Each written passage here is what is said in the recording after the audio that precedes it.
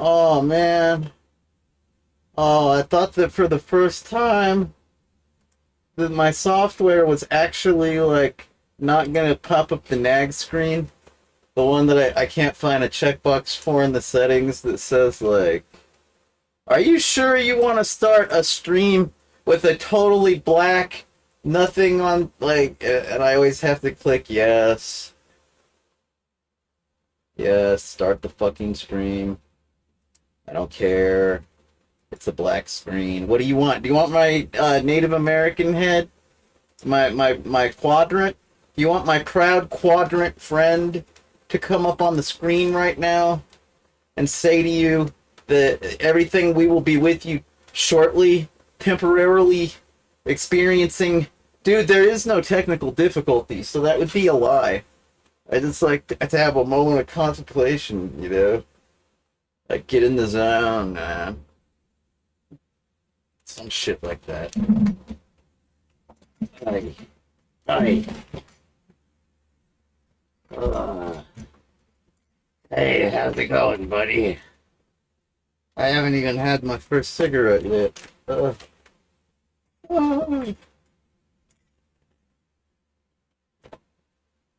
Hey, what's happening? How you been? How's the family? The wife, the kids, the dog, the boss. Oh, you don't talk to Bruce anymore? Bruce Springsteen, the boss. How's the boss? he from Boston? Even though he's from Jersey. I guess that makes sense. Oh, wait. If I was from Boston, I'd want to be called the boss. I'm from Tucson, so I guess you could just call me the Tuck. Nah, don't call me that. Hi, everybody. It's me, JJ, the owner of Bright Idea Records, and the producer of video games and more. How, how, how. How, how, how, how.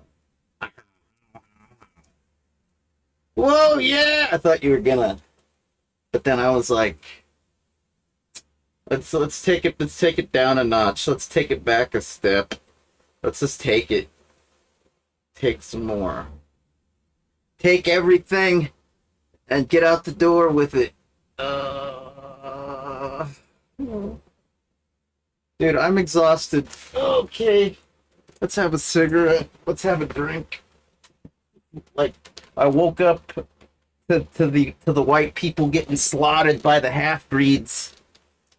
Yeah, it was the Apache whitey half-breeds ready to take the old chaparral from the little chaparral, what do they call it? You know that show, that one show. It's like it's a cowboy show. Bang bang, yeehaw!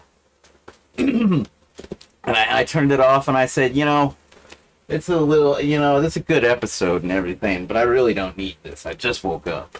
All right, god damn. And then, like, it's like fucking raining outside, pretty heavy duty. Oh no, that's right. Before it started raining, it was like windy as hell. Yeah. So then I'm like, oh, great. It's like, it's pretty windy. You gotta do things when it gets this windy.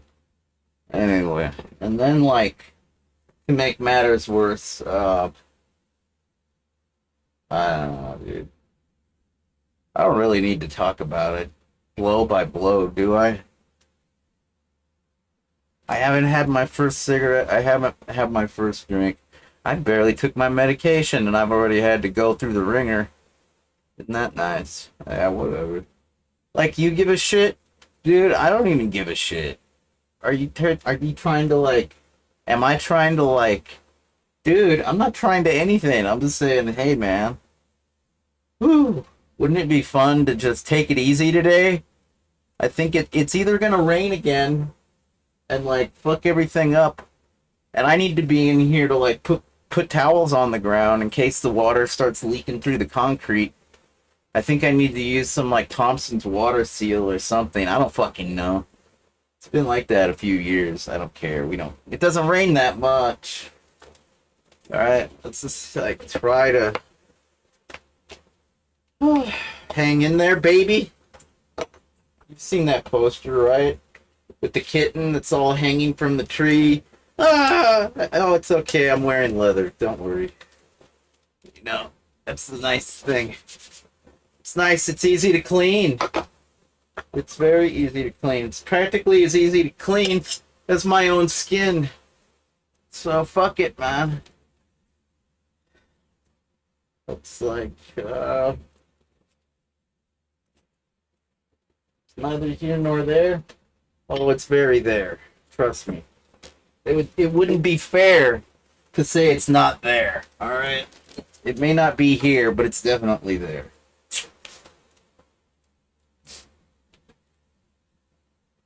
Yeah. Hey, if it's all the same to you, I didn't want it this way. Oh, it's not all the same. Shucks. Ah, cha cha cha cha cha cha.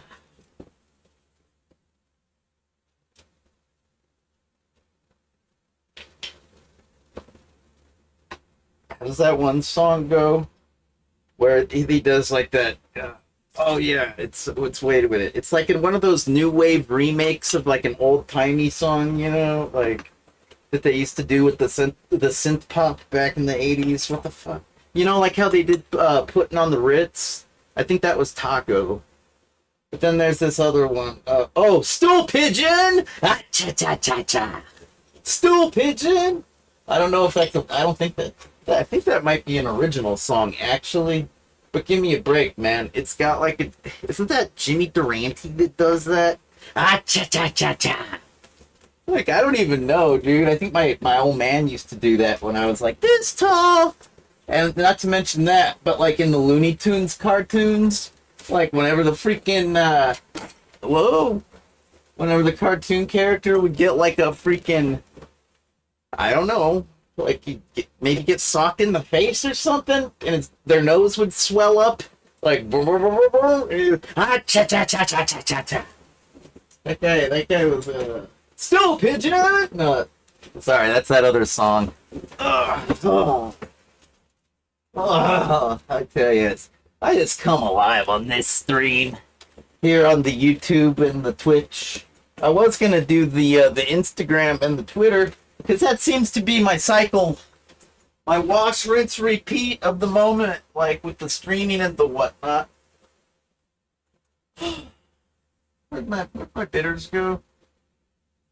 Where's the bitters?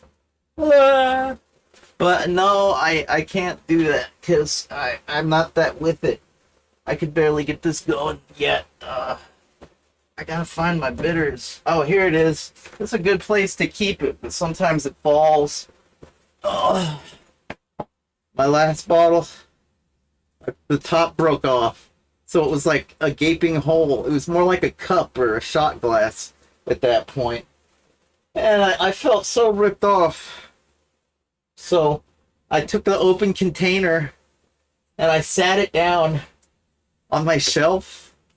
You know, like those shelves right there that I'm in the process of like emptying. Right? Oh! So I got my half whatchamacallit, bitters bottle right there. And I'm like trying to pour it into my drink, but there's like broken glass down in the bottom. So I'm kind of like, yeah, this is sketchy, man. I'm going to be drinking broken glass in a minute, right? Well, the oil, this stuff is like glycerin and oil and like orange citrus stuff. And like it leaked all over my shelves. I had to like clean it. Like, oh my god, you guys. Like... I think my stuff is still covered in crap. Like my Netrunner cards that I never use for anything. Like this beautiful plastic case that I keep them in. Yeah, it was just covered, but it smelled so delicious. So citrusy. Like I told you, I don't do anything with them because I don't have any friends, I guess. I don't know. Better that way. Don't cry for me, Argentina. Alright? But regardless, it's pretty ridiculous. But luckily, I don't own shit. So it's only like shit like this that got fucked up. And it's all pretty cleanable. So this is pretty ridiculous. Oh yeah, that's the, you see the spots? You see them? Reflecting. Damn. It's spotty. The spots are spotty. Come on, we can do better than that. Can't we? Can't we do better than that? Yeah.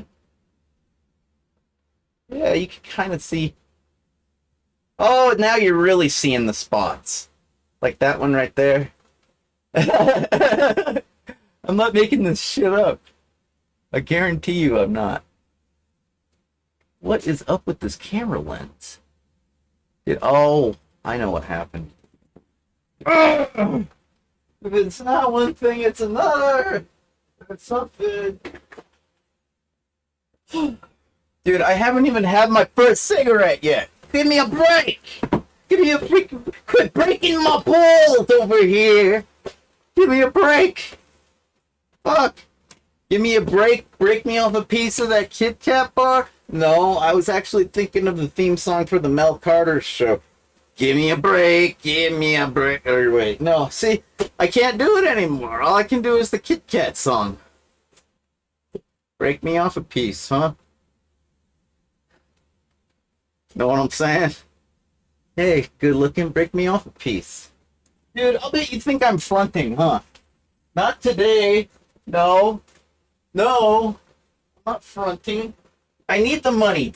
Especially after I bought all the fucking Kit Kats that I ate. Break me off a fucking piece, man. You know what I'm gonna do with it. Jesus. All right already? I'm a little worked up, excuse me. I'm already committing acts of blasphemy. Give me, Lord. Using the name in vain? Something like that. Oh, shit. Gotta check myself before I wreck myself. Too little, too late. Already got wrecked like a long time ago, like 20 years ago, basically. Don't worry about it. Don't cry for me, Argentina. I'm just losing my mind. It's cool. It's fine. You know, hey man, what an amazing day and age to lose your mind in. Am I right? Of all the time periods and eras in human history, like humanity, like millennia, century, yeah. I think I'm gonna like losing my mind in this particular time period. Yeah.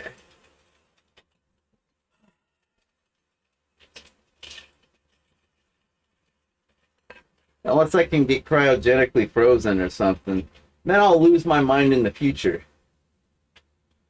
The not so distant future? I'm thinking the far distant future, actually. I don't know. You realize that the cryonics and the cryogenics, it's basically like a total roll of the dice. They don't promise to bring you back from anything. You got no guarantee that you're coming back for nothing, anything, whatever. You know, it's basically kind of like, yeah, we promise to try to bring you back if we can afford to do it. Like, if it becomes affordable in the future by some miracle, yeah, we'll bring you back, totally. We'll thaw you out. It's cool, all right? Sleep well. Prince. Yeah, well. It's still better than nothing. Better shot, better chance than nothing. Motherfuckers. You don't even know how patronizing you all are to me. Not all of you. I'm talking mostly to like the media. The creators, the content I don't know, man. It's cool, though. I mean, I understand why you do it. It's still annoying as fuck, and it still wastes my time, and it's still a draining experience to be patronized by people like, what? People half my age that know half of what I know that have done 1/10 of what I've done. Like, you're gonna patronize me? Okay, tell me all about artificial intelligence, why don't you? I'm just dying to know. Go on at length, please. You're gonna have to. Like a fucking college semester. Motherfucker. God damn it. Patronize me. I'll patronize you right back. And by you, I probably mean my fans. On YouTube, JJ Styles Rocks, and Twitch, it's not the Avenger rules. But hey, you know, hopefully it's funny. Hopefully when I'm patronizing, it's funny, because I'm not really patronizing. I'm more like portraying a patronizing person in a comical kind of way, while losing my mind, and basically being half real, half comical. Something like that. That's what we're shooting for, here on the production today. You know, we're actually not doing that at all. I was thinking it would be fun to watch some shit I downloaded and try to have a cigarette and relax. If it's all the same to you, kill the goddamn light. Sorry, Mario. This has been one of those decades, I think. Alright. I'm built to last. Unfortunately. No, I was gonna play some stuff. And I don't even think I'm gonna get in trouble for it. You know? It says I'm streaming with a fair connect. I'm a fair weather friend with a fair connection. You know what I mean when I say that. I'm talking about a drug connection. I'm funny. He's a funny guy. He's like half serious or half crazy. Half joking, half crazy. My bad. Okay. Yeah. You know what I think is patronizing? Do you? Tell me then. What do you think I think is patronizing? I think it's patronizing when motherfuckers try to explain to me how to use free speech and how to obey copyright laws. Motherfuckers. That's patronizing. You know how many books I got on my shelf alone? Oh my God. It's draining and it's exhausting to be told that you're wrong all the time when you're totally right. So I found some videos that totally are hilarious, man. And they basically are in line with my viewpoint in life with regards to the fair use and the copyrighted materials and my freedom of speech. Did I say that already? Freedom of speech? Motherfuckers! No, this isn't even wireless. I'm 100% on the wire at the moment. Like, I know my router has a Wi-Fi antenna and shit, but like, look, this is my computer, okay? That is my hub. That is my router. Whoa! That's my Wi-Fi router. Oh no, that's my bass speaker. That's my router. That's my cable modem, and that's the line that goes up to heaven. Heaven. It's where all of us low-techs live. Underground. Ice-T represent. What? So, what, JJ? Dude, I'm not even affected by the FCC right now. I'm not using the airwaves, man. So fuck, fuckity, fuck, fuck, fuck. Censor that, bitches. You know, I put a disclaimer on my streams because I'm nice. And I figure you should be prepared for some F-bombs when you come to me. As your connect for F-bombs, I'd like to say, thanks for keeping me as your provider. I appreciate your faith, enthusiasm, and commitment to the #1 F-bomb dropper on the internet. So you stick with me and I'll stick with you, kid. Anyways, I think that's basically the main requirement. If you're using the airspace, the airwaves, if you broadcast over the air, OTA, that's when you get affected by the FCC. And that's why the internet is fascist as fuck.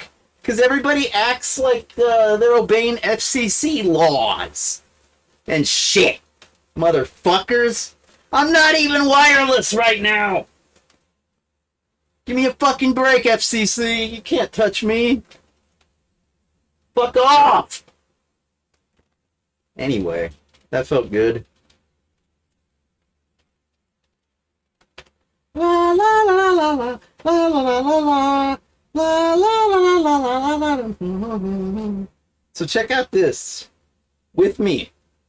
I want to watch this stuff. I was checking out some of this, if I can find it.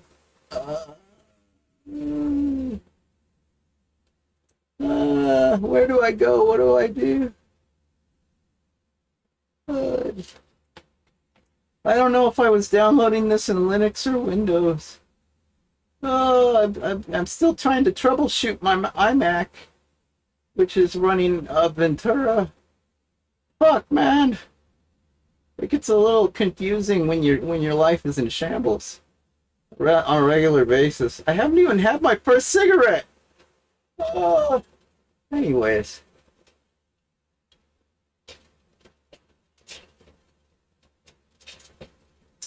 Fuck the RIAA, fuck the MPAA, fuck the DMCA, DVD CSS.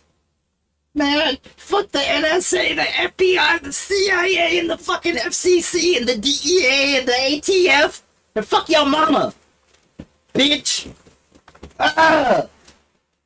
Really need a cigarette. Oh.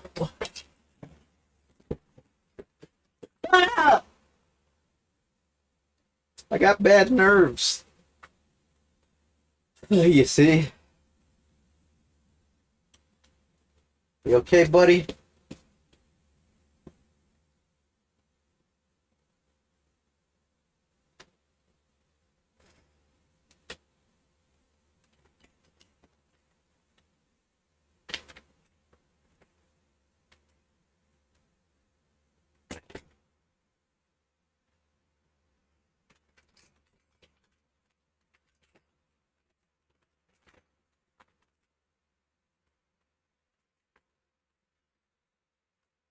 Hey, you guys ever play that video game Eve? Eve Online? It's like a space travel fucking thing. I've never played it before, but like, I don't know, man. I think it's neat. I don't think I ever will get into it. I don't think I ever will play it, but I think if I lived in outer space, like, I'd be a great... I think I'd be able to run a mining operation, you know? I think I could run a nice legitimate business, you know? Like what? Like a Utani Wetlock? Oh no, not Utani. Let me think. I'm thinking of Suwani Wetlock from the freaking Artificial Kid book. No, I was gonna say like a Utani Wayland. You know, it's an Aliens reference, the Alien movie, the Sega Aliens video game. You know what I'm talking about. Ripley's Believe It or Not? No.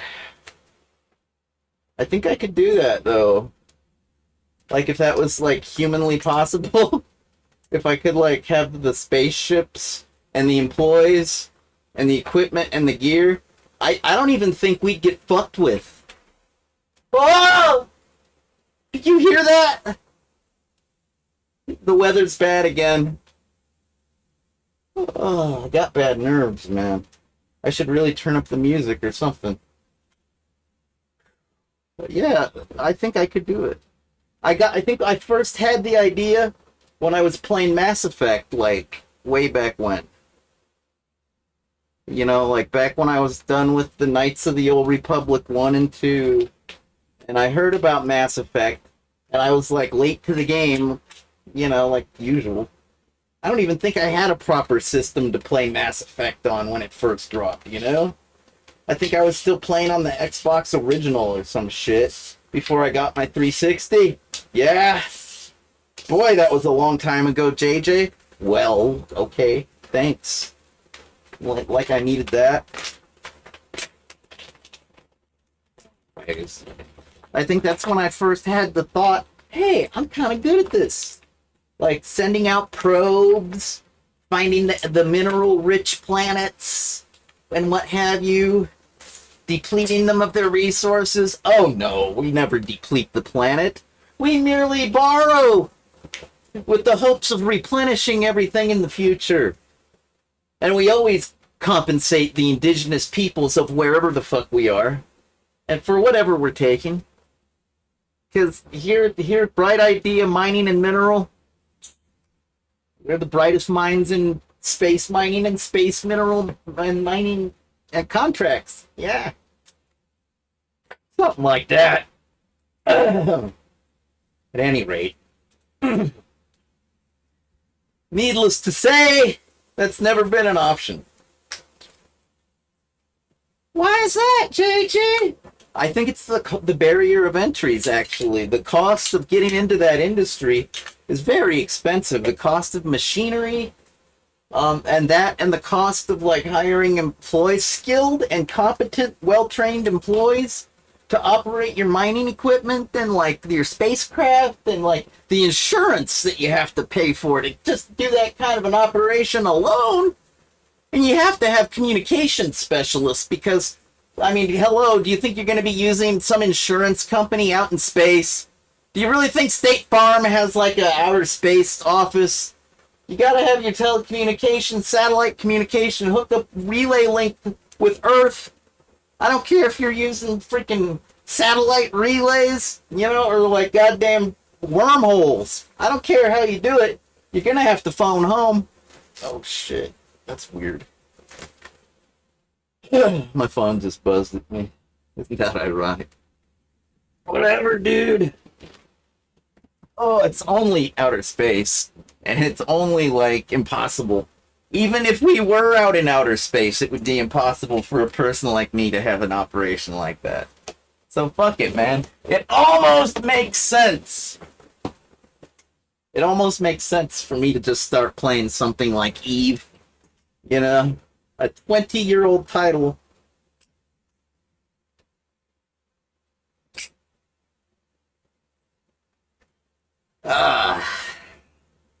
Refreshing. It's been one of those days. One of those decades? Yeah. Oh, ow. Oh. Yeah.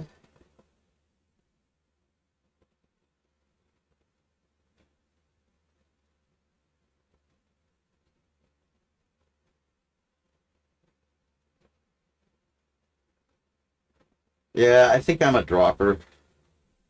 And a lever. And that's about it. I drop things because I got the butterfingers from a lifetime of handsy shit, and I leave things because I forget because of a half a lifetime of drinking ZTA cocktails. Ah, delicious. I'm almost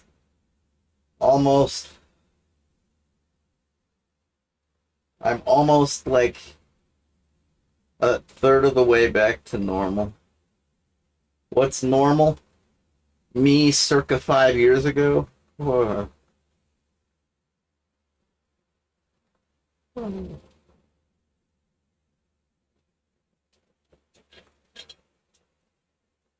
Alright. I can do this. Okay. Excuse me. You want to follow along or what? Do you feel left out? Like I'm doing some amazingly fantastic producer duties behind your back that you totally want to join in on, but you can't because I'm doing them behind your back? It's nothing too special, okay? Trust me, it's nothing too special. But I'll include you. Cause hey, man, I believe in transparency. I believe in a thing called love. Just listen to the rhythm of my heart. There's a chance we can make it now. We'll be rocking till the sun comes down. I believe in a thing called love.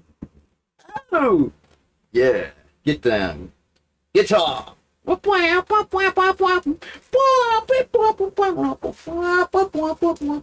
shit! It was in Linux. That's where I downloaded that crap. Really? Oh man, that kind of complicates things a little, doesn't it? Okay, I got this. I think I got this. What? You haven't been torrenting that? Here, should I be seeding that? Oh shit, downloading. What the fuck is that all about? That's gonna affect my stream signal.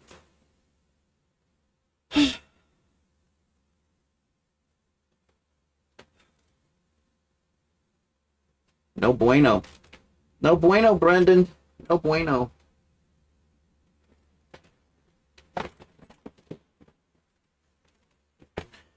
Anybody need a fentanyl test strip?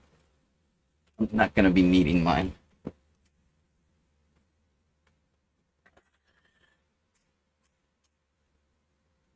No, I like to test to make sure my drugs have fentanyl in them.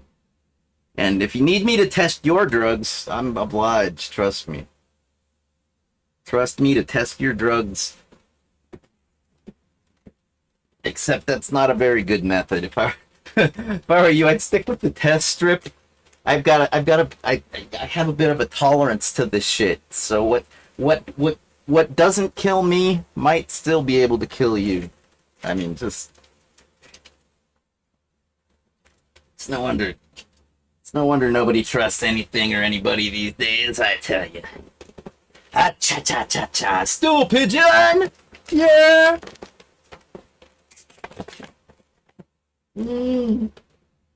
Boy, I tell you, if this hard drive could talk, you know what it would say?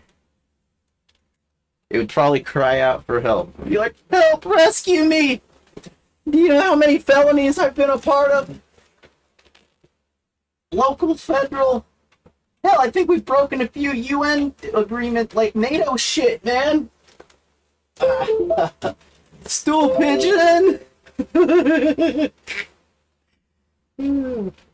I throw myself under the bus. Throw myself under the river, under the boat, into the motors. What? Man, that really grinds my gears. Okay, do this. Ow! Ow! My bad shoulder. Ow! Ah! I can't lean on my elbow like that. That's bad. I should know better. I was getting a little too comfortable. Sorry. Oh. FML.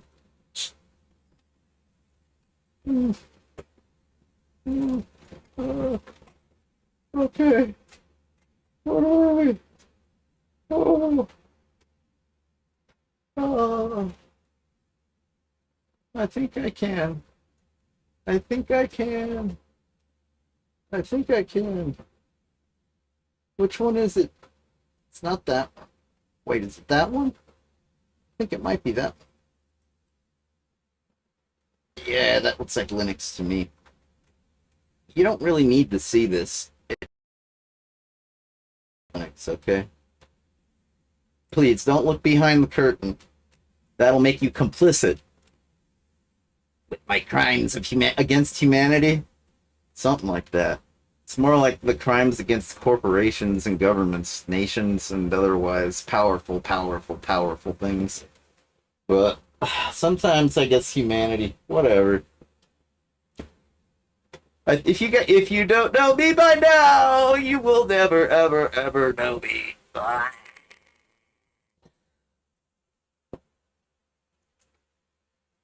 The dirty man with the clean tongue.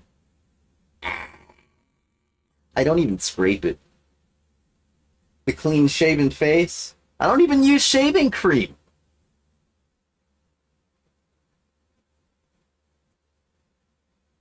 should brush my teeth. I don't even use toothpaste. It's true.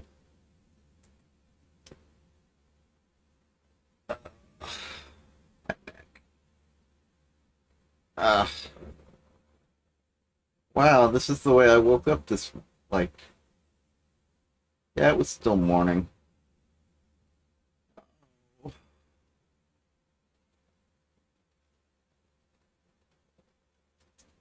Yeah, I don't think I'll be using the fentanyl test strip anytime soon.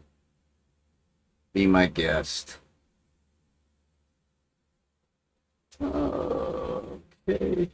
I guess it would be in my downloads directory. It's usually where the BitTorrent shit goes, right? Dude, there's nothing wrong. I didn't do any crimes against humanity at all to download this particular crap. Okay? So, like, quit your bitching. Alright? Quit biting your nails. You're making me nervous. I got bad nerves. Ah. Oh. One of these days, someone's gonna cut me a break. I just know it. Oh, my neck. Oh.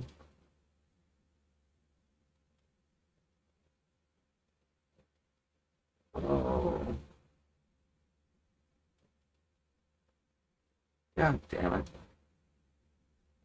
I got this. Don't cry for me. I know where my shit is. I got my shit together. Here. Is there something in my eye? Something in my eye. Oh, squiggly line, squiggly line. Oh, crap. My cigarette's all used up. Ah. Okay, I'm gonna get up. Ow.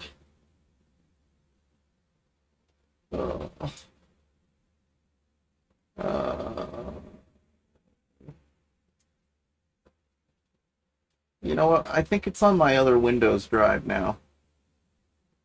My solid state, I wasn't able to boot from the solid state. I was having the boot issues again.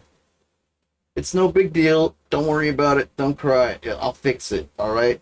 I've got like an infinite amount of broken things on my to-do list. All right. I'll get them all fixed. Don't worry. Don't you worry. Oh, shit, I gotta authenticate, don't I? Fuck. Ah. Oh man. Ah. Ah. Oh, dude, it's times like this. I wish I could jack into the Matrix and leave my body behind.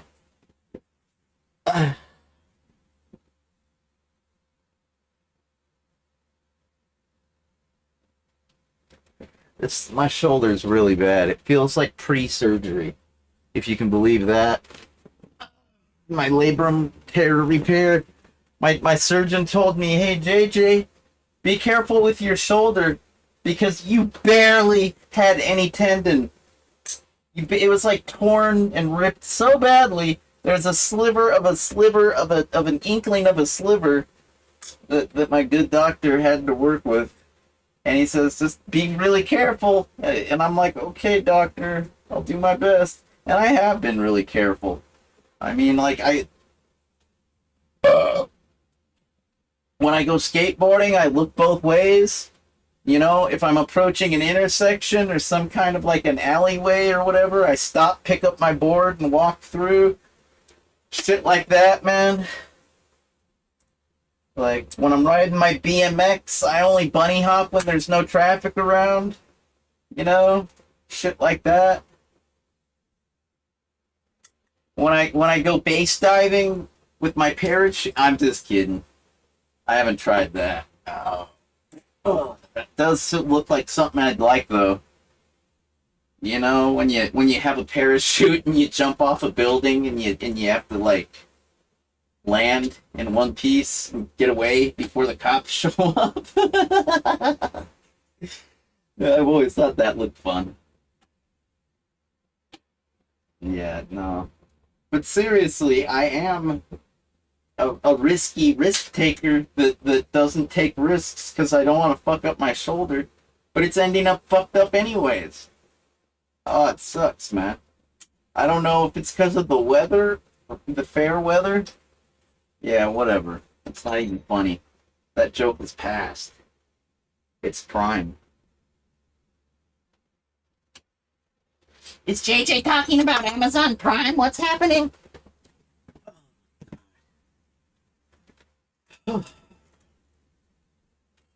Just wishing I was vapid. Not vaping, vapid. It's a term used to describe idiots. Anyways.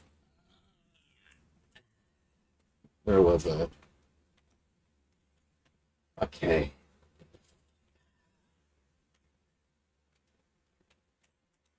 Ow. Ow. God damn it. Fuck me running. Oh. Oh. I'm sorry, I gotta use some liquid Band-Aid on my fingertips again.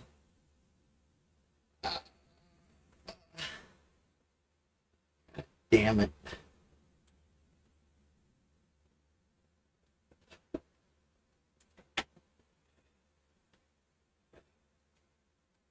That's one of the problems about always fixing your broken things. A lot of times you've got like sharp tools going through your fingers. It's like, I skewered my finger again. I'd like a shish kebab. Sheesh. Or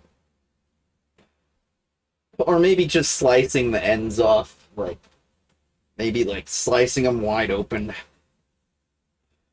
Okay, we can do this. I wish I was dead. Okay. That's fine. Oh no. Yeah, E drive is the Linux drive. Okay, good. Glad we got that determined. Oh no! Oh no! Dude, that's not even the fucking command prompt I want. It ain't even what I need, yo. That's more like it. Good old fashioned. No, I'm not gonna use PowerShell. It's like swatting a fly with a Buick. Jesus.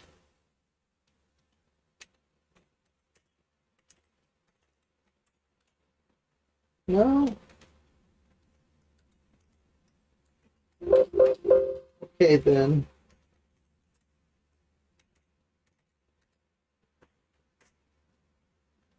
Oh boy. Hooray for me. The next time I create the universe, I'll make sure we communicate. Oh yeah.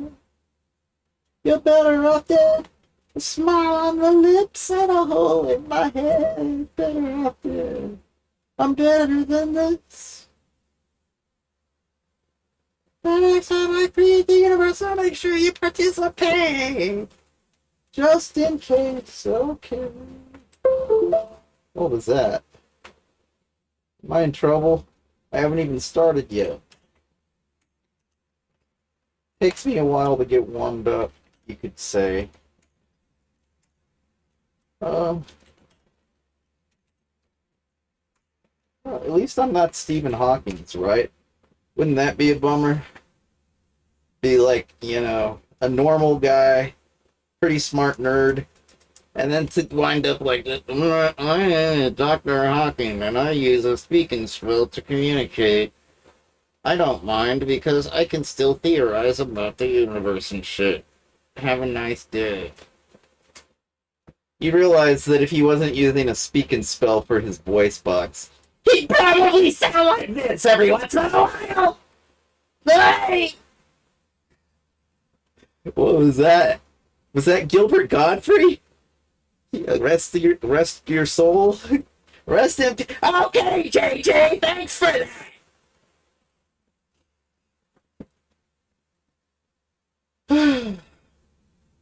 Damn, I got a lot of downloads. What the fuck am I doing? You don't need to see that. What's it called? Okay, you know what? Let's go back to the Unix thing. Okay. You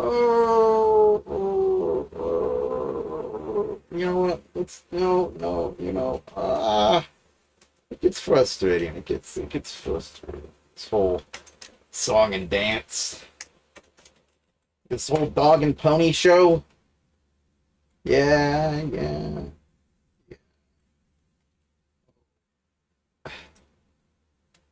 It is what it is, folks. It's a big, gigantic, heaping pile of dog shit covered in dog piss. Man, I opened it. Okay, it doesn't matter. It really doesn't matter.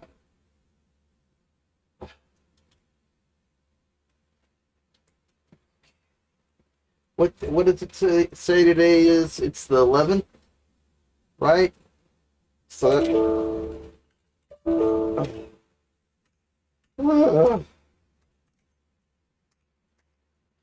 this would probably go faster if I wasn't so self-conscious. Having you there shoulder surfing me like that. Oh well.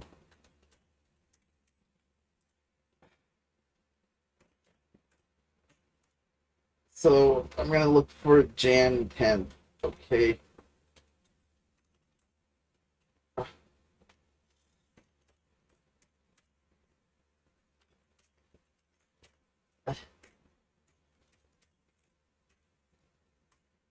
Oh no. Did I type it in correctly? Yeah, looks like I did. Oh, there it is! I found everything! Yay! I'm so proud.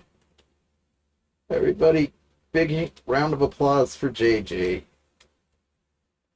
Now, what do I do?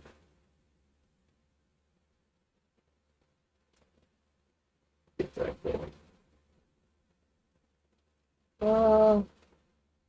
Well, it's fairly radical. I'll do it. I'm a fairly radical son of a bitch and motherfucking dog. They're a dirty dog. A dirty bastard spellcaster. Slave master. Dude, I think everybody knows I'm the slave. You're the master. Okay? Let's get that straight right here, right now. All right. Let me see. In my work directory. Work. Yeah. Uh-oh. SpaghettiOs. That's right. C drive work. All right. This is cumbersome. Let's just use this one. I don't have a downloads directory in here, do I? That'll do, pig. That'll do.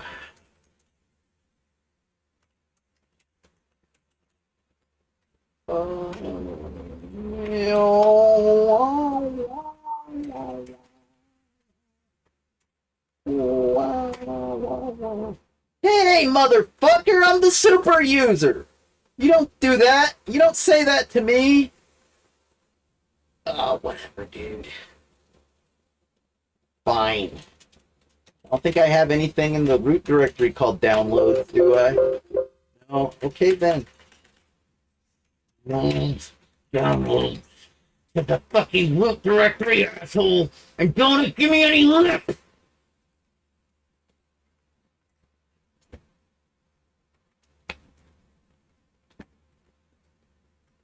Oh, my neck. Ah! How much? Ah. How my life. FML. Alright, here we go. We got this. So these videos tell a story. Uh-huh, they do. They tell a story about fair use and what it means to me and everybody else. Because I don't have some kind of a crazy made-up definition of what fair use is. I use the standard copyright.gov, the Office of Copyright in Washington, D.C. Yeah, Yeah, I've been to school. I know a thing or two. That's about it. A thing or two. God, I can barely read this. Can somebody make the font? You know what? Forget about it. Don't cry for me, Argentina.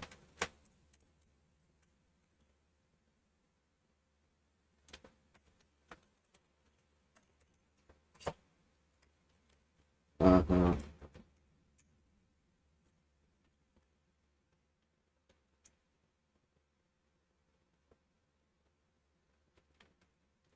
Uh-huh. Yay!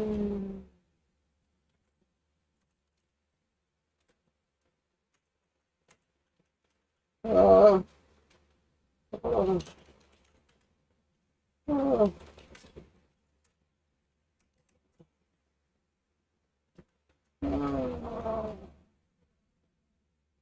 Oh, this is gonna take forever.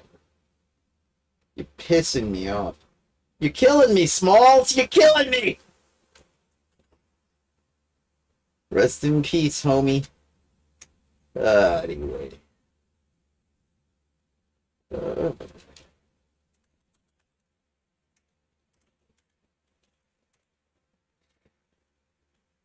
Stool pigeon. Ah, cha cha cha cha.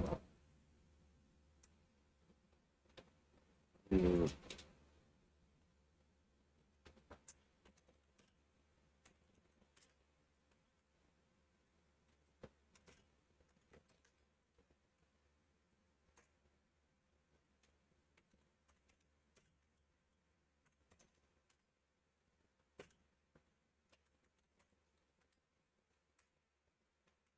Oh shit.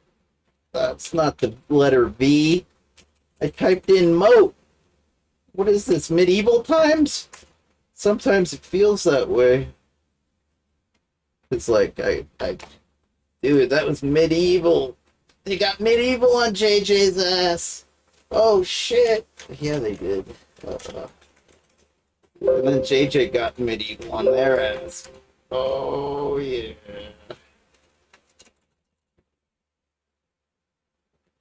Uh, oh, this ought to be really fun once we get to this one.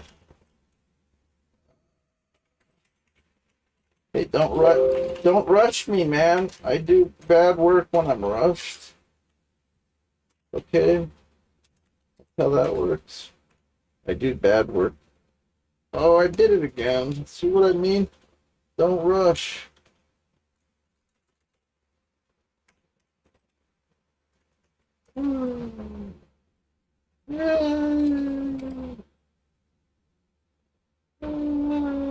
Oh, I want to watch this one first. We're gonna watch Cool Cat. I want to watch this one first. That's the way I roll, okay? That's how we're rolling today. No ecstasy involved, really. We're just rolling on the what people are smoking when they don't use fair use and free speech. Something like that.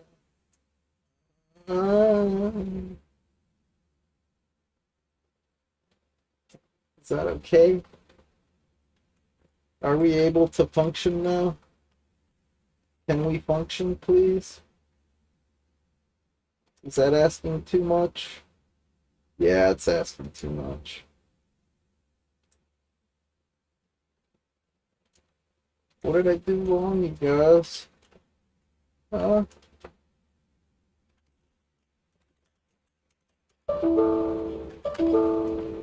Yeah.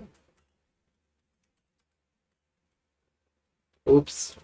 Wrong command for the wrong operating system shell console window.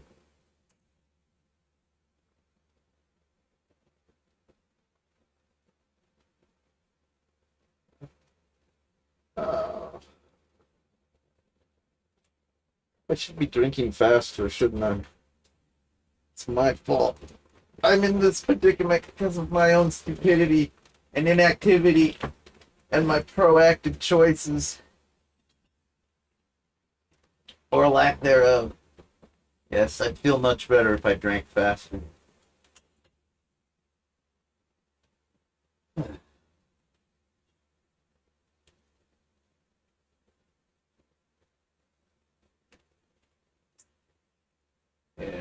Ding me when it's done. I'll be getting drunk over here. Mm.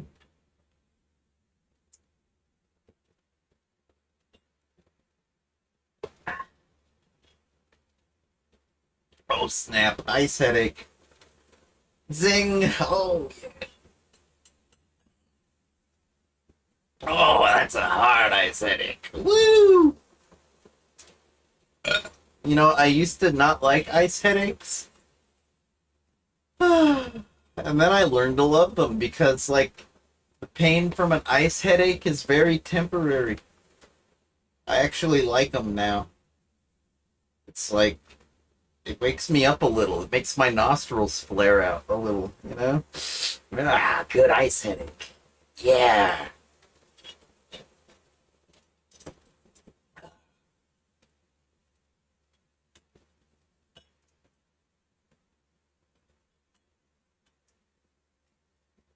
Brain freeze. No! Is it done yet? Is it doing anything at all? How big is this godforsaken file? Alright, well, that's doing that. I tell you, it's so hard to find good help these days. Huh? For fuck's sake! One of you get the job done, please. One of you! I'm a drunken master. Oh, I'm the drunken master.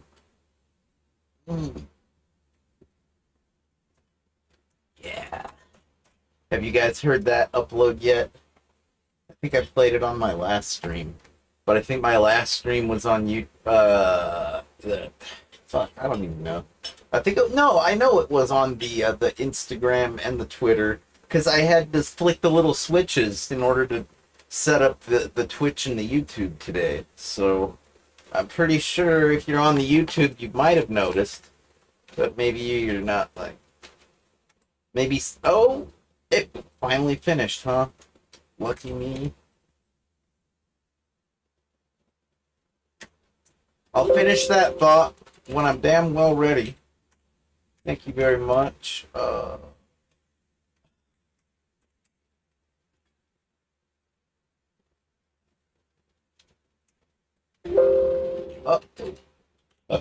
SpaghettiOs. No, I didn't have any SpaghettiOs. That's how the saying goes. It's like from the slogan from the commercial. Uh-oh, SpaghettiOs.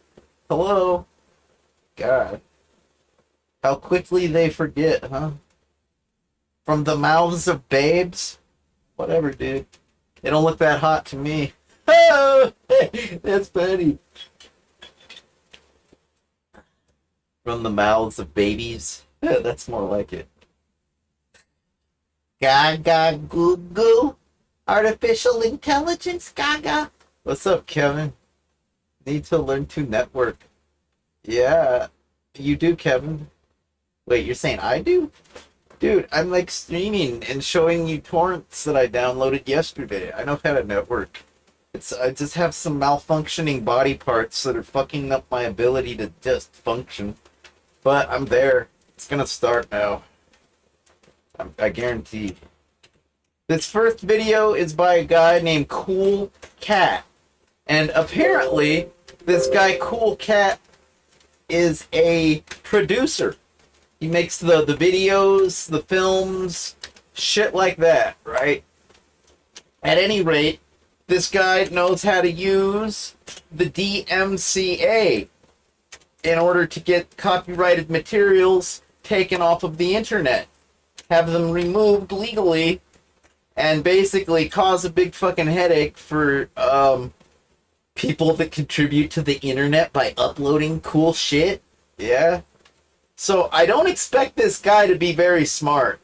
I kind of expect him to be like, I don't know what to expect. But there's a reply video from this guy called the Nostalgia Critic, and I was watching that video, and that's how I learned about Cool Cat. And we're going to play both those videos now in rapid succession. If you can believe that. It'll be pretty rapid, dude. It's rapidly happening like in the next 60 seconds. I'd be willing to bet $5 within the next 60 seconds this fucking video will be played. So, off of my hard drive, not off of the network. Because my internet's way too slow to accommodate such crazy shit and shenanigans as like streaming a video into my stream. That's ridiculous. Yeah, that's not happening on this program. Fuck no. Shut up, Windows Defender. You're gonna make me lose $5. Stop it, Defender. You're not defending me. You're just basically nagging me at this point over the same fucking shit that I approve every day. I try not to approve entire directories because I have controlled folders up in here. That's how I prevent the ransomware from running, pretty much. Because I am on Windows. You have to take certain precautions because it's just made badly. You see, it has these fundamental flaws, you see. And if you don't have the controlled folders, I might as well just turn off Defender, because I got the controlled folders. Getting pretty tired of Defender. It's not defending me from anything. At all. Not sure if it ever did. You know what I mean? Not sure it ever did.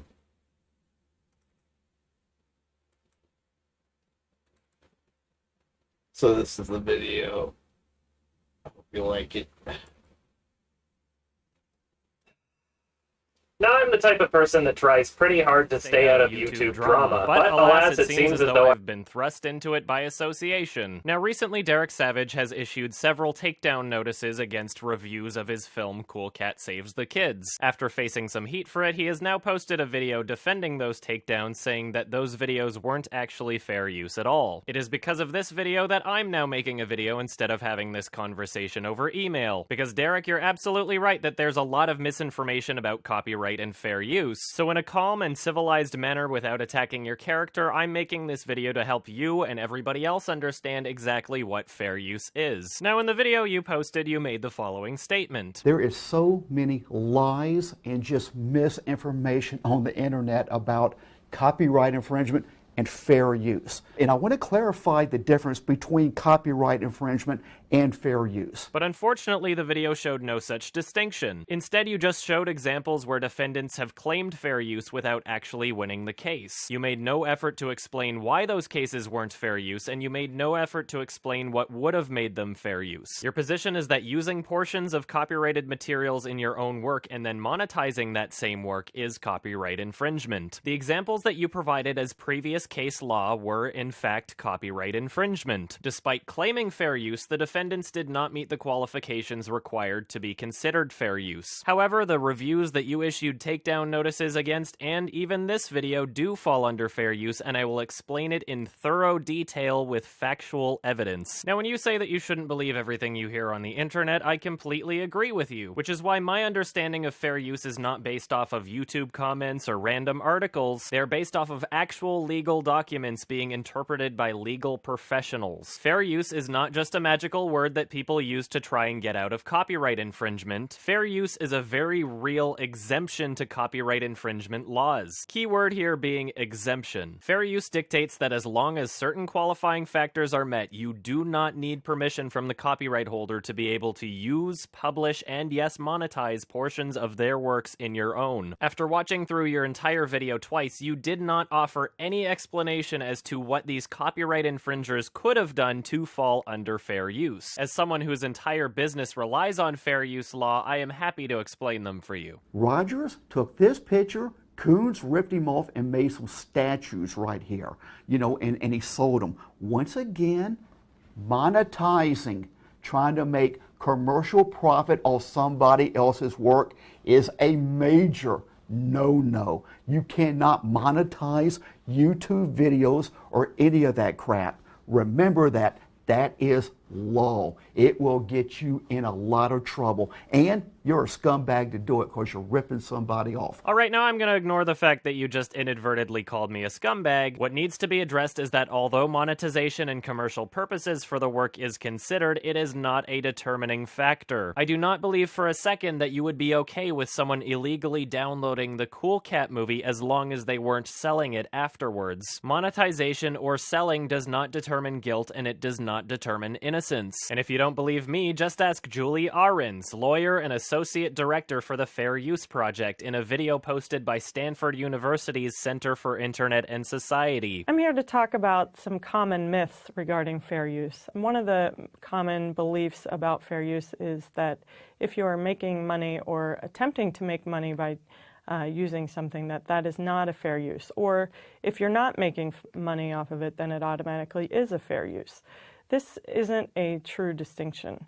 While whether something is commercial or non-commercial is one of the factors that goes into deciding whether a use is fair or not, it is not a determinative factor. So you can be doing something to make money, whether it's off of ad revenue or otherwise, that can be a fair use, and many commercial enterprises rely on fair use every day.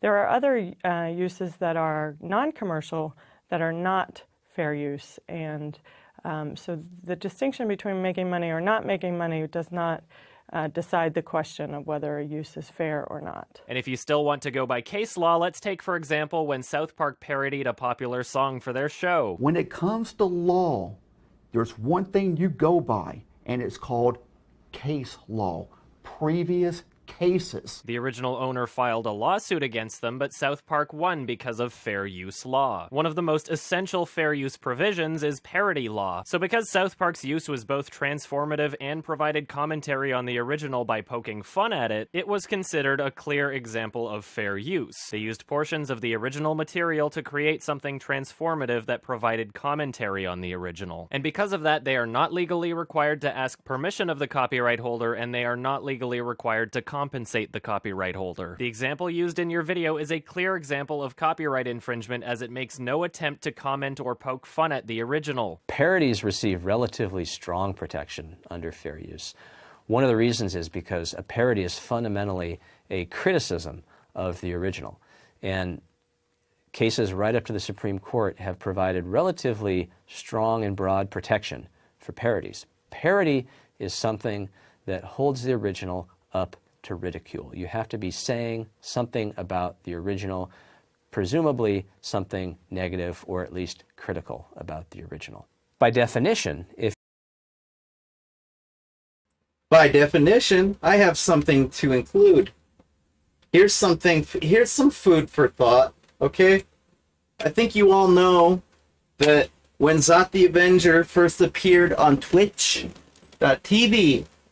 alright, not on YouTube. No, when we first appeared on Twitch during COVID lockdown, I think it was like 2021, after that PC Gamer article that Alexis wrote about the original streamer, right? Anyways, when we first appeared, I think you all understood, or at least I tried to make it clear, that we were parodying my life, okay? Because I did video games and more like fucking 30 years ago or whatever it was, right? It was 30 years ago. Go on, JJ. Thank you. Anyways, yeah, so 30 years ago, I'm not the same person now. But in order to make the whole thing make sense and to capitalize on my media exposure, I came up with the storyline where I had a split personality disorder that basically was caused by Zot the Avenger. You see, I had a brain injury and they scanned my brain, and it's a lot like Max Headroom. But it's totally different. But it's a lot like Max Headroom. Except my Max Headroom lives in my head, and that's how it worked, and it was all a parody of my life, so therefore I never once committed an act of plagiarism? Oh, hell no! I'm far too original to plagiarize. Oh, well then, perhaps, what else is there? Well, there's like straight up copying. I don't know, what's that called? Pirating? Pirating? You think I've been accused of pirating? You want to see a matey? I'll show you a godforsaken pirate. You sons of bitches. Yeah, man. So what happens then, huh, Legal Beagles? Because everything I was streaming at that point was a storyline and a parody of my life. Until the day that I called it quits because my life was falling to pieces. And still is going down the downward spiraling rabbit hole. So if parody is protected, what happens when you're parodying your own life? Does anybody know?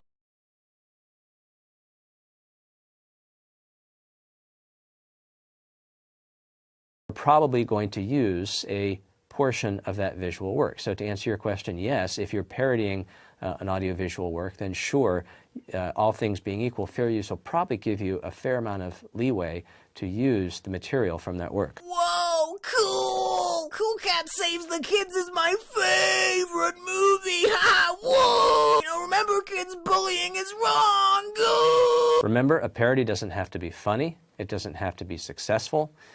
It may not even make any sense. But it has to target the original with some form of critique or ridicule.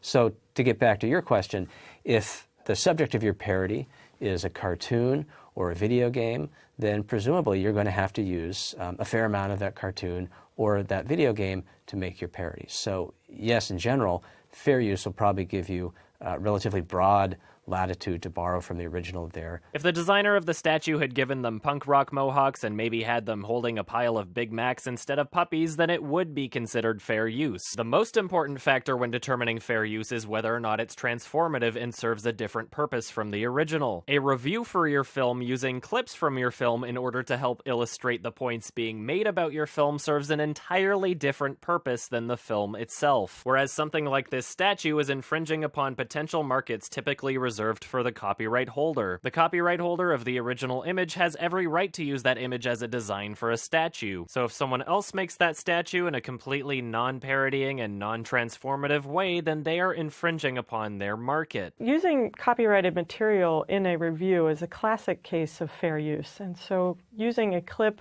or portions of the copyrighted material in order to present your review of a film, that is something that it's very likely to be found a fair use. You're using it for a very different purpose than the original.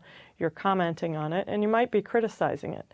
So in answer to the second part of the question, it doesn't even matter if you are promoting the film. You could be criticizing the film and saying that it's terrible and using clips to support that argument, and that would still be a fair use.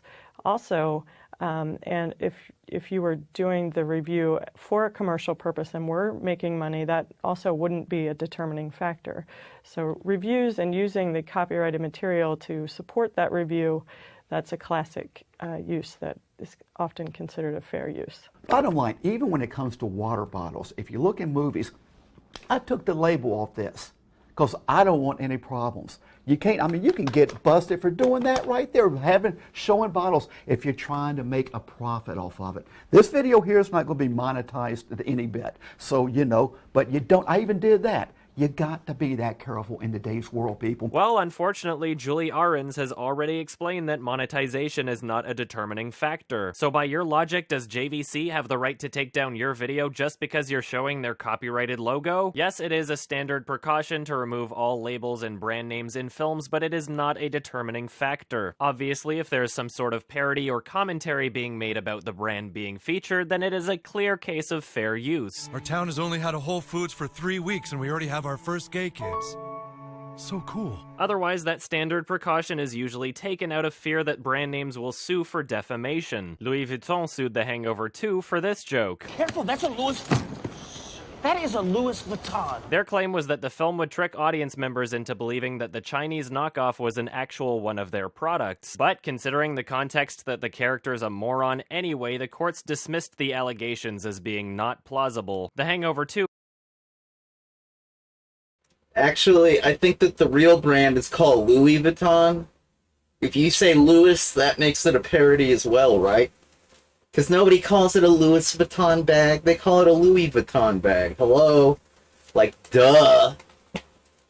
just like a Fendi bag is not called a Fender bag. You know what I It was mean? a multi-million-dollar production, so people and companies so are naturally going to try and pursue lawsuits for any variety of reasons. Generally speaking, incidental brand name appearances in YouTube videos is not really something that anybody has to worry about. Otherwise, I'd worry about getting a lawsuit from JVC, as they probably don't want their brand name being associated with misinformation on copyright. What's more important than JVC, however, is the blogger website you featured in your video, 99 Designs. You see that thing at the bottom of the page that says copyright 99 Designs? You know that the page you're showing us in your YouTube video is protected by copyright law, right? So is your position that 99 Designs owns your video now? Or maybe you think you're in the clear because you're not monetizing the video or using it for commercial purposes. It is the anti-bullying and kids gun safety movie. Or using it for commercial purposes. Get your own copy of the movie. It's only $9.99. My God, you can afford that. Get your own copy of the movie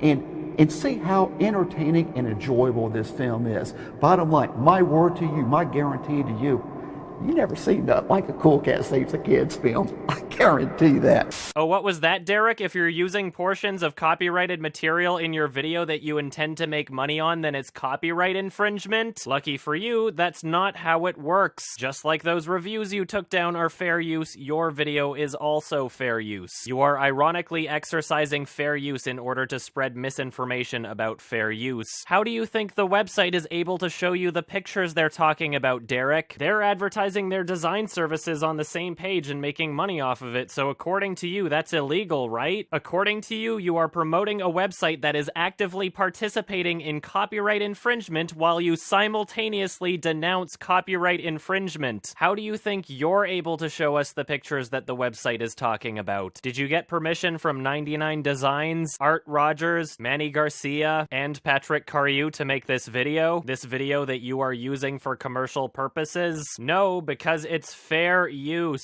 I apologize for not staying as calm as I originally intended on being, but in terms of the reviewers that you've affected, you are literally infringing upon their copyright right now. And abusing YouTube's copyright system to hold their channels hostage like this is not something that I can defend. They have the legal right to be able to publish and monetize their fair use videos, and you are literally infringing upon that right. You can't just keep showing us examples of defendants claiming fair use and then act as though that somehow delegitimizes fair use as a whole. This guy, the thief, responded with the defense of fair use. Look right here, claiming his work didn't reduce the value of the original photograph. In this example you're showing us, the case never even went to court, so it very well could have been determined as fair use. They smacked that guy, and when they do a private settlement like that, it's so they don't have to disclose how much money was traded hands there or how much he got beat,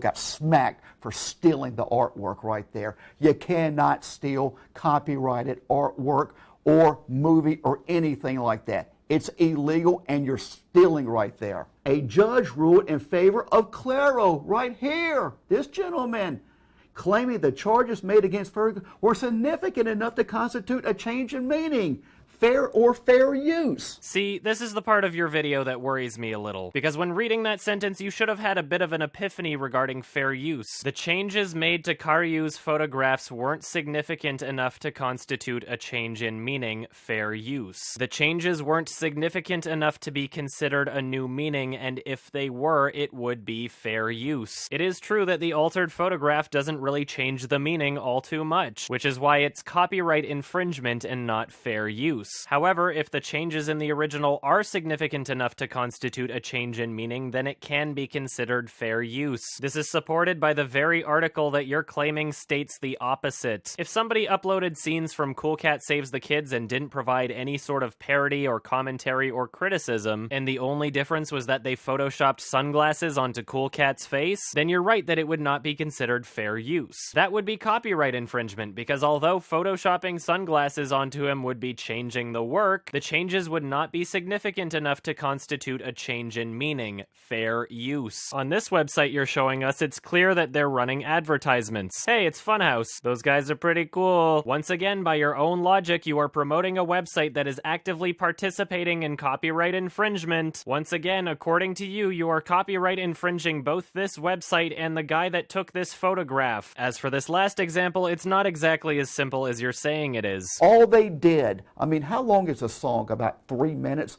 All they did was a simple beat in that song, a simple beat, and they mashed it up to the Marvin Gaye song, and they got smacked. They got fined. They got penalized. $7.3 million. If the only infringing factor was the drum beat, then it's highly unlikely that this case would have been considered copyright infringement. Now, you can easily win a court case if your song's melody and or lyrics are copied, but as for drum beats and individual chord progressions, it is virtually unheard of. The reason why Robin Thicke and Pharrell lost the court case is because they were essentially using the original song as a blueprint to create their own. They ripped off the drum beat, they ripped off the bass notes, the chord progression was too similar, and they were both using falsetto, and there really isn't all that much more to the entire song. Hey, do you guys remember when I used that blurred lines scene to make that photo where it's all like Robin Thicke has a thick cock or whatever?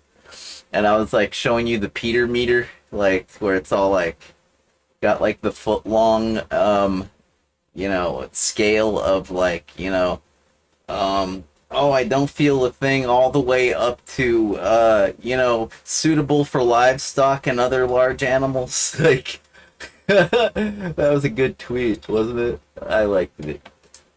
That's a good song. I kind of like it. One testified that he had crafted blurred lines on his own merits without thinking about Gay's song. This contradicted several comments by Robin Thicke made in interviews, including the time that he stated that he and Pharrell aimed to create a song reminiscent of Gotta Give It Up. He later reneged on his comments while on the stand, claiming that he had lied and was under the influence of alcohol and drugs during the press run, which I imagine did nothing for his credibility in the eyes of the jury or judge. Just like your other examples, this does not prove your case against the reviews that you took down. All it does... And why is that? Because, I'm pretty much wasted on ZTA cocktails every time I stream. Because when I'm sober, I don't open my mouth, and that doesn't make for good television.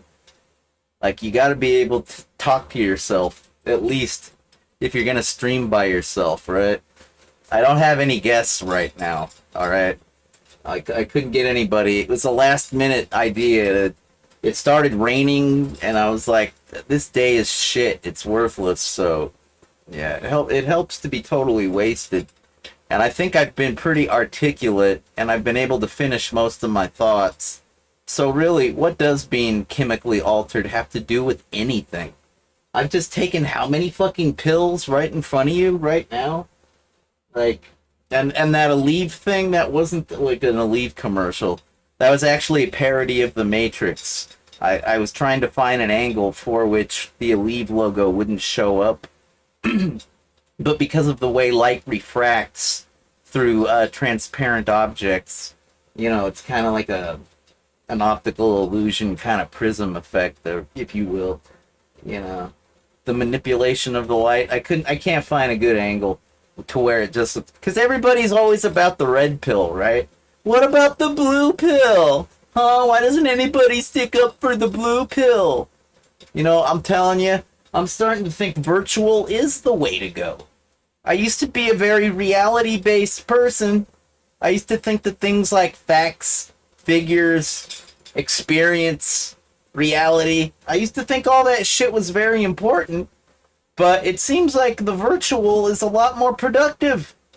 Makes a lot more sense. Reaches and breaks through to a lot more people. I'm basically on the fence, and I'm basically going to end up completely virtual pretty soon. Because reality sucks donkey balls. It's no fun. Stinky, smelly, manure-covered donkey balls. And then after you're done getting the donkey warmed up, then you gotta suck the gigantic donkey cock and get the TMJ. Your jawbone, it gets dislocated by the ginormous donkey cock suitable for livestock and other small animals of a... Large animals, okay, whatever, dude. Way to look insecure about your donkey cock. Motherfuckers. Your insecurities begin to show.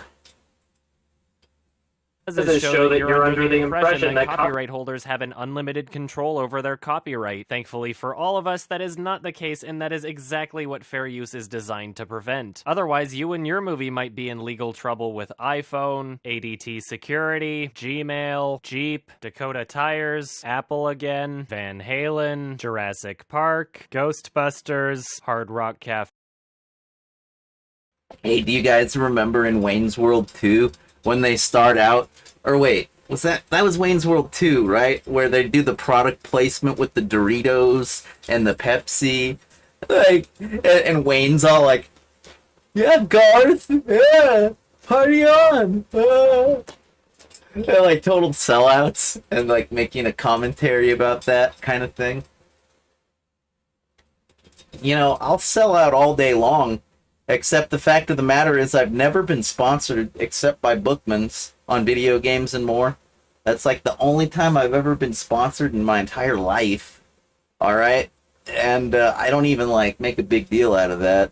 But when I talk about things like Angostura Bitters and Mountain Dew and like Nintendo and Sony and Sega and like fucking Fender guitars and my Chrysler PT Cruiser, like, when I talk about these things, it's basically, I'm just trying to give you some advice, because I'm a total fuck-up. So if I actually buy things that work and don't leave me on the side of the road hitchhiking, or maybe, like, you know, paddling upstream without a paddle, yeah?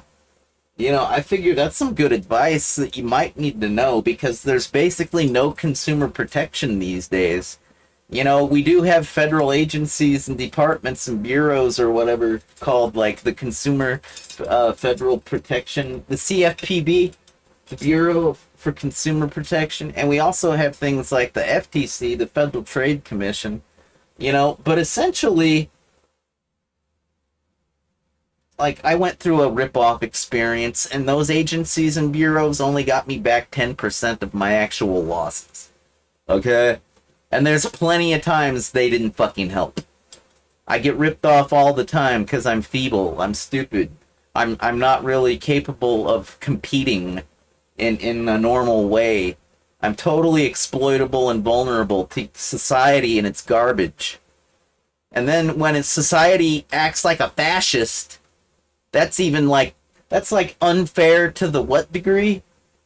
Like, that's like 2 times unfair, exponentially getting unfair to me, who's already poor, has had learning disabilities since childhood, and now has had many injuries causing physical disabilities, which require medications that alter my mind. On top of that, all the tragedies I've experienced that I still haven't really recovered from. Man, my poor gecko. I can't... Every day I think about how much I miss my gecko. So unfair. Such a pointless loss of life.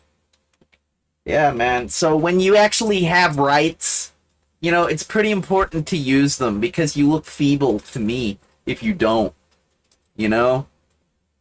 Like, as far as the monetization thing, I understand it's a factor, but it's not the primary focus with regards to fair use.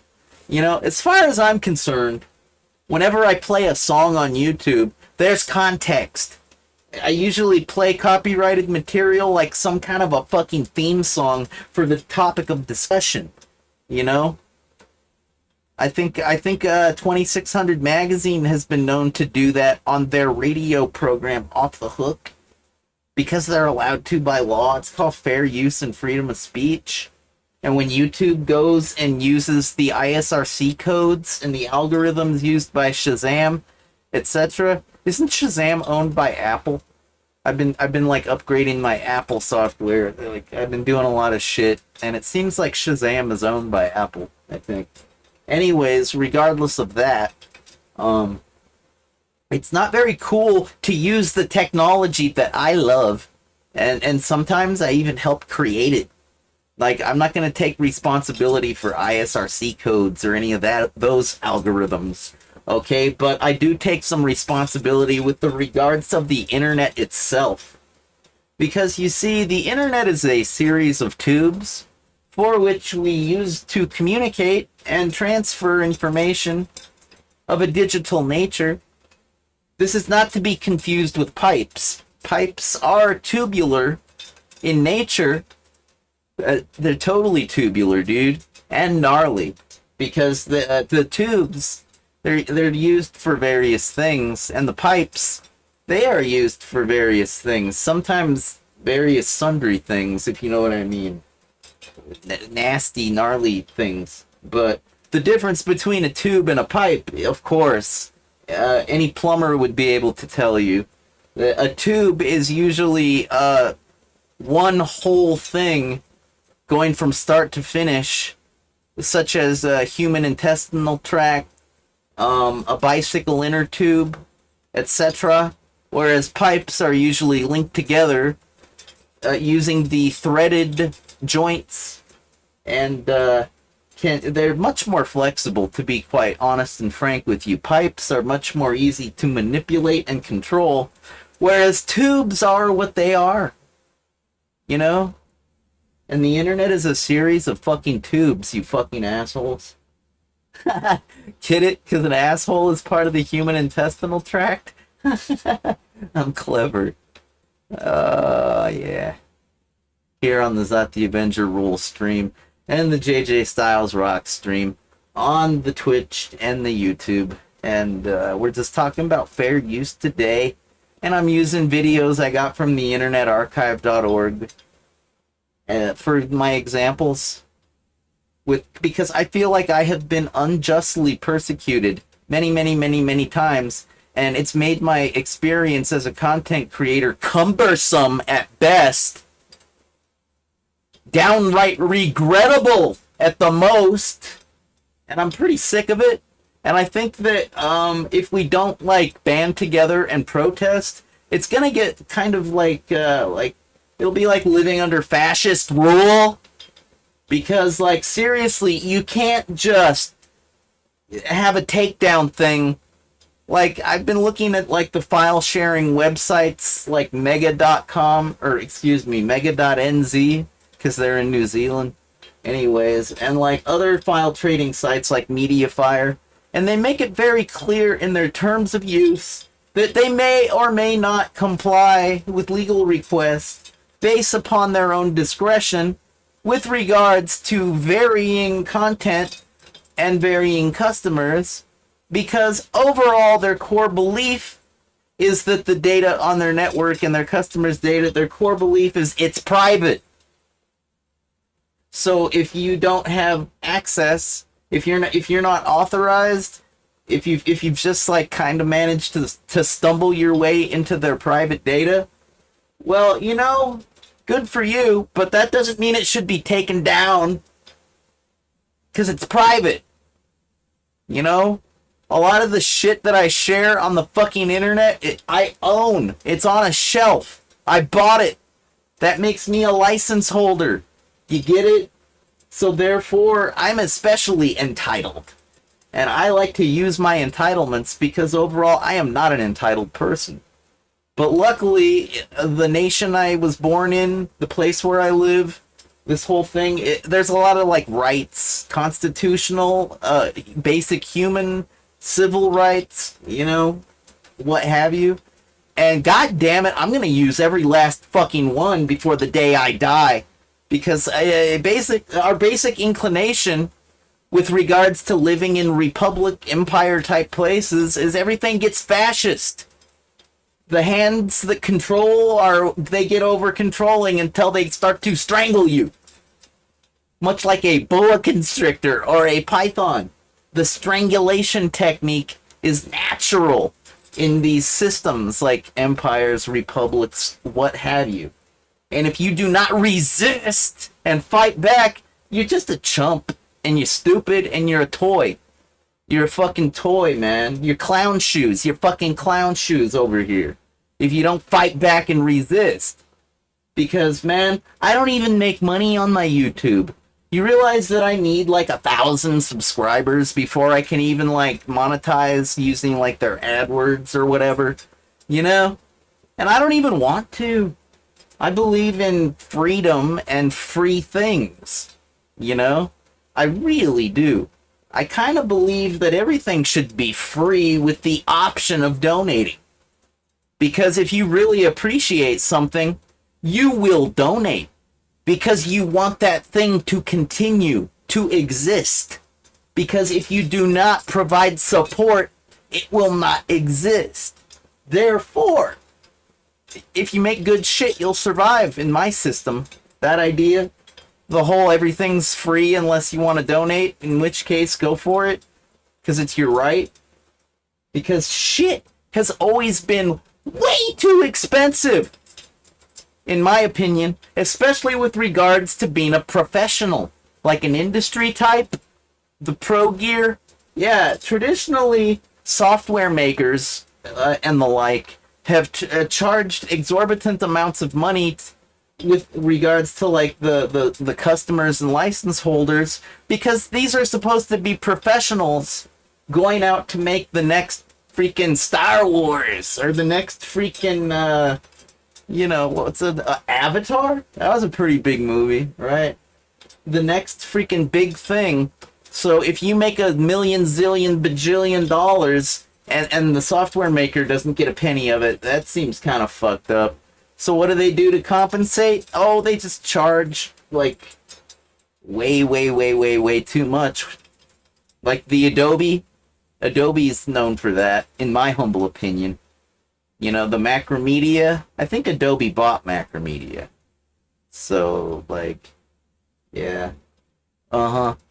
Oh, what about, like, you know what? Avid charges a pretty penny. I wouldn't own Pro Tools if I hadn't been a student, you know? By the way, I showed you guys. I showed you, right? I'm proud to say... I think I already showed you, but I'm going to show you again because I'm so happy. I found my iLock. Yay! I've been using my Pro Tools license all over the place. It's awesome. I feel so entitled. It feels good to be this privileged, man. And, you know, I paid for the copy of Pro Tools that I own and am entitled to. So technically, I'm not that privileged. But the fact that I got a student discount, that's kind of privileged. You know, the privilege of, like, what? Going to school and being allowed to learn about the very things that you're going to school for. Yeah, it is a privilege. It's not a right. And I'm not going to take it for granted. Like some people. There's a lot of privileges that are not rights. And I don't take any of mine for granted, motherfuckers. Alright, let's finish this video. How much is left? We only got like, what, 20 minutes? And then we'll check, or wait. No, we got 4 minutes. And then we'll check out the next one. That this is like the angry streamer. The next one is the nostalgia critic. And that will be talking more about this Cool Cat episode. Because they are correct with regards to legal things, civil matters. It is based off of previous cases most of the time. And that's kind of why when you have a case that's kind of like the first of its kind in nature, it tends to be a big deal on court TV. Maybe. You know, that's kind of how it's supposed to work is, yeah. Like when the Napster case happened, like, that was a big deal because it was kind of the first of its kind. Etc. It's like when it comes to the copyrighted material, usually it's people like artists that write a song that, you know, say, hey, they totally ripped off that one part that I worked on for weeks. And like, you know, how much of that work that you did, master, craftsman, artist, how much of that work might be derived from your subconscious mind that's been listening and processing things like art and music in the background all this time? Like, you know, How much of your subconscious mind is really in control and behind the wheel? Have you ever thought about that? Because you think that you're 100% conscious. Like right now, do I look 100% conscious? Dude, I'm totally on autopilot. I'm like zen as fuck. Everything zen? I don't think so. Oh, I'm sorry, Gavin. Yeah, I do think so. When you get this rundown and don't kill yourself, you pretty much go on autopilot. Totally zen with everything after a while. So, suck that. Faye, Smurfs, and the list goes on. Derek, if somebody was seriously Infringing on your copyright, then you would have my full support in taking those videos down. But the reviews that you took down were not infringing upon your copyright in any way. I sent an email, a nice email, just about three or 4 days ago, saying, you know, let's end this crap. You know, just give me a little apology, take down those videos. I'm a happy camper. I would not do any further legal actions against you. You're demanding that I Hate Everything removes all of his Cool Cat videos and issues a public apology to you in exchange for not pursuing legal action against him? Derek, you are the one who is legally obligated to remove your claim from his and the other reviewers' videos. I Hate Everything was wrong for publicly escalating this so quickly, but that does not change the fact that you are illegally holding their channels hostage right now, which looks even worse now that you've watched this video filled with evidence that you are not in the legal right here. I'm trying to be as nice as I possibly can be here, but you are literally going against everything I have stood for on this channel over the past 5 years. I sincerely believe that you weren't trying to fool anyone and that you're just genuinely mistaken about fair use. There's a lot of people willing to forgive you so long as you stop filing illegitimate claims against people. Ignorance of the law is not an excuse. Always remember that. You can't go into court and say, well, Judge, I didn't know it. I thought it was this. I thought it was that. No. This guy sounds so infantile. Like, you can tell I Hate Everything has a few more IQ points to work with in their cognitive ability, their faculties, their neurological resources. You can tell that, like, the meningeal folds and pathways carved into I Hate Everything's brain are slightly deeper than in this fellow's. But the fact of the matter is, this guy is upset because he put a lot of work into that Cool Cat video. And I understand and respect his fight. The right to fight is a right. And, you know, people take it so... It's like, oh, shit, it's on now! Fuck you, motherfucker, making a big deal out of fighting. It's not even that big a deal to have a disagreement. It's on now! Man, you're just a pussy-ass bitch that never stood up or fought for anything in your life. That's why you say stupid shit like, it's on now! You've probably never even been punched, huh? Fucking ready to throw out a multitude of slurs to describe a person like that, but I will refrain from this attack on a hypothetical person based off of theoretically real people. Yeah. These stereotypes, you know, people change. Sometimes they learn. Sometimes they have injuries. It's an up and down kind of thing with regards to the cognitive functioning faculties and abilities of the humans with the gigantic brains that they only use like 5% of. Because they're basically coasting on autopilot through life. It's basically like your subconscious rules you, and you're just a fucking animal, basically. With very little critical thinking ability. Very, very little critical thinking skills. You're basically just copying everything you see. They say don't believe what you see on television. That's good advice.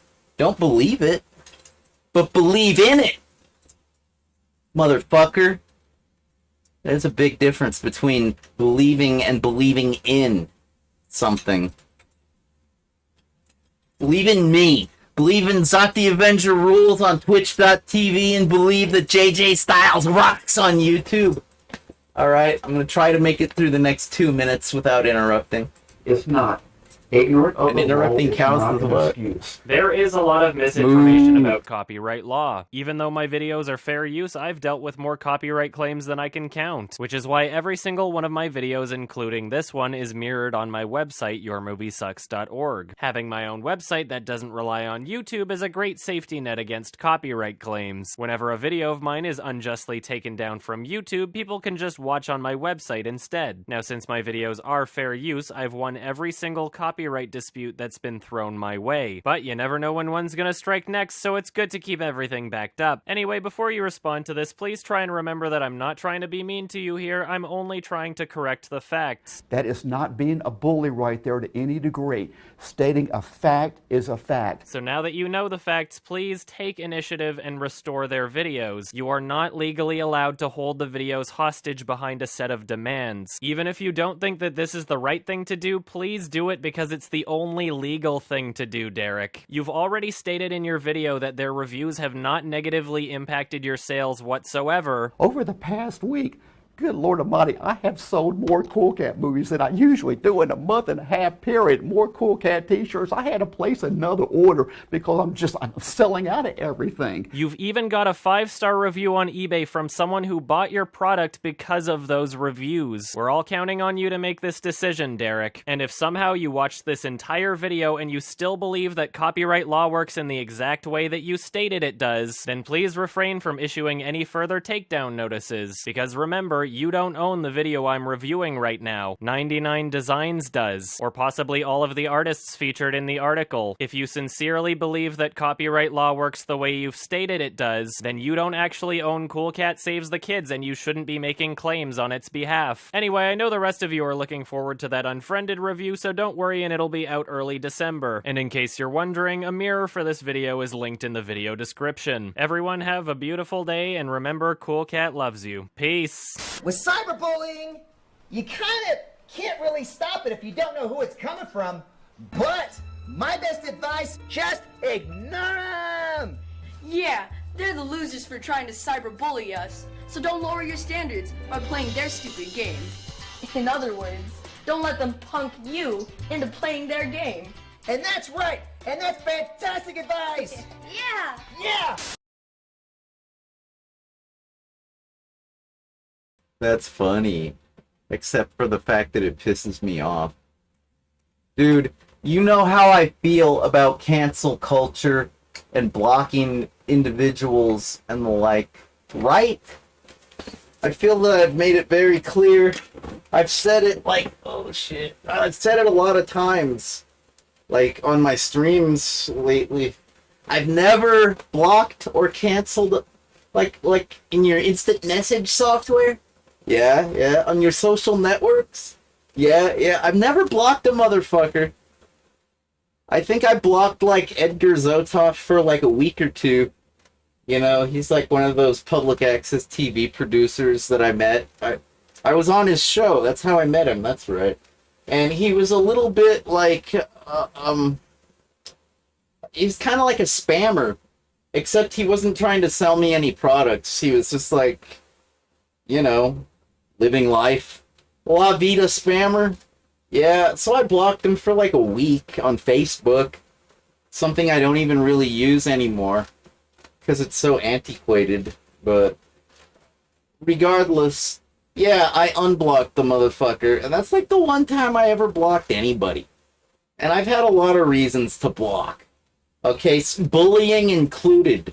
Hey, if you get prank phone callers on your public access TV television show, does that count as cyberbullying? I think it does. I think when you're using telecommunications networks to do things like bully, yeah, that's definitely cyberbullying. So I'm kind of a pioneer with regards to being victimized by cyberbullies. Dude, it's just a prank phone call. Get over it. They don't even know you. All they know is your residual persona for which that you exemplify with each episode of your content creation. Your creation based off of your content. Yeah. It's just a residual self-image that you're projecting. They don't even know you. So if they're gonna troll you and prank call you, Don't take it so personal, you wimp, you pussy, you faggot, you fucking cracker, you stupid ass little bitch. Don't take it so personal. I don't even know you. So grow some ball hair on your tiny testicles. Because if you had the gigantic testicles that hang down, can you tie them in a bow? Do they hang low? Yeah, then you're probably old enough to know how to not take it personal. You know how you know it's personal? When they say your name. That's when it's personal. Like if they call up and say, your show sucks, you can't play video games, you fat ass. Click. That's no big deal. But if they say, hey JJ, you suck and can't play video games. Also JJ, you're a gigantic fat ass. Click. That's when you take it personal. If they don't even say your name, don't take it personal. It's just business. As usual, man, you people, you know, I swear, man, I'm not that radical. I was telling you with regards to how I do the product placement and shit on my programs. It's like I don't get sponsored, I don't get paid. Very little of my internet activities are monetized. Alright, I've been on Twitter excuse me, that's not monetized. Okay, but I've been on Twitch for a couple years, and I finally got a payout, my $50 payout, right?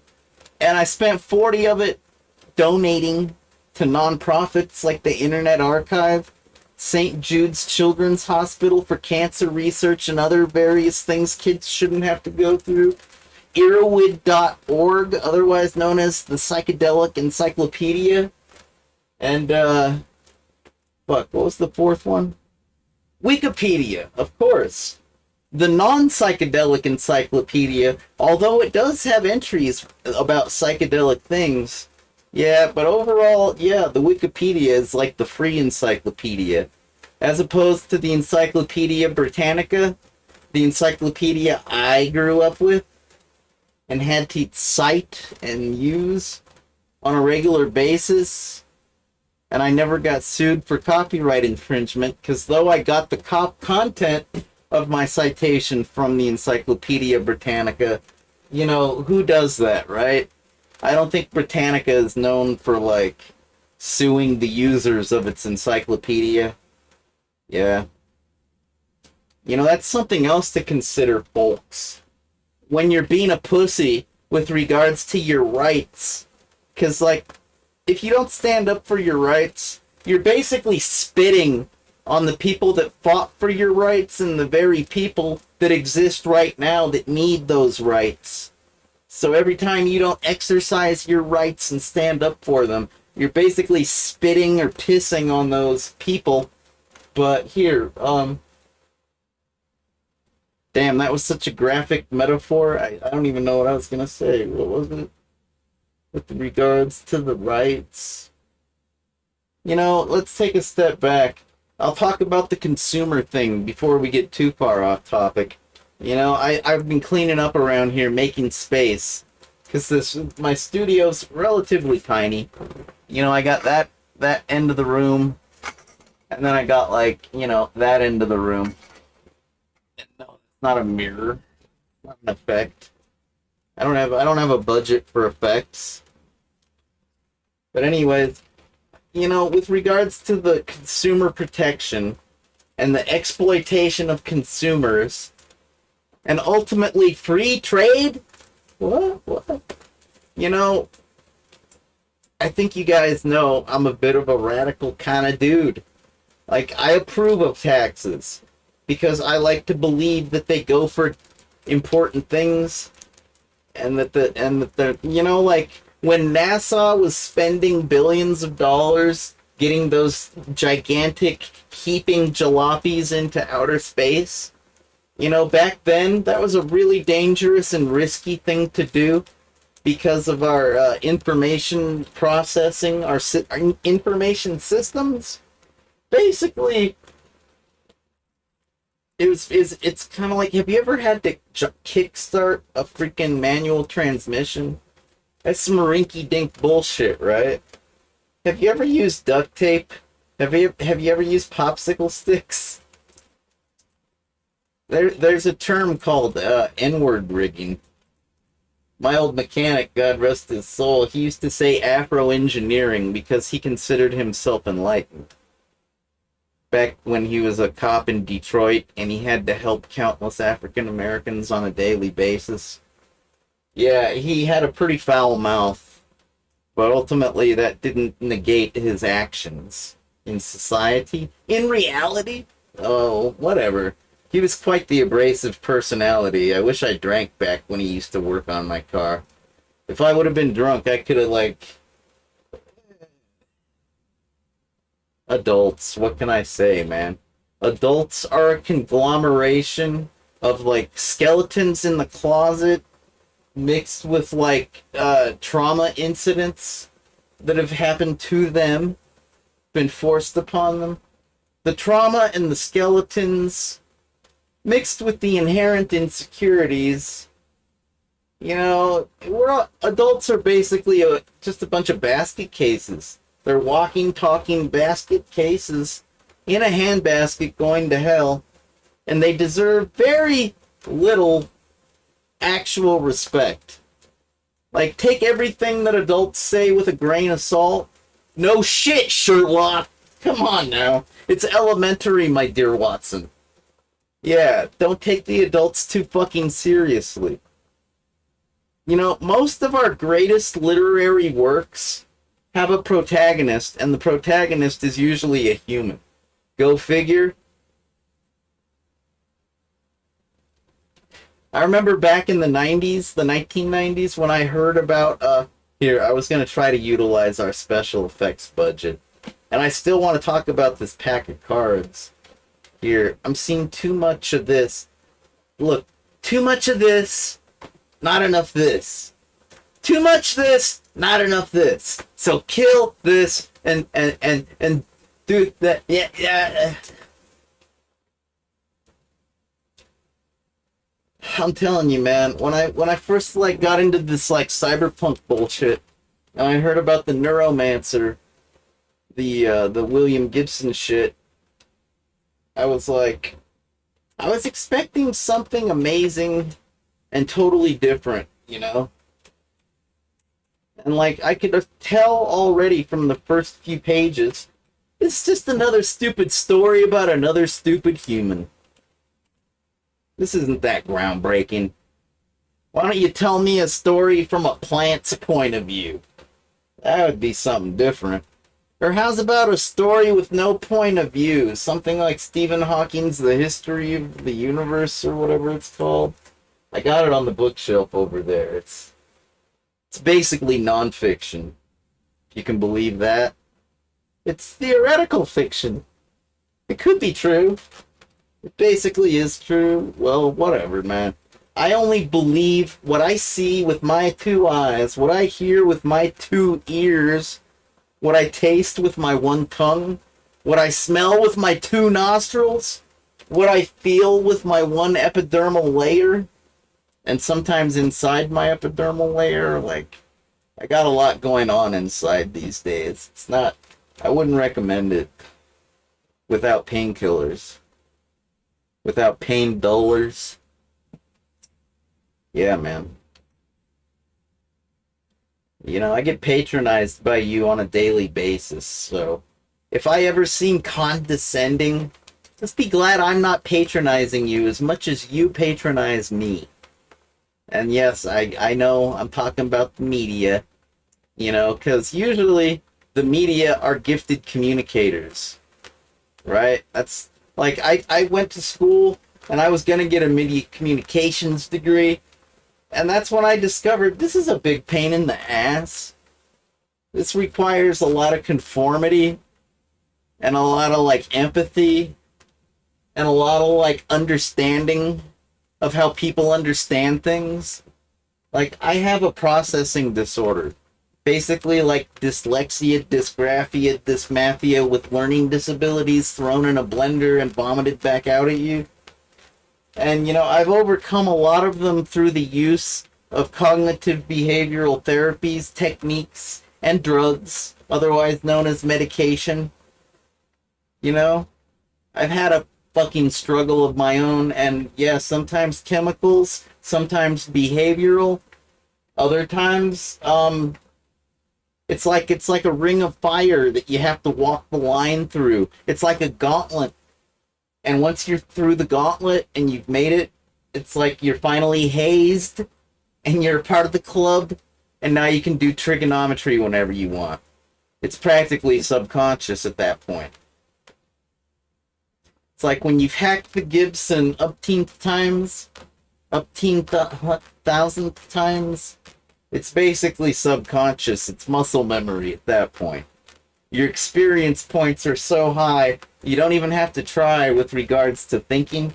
You could basically be blackout drunk and still totally own it. Fucking kill it. You know, depends on the factors. The environmental circumstances with regards to the conditioning circumstances. Have you had rest recently? Was it good rest? How about your diet? Do you have all the nutrients that your body requires to actually function? Is there gasoline in the tank? Shit like that. Yeah. And so, you know, let's get back to this. This right here, is my chroma key okay? Yeah. But the content sucks. I kind of did the chroma key to, like, assist in the whole content routine. And why'd my camera go black and white? That's not cool. You know, this shit that I do is a lot of fucking work, and I don't even get paid for it most of the time. And when I do get paid, I guess I give it to charity. Because, like, for the first time ever, I got paid and I just gave it all away. It was no big deal. It was the holiday season. And I gave to the very resources that I've utilized time and time again over the years. I wish I could have done better. It was only like $10 to each of those outfits. I kept the last 10 for myself. I gave 10 away to a bunch of places, and I kept the last 10 for myself. So I guess I gave to myself. That's pretty damn generous if you ask me. I don't have a whole lot of free money to throw around. And if I did, I'd probably be at your local small business here in my sleepy desert town more often. Like my pinball arcade that doesn't exist anymore because I guess not enough people played pinball? I don't know, man. I don't know the circumstances. How about my local independent punk rock record store that also functioned as a record label for independent punk rock bands? Yeah, I don't think Toxic Ranch exists anymore. It's cool. I understand Bill, Mr. Sassenberger, he's like a good guy. And he deserves like some retirement time. Doesn't everybody? I think I deserve retirement time right now. I think I retired about 20 years ago when I became a burnout. The shit I go through on a daily basis is so frustratingly hard. It's like I've got my video game difficulty set to ultra difficult with regards to my human life. IRL, yo. IRL. Emphasis on born loser. It's all good, man. You know, I don't respect myself when I play on easy mode. Hey, how about easy mode with cheats enabled? Like some Game Genie cheats? Yeah. Some Code Shark? Game Shark? Yeah, whatever. Yeah, it's hard to respect myself when I know the truth. I take the truth very seriously. Said it time and time again, information longs to be free. Yeah, and when you share it, people usually think you're like the little boy crying wolf. It's all just a big smoke and mirrors prank, right? I don't know, man. I guess that's what history is for. That's your verification protocol. Look at history. It's kind of difficult to have history when you've led your life like a ninja in the shadows. You know, it's pretty easy to live your life in obscurity. Fucking Vincent van Gogh did it till the day he died. You know? It's like if you're not acknowledged as a part of, like, as a big part of your society and culture by your peers, you're not gonna be anything. You're gonna be a shadow stain on the west facade. It tickles my ear, rumbles under my feet, and it shakes the leaves off of every tree violently. Everything must cease. So why do I get so worked up about shit like rights and freedom? I've been ripped off plenty of times, and it's very, very, very detrimental when you have basically very little income to work with. I picked up these cards, these playing cards. Sorry about my camera. Here, let's fix it. You know, there's a lot of advice that goes along with being a human. Some of us get it. Like, some of us are blessed with the good advice. Some of us had, you know, influential adults probably growing up. Because the young people don't usually have much wisdom to impart. Because they're just getting started on this journey known as life. Granted, some of these young people, they get the knowledge and wisdom very quickly and rapidly. A lot of times they are savants, perhaps idiot savants, perhaps they got a touch of the autism and the Asperger's. Regardless, not all young people are wisdomless, but typically it helps to create a strong human when you have a wisdom-filled adult to impart their wisdom. And so, yeah, this is some wisdom with regards to the money. Like, nobody gave me any wisdom on how to invest and secure my future. I basically learned it on the street. Like when I was working at my internet service provider company, that river place, when I was like, what, 18 years old? And Tammy over in Human Resources was like, hey, JJ, it seems like you're investing the maximum amount in your Social Security, you know, taxes. Have you thought about maybe investing in your 401k? And I'm just like, I'm sorry, I have asthma and I'm slightly obese. I don't run. I'm not a competitive jogger. No. A 401k, it's what you invest in when you want to like have a future where you get to retire and shit like that. I was just like, whatever, I guess. Between the health insurance and the Aflac, between the Aetna, the Aflac, and the Social Security, I've barely got any money to take home to my fiance and our kitten and our roommate and my landlord and a whole lot of other things. But yeah, fuck it. Let's invest in the 401k. Well, this is a good example of something even more basic, very basic. You know, you're not going to have anything to invest in your 401k if you're getting ripped off by scammers and identity thieves, the exploiters of the vulnerable. If you are the lowest hanging fruit, oh, thanks for noticing. I am the lowest hanging. No. That's so funny. I like that one. Save and invest. They got these playing cards. I got these a long time ago. And they have little tidbits on every card. This one right here is this the Joker? Oh yeah, this is the Joker. Because you can see it's got a star in the corner where there'd normally be like a number and a particular what's the suit. A number and a suit. Yeah, this is just the Joker. So it says where to check if a problem occurs. This is some advice. I'm going to share it with you. This is made for senior citizens that play bridge. If you can believe that. Because that's like bridge from what I understand. I've never played bridge, but from what I understand, it's an incredible game that's played by thinkers. Social thinkers. I don't know, man. I can't even get anybody to play Netrunner with me. but I do know a thing about reality. This is made for bridge playing senior citizens and young people that choose to play bridge with the gifted young people that can play bridge. I don't even know the rules, man. How do you win? Is it possible to win at bridge? Okay. Where to check if a problem occurs? If you believe you have been defrauded or treated unfairly by a securities professional or firm, please file a written complaint. If you suspect that someone you know has been taken in by a scam, oh, look out for your friends. Oh, I never thought of that. Be sure to give us that tip.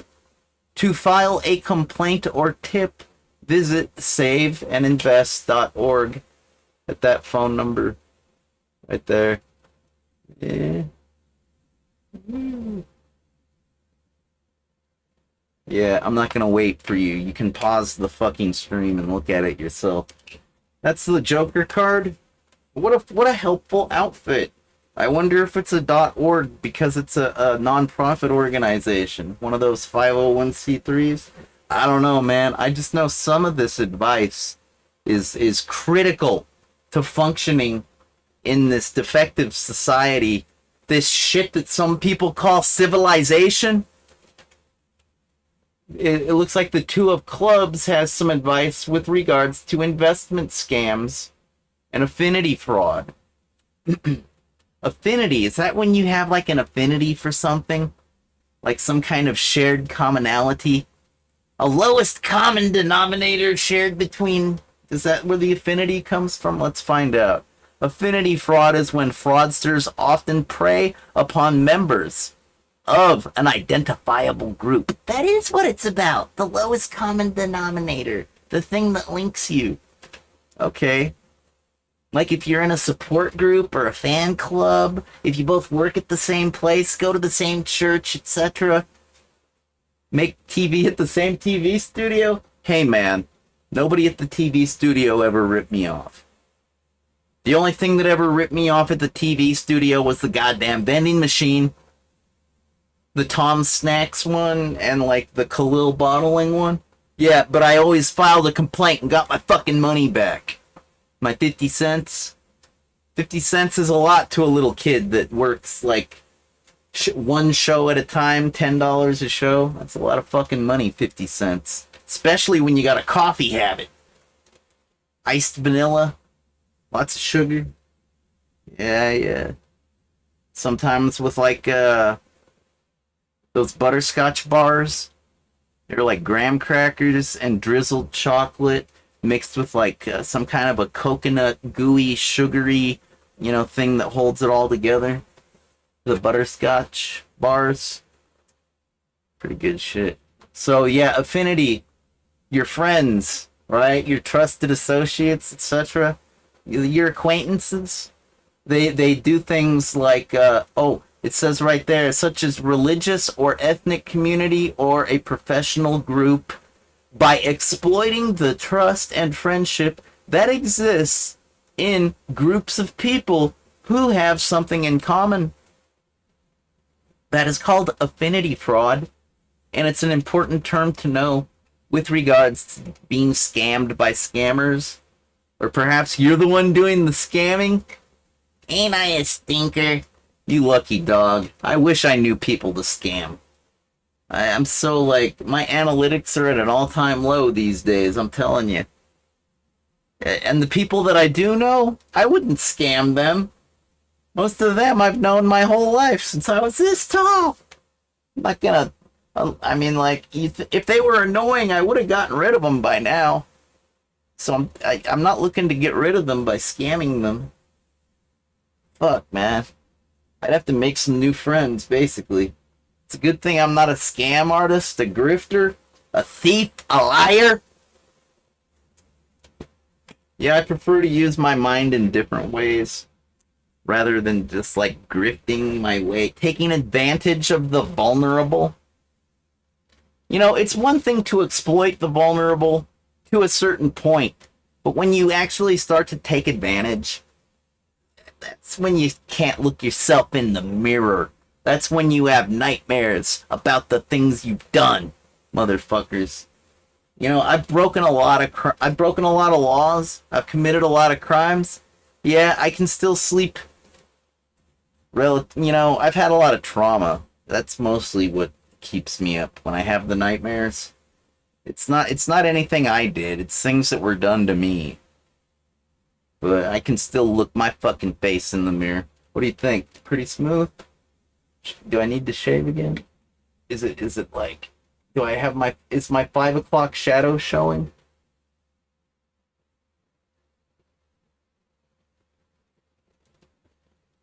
Yeah, it's important to know the terminology, and the affinity scam is when you get ripped off by people you know, and they exploit that trust in the relationship. So, and when you're filing a report, you know, like at saveandinvest.org or whatever, maybe with your local police department, that is a place to start. Sometimes it escalates to your local Federal Bureau of Investigators office location, etc., etc. Sometimes escalates to the Federal Trade Commission. Sometimes escalates to your local senator. I've done all those things, if you can believe that. A long time ago, man, and I'm basically just like a pinball in a pinball machine at this point, getting flipped around by flippers I'm not in control of. This one's called the investment scam. Okay? You're just gonna have to trust me. My camera's kind of weird. Can you trust me? Am I gonna use an affinity scam on you? If you trust me? Am I gonna use my affinity? Our affinity? Am I gonna use that against you? I highly doubt it. Because I know once you betray someone like that, there's no undo button. They'll never trust you ever again. I learned that early in life, and it hurts everyone involved. Okay? The investment scam is private securities offering. It says, although sometimes legitimate, these offerings do not receive the regulatory scrutiny or have the quality and quantity of disclosure of registered investments and are too often associated with fraud. So that's like a lack of transparency thing, it sounds like an investment opportunity and you don't know what the fuck you're investing in, right? Because nothing's like documented. Oh, but it's an up and coming startup. There's nothing to know. Just invest, man. It's totally a catch-22. Because if somebody has like a brilliant idea, discovery, etc., and they're filing the trademark, the patent, the whole 9 yards, all the copyrights associated with the logos and the marketing materials and the slogans and hell, man, the core values. Is that a thing? Does anybody ever copyright their core values? Because every business has like a core values. That's pretty typical. It's like regardless of your religion or your creed or your whatever, when you work for us, yeah, you get to ascribe to our core values. Most companies worth working for have pretty good core values. They're hard to like argue with. Most companies that aren't total scum, they don't always succeed. So yeah, the private securities offerings, that's another term to know. You know, if you're some kind of an investor, if you've got the money and you fashion yourself after some kind of shark investor, some kind of angel investor, yeah, but really there's nothing to invest in because you were lied to. That's the private securities offering. This one is the 4 of diamonds. It's called fraud risk. I just love games. Blackjack's probably my favorite card game. I know how to count things. Granted, when you get up to 1, 2, 3, 4, when you get up to 6 decks, it gets kind of difficult. I can still do it. I gotta be really focused. I gotta be on powerful central nervous system stimulants, like what's his name? Henry Case and Neuromancer? Yeah. He likes the powerful central nervous system stimulants when he's got to focus on things like counting 6-deck blackjack. Yeah, that's heavy, dude. You're practically like a Bitcoin machine at the except it's not Bitcoins, it's casino coins and chips. Okay, fraud risk. Are you ready for it? Almost 4 out of 5 older investors surveyed by saveandinvest.org or other public survey types, studies. 4 out of 5 older or senior investors surveyed received at least one invitation to a free investment seminar. Yeah. Oh. And almost 60% have received 6 or more invitations to free investment seminars in the last 3 years. That's some shady shit. Because it's one thing to get an offer from one investment opportunity seminar outfit, okay? When you get an offer, that means nothing because they offer them to they spam everybody. But when you actually reply and go to it, and then you get an influx of new investment opportunity seminars to go to, that's some shady shit. That's why everybody is concerned with their privacy and anonymity these days.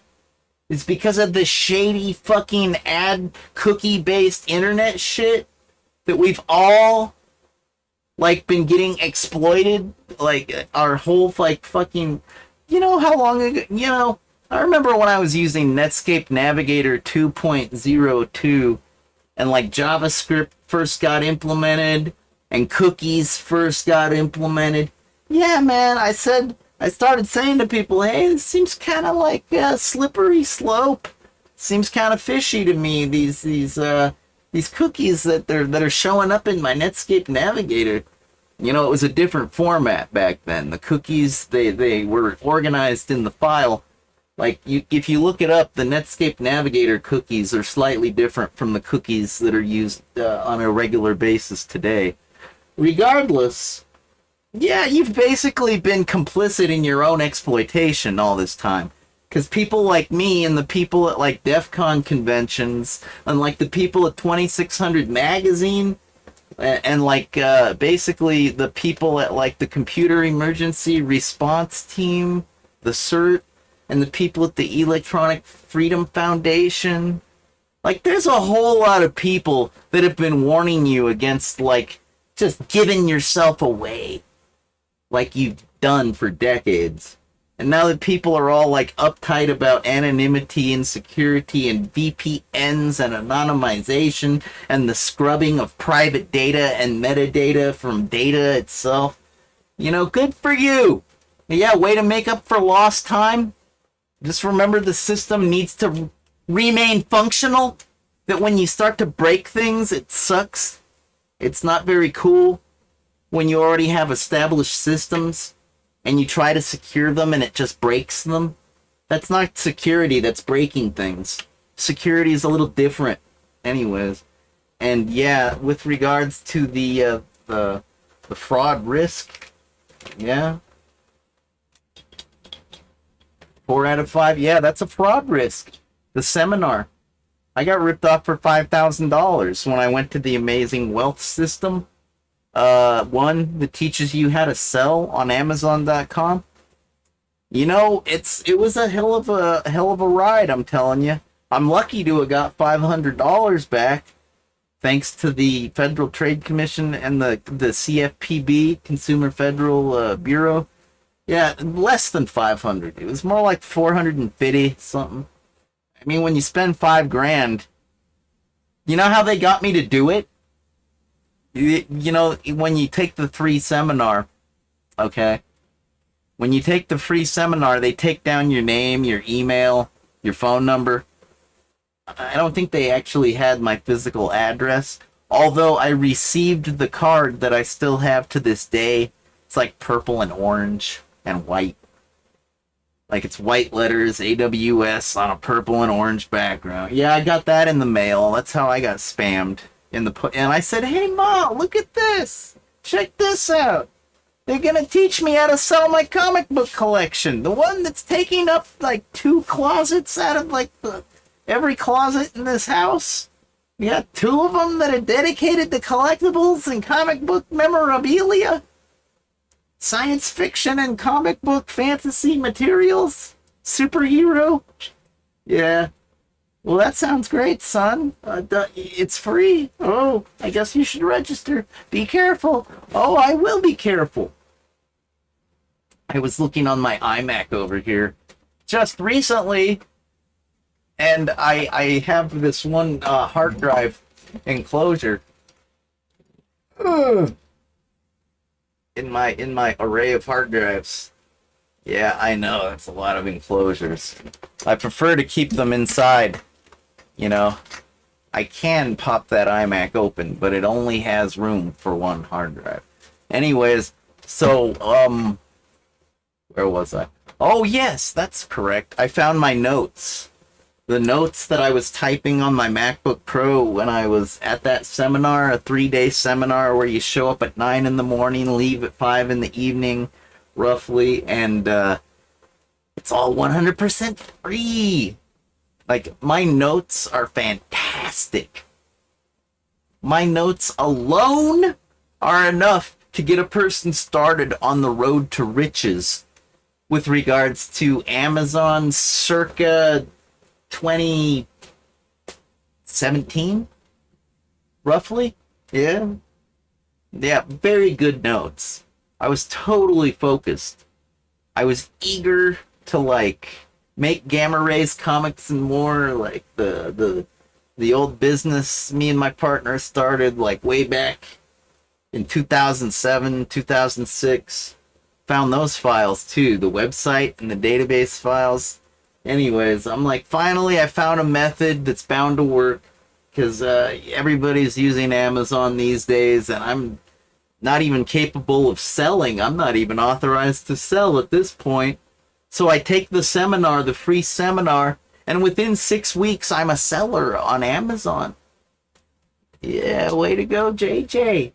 Yeah, it took a long time. I was having trouble. I had an EIN already because I filed my limited liability corporation back when we started Gamma Rays Comics and more. And that helps if you're going to be a seller on the Amazon. But for some reason, I wasn't filling out the form, like, right. And when I contacted technical support, after 6 weeks of not making a phone call, I was basically trying to do everything over the internet, you see. But when I finally started making phone calls to people, things rapidly got upgraded. Basically, Amazon's information systems are shit. And when it comes to things like commerce, it's good to have the people connection. When you get to talk to people, when you get to communicate, when you can reach people as opposed to information systems and machines and machine code, etc. Yeah.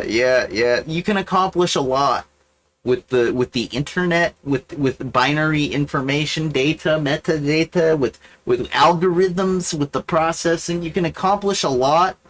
But if you're trying to accomplish something important, like maybe something that involves money, or maybe rights, maybe when you're talking about like copyrights, trademarks, that kind of shit, sometimes it helps to have a human involved, whether it's in the postal letter.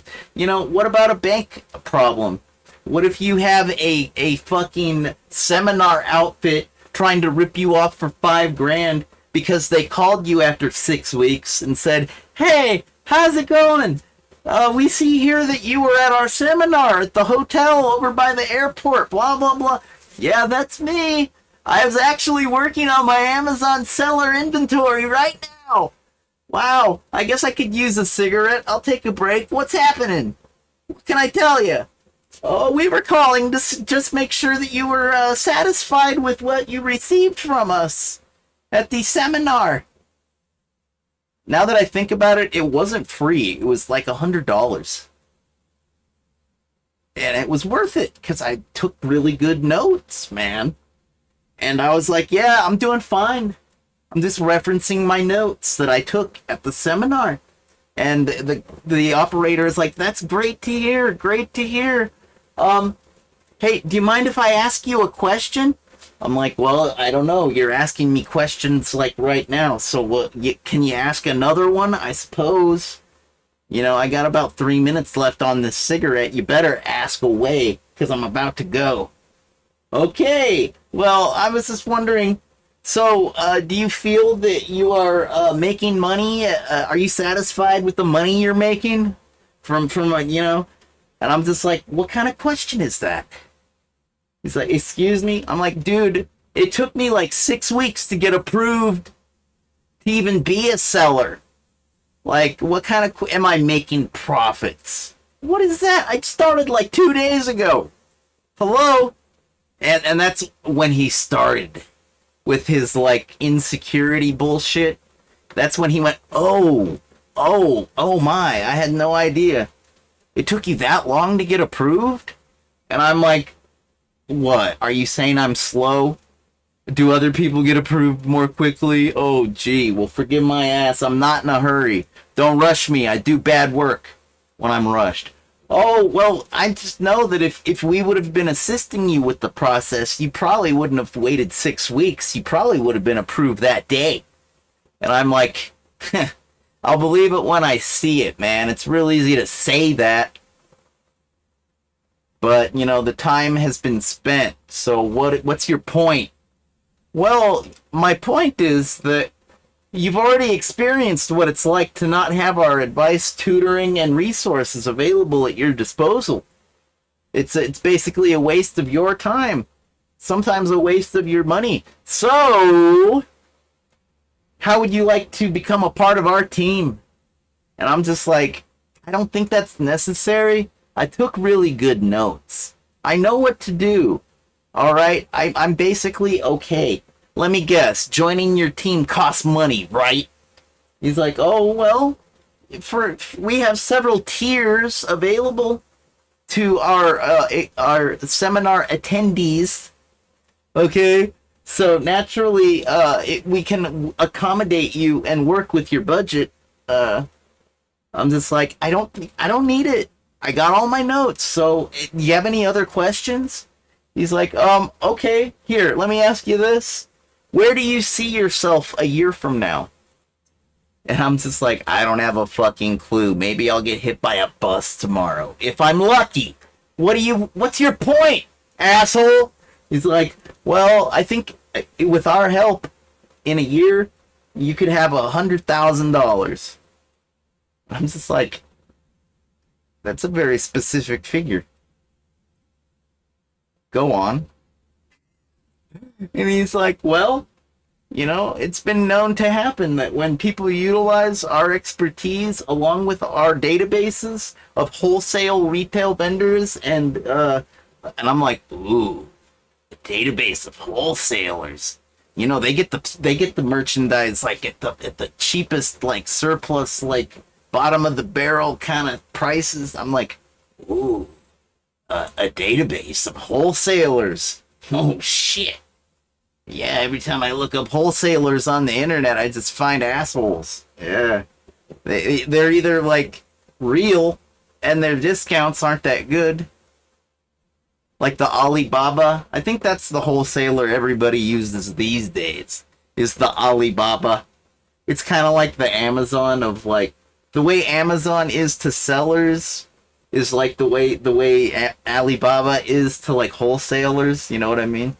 Anyways, and it was the same back then. Regardless, I'm like, dude, okay, but a database of wholesalers. And yes, when our attendees have utilized the wholesalers and our methods and techniques and our surefire system for success and growth, like I learned things at that seminar. Like how to stay at the very top of the, you know that little part at the top right corner that says buy now? The buy now box? Like this seminar spent a lot of time, I think most of Saturday was focused on how to obtain the buy box, have the status, how to take over the buy box and become numero uno, number one buy box seller. And on top of that, how to maintain it. Because once you obtain it, it doesn't mean you'll keep it. It doesn't mean you'll maintain it. You basically have to be the best shipper. You have to ship things out very quickly, usually with the Prime, like the free returns. All right? You also have to have the lowest prices, because if you're going to show up at the top of the searches, yeah, you better have the lowest prices. And if you dare up your fucking price and maybe like aren't the lowest, yeah, you know, you better have the reputation to back it up. Because you better be close to the lowest price as well. And like through that combination of factors, you build your reputation, you get the good reviews, the 5-star reviews. Yeah. They touched a little bit on faking those. You know, they were talking, and they say that's, you know, we're not going to condone or advise that, because that's a good way to get your account banned. Yeah, it's a good way to not help your situation with maintaining the buy box. But, you know, it has been known that people, some of these sellers, these outfits have generated the fake reviews in the past, and it has worked to their advantage. My, what a scam, right? Anyways, so be it. You know, it's ultimately playing by the game in a legitimate way, what we're talking about. And so, yeah, buy box. What about it? It's like, with our methods, you will control the buy box with regards to your market. And by next year, depending on your inventory and what you know, your output and your input and blah blah blah, you could easily have $100,000, if not more. And I'm like, fine. What do I do? I'm like, you know, I'm just selling secondhand comic books and collectibles mostly. Some of my products are in the box, but they're still collectibles, which doesn't mean I'm charging the MSRP. Because the MSRP on this action figure says like $595, but in actuality it's more like $595. Because it's a very rare limited production piece. So are you sure you're going to be able to help me? Aren't most of your sellers just reselling new things? And this guy swore up and down. He promised me. He swore on his mother's grave. And if you think I'm lying, I'm not. You can look it up on the FTC website. Anyways, he swore up and down, yes, we will help you. Yes, you will succeed in your chosen category of products. Yes, yes, yes. And he's like, if you don't go with us, that's fine. You may succeed by yourself. After you spend enough time, after you waste enough of your time, after you waste enough of your precious resources and finances, blah, blah, blah. And I'm just like, man, this guy really is a good salesman. He's playing on all my insecurities. Like my insecurity with regards to experience, the fact I'm not an experienced monopoly owner, a tycoon. Yeah, what else? Oh, my limited time as a human being on planet Earth, because we're born and we die, and that's a limited amount of time to have, to live. Oh, and what about my finances, my money, my limited fixed income based off of benefits that I invested in back when I was like young and pretty vulnerable, but not as vulnerable as I am now. All my limited resources, you're playing on my insecurities. You're basically promising and guaranteeing. He used the words guarantee, promise, money back. I said, is this a money back warranty? If I'm not satisfied, can I get my money back? He says, absolutely. If you discover that this is not going to be to your benefit, we can cancel your subscription plan at any point, and that'll nullify any future scheduled tutoring sessions that we have using the Mikogo, you know, and the telephone and the whatnot. Also, it will nullify any access to our private wholesaler databases, our databases of customers, known customers, Isn't that private information? I don't think there were laws against it at that time. Maybe there were. I don't know. This is obviously a shady kind of scammy business. Obviously? Not really. It's kind of about as shady as the swap meet. Or eBay, which they also had like seminars in. The eBay? Yeah, this was run by the Bowsers. Chris Bowser, Adam Bowser, the Bowser family, the Bowser brothers. I'll bet the family back east, they're like so tired of Chris and Adam. They're like the bane of existence to that family, the Bowser name. They're like, yeah, we thought that Super Mario Brothers was bad when they besmirched our family name, the Bowser name, with that hideous villain.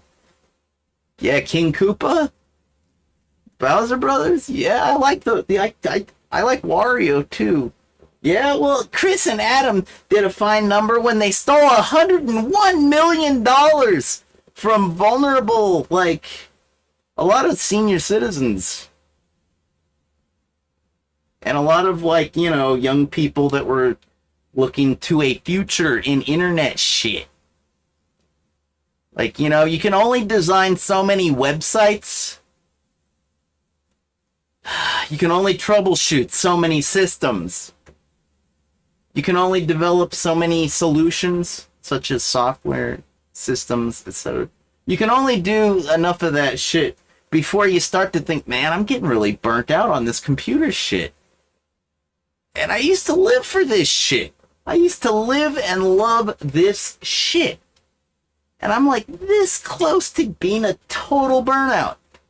Because making any money, making a living off of it, the shit that I love, yeah. And this is a functional living as a consultant type.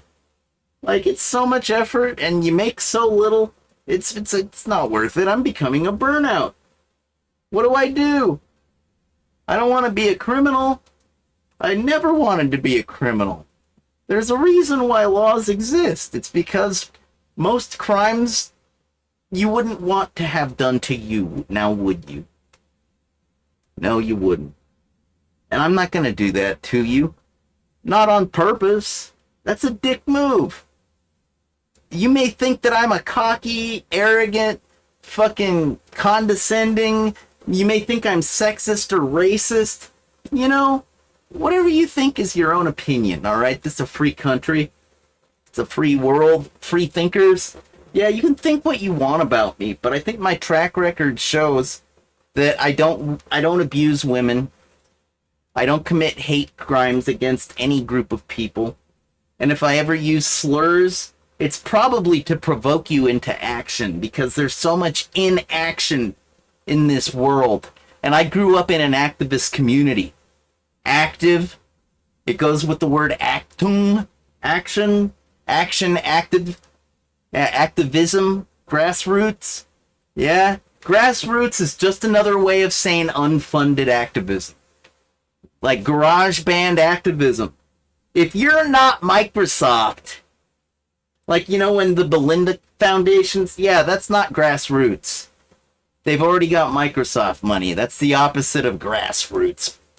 At any rate, it takes active individuals reading cards like this over the internet to wake people up sometimes.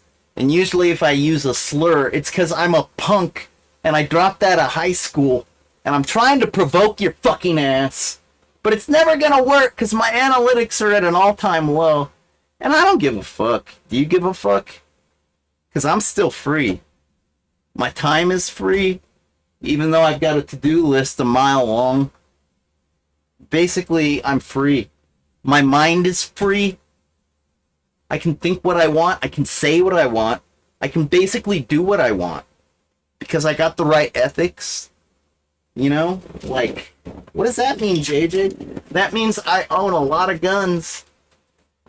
And I never get in trouble. Even when I do shit like that. Because I've never hurt anybody, had an accident.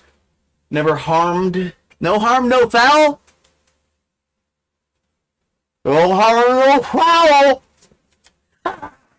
So fuck off. Freedom. Bitches, that's what this whole discussion about the fair use and free speech is about. If you're not hurting people, Why should you be penalized? And they, these ignorant people that don't understand the law, kind of like the cool cat thing, they think that money matters.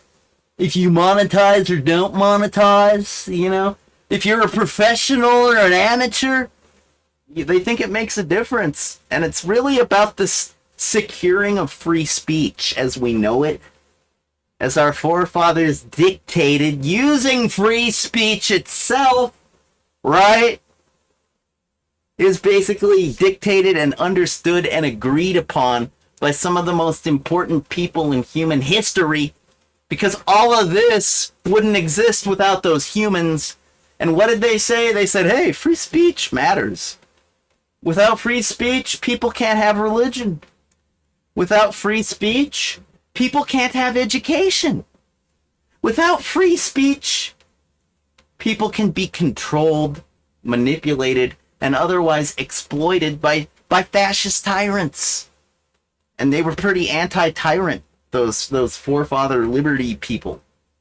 So basically, free speech is to be protected. Much like a child is to be protected. Hey, hopefully. I think it's more important to feed the child. I think it's more important to feed their mind, their belly, like feed their friendship, like their friends list. How many friends is on your friend?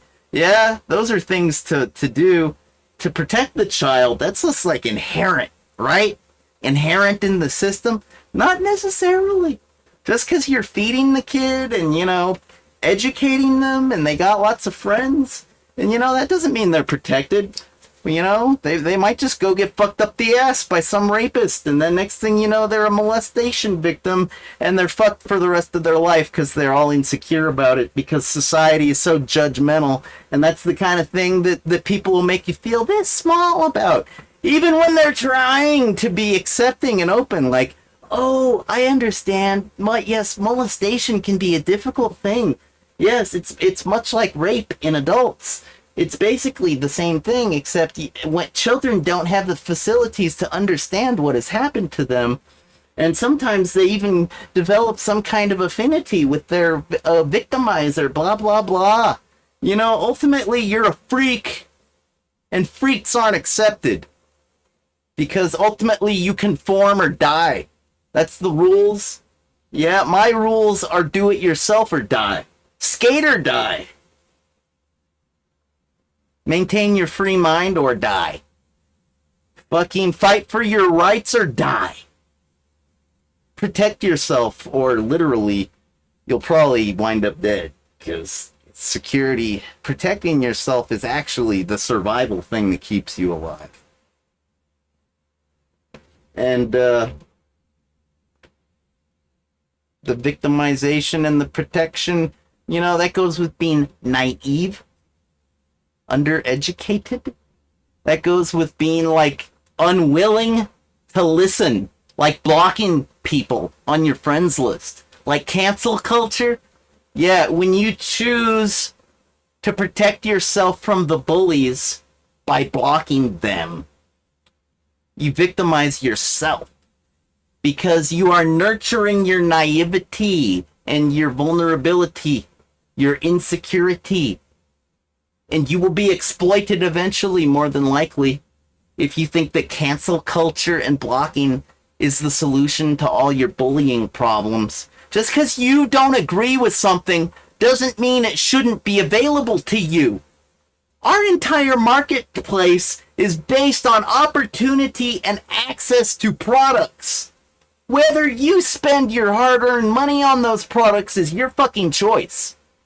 But the fact that they're there and available and you can see them and choose to ignore them is very important, and it's a critical part of our free society that is like, it's like a basic element of an open free society.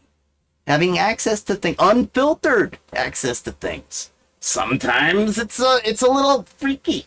Sometimes it's like you ever see that movie 8mm with, I think Nicolas Cage was in that, wasn't he? Talk about a shady marketplace, right? Good God. I tell you. Or how's about, like, you know what? It don't even matter. Because I guess those products don't really need to be in the marketplace. Granted, if those markets spring up, I mean, who's to deny human nature? Isn't human nature true? If people do things, aren't those things true? Like, even if you're lying to people, it's true that you lied to them. And if you're exploiting your trust, relate your affinity, by lying, you're basically true. The act that you committed, it's true to your character. What you do is true, period. You can't take it back. There's no erasing your actions, your behavior, all that shit. You are what you are. And that's all that you are. Hey man, don't label me. I don't need your glass ceiling. I don't need your limitations, bro. Alright? I can do anything. Take a look. It's in a book. A reading rainbow. A reading rainbow. A reading rainbow. A reading rainbow. I can do anything. It's in a book. Take a look. Virtually, yes. My back hurts. I gotta take a break. I'd like to read you these cards all day long. But you've got to have your prerequisites, and I don't trust you. I don't think you have your prerequisites. Because if you had your prerequisites, my analytics would be a lot fucking better.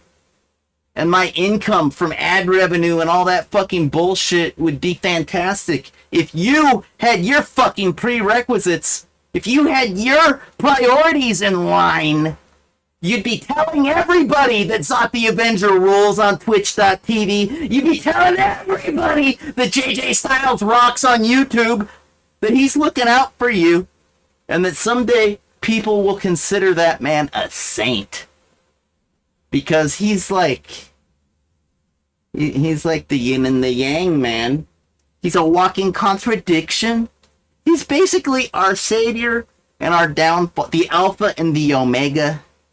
Hey, don't forget the gamma and the zeta and all the fucking shit. I'm basically Gambit. I'm gambling on you because I could be using my fantastic abilities with regards to vulnerabilities, security. I'm a security professional. I went to DEF CON for like a dozen years. I have a library. I'm a fucking expert at this shit. I could totally be pwning the world right now, but I couldn't live with myself because that's not the kind of world I want to live in. It's kind of like the flying cars scenario. You know, oh, how come we don't have flying cars? You know, helicopters exist, rocket packs.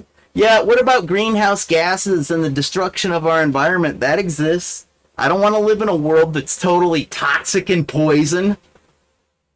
And I don't want to live in a world where everybody's totally vulnerable and exploitable. I'd like to live in a world where people say, hey, your shoe's untied. You might want to tie that. Have you done an inventory of all your laces recently? Maybe you should go over all your laces and make sure they're tied properly and securely fastened. And maybe you should dot your I's and cross your T's. Motherfuckers, don't patronize me, JJ Styles. Don't you patronize me. I have a better college education than you do. I went to an Ivy League. You just went to a community college. You just have an associate's. Yeah, I also got a street education too, motherfucker. Cyberspace. The mean, cold, hard streets of cyberspace. My network neighborhood.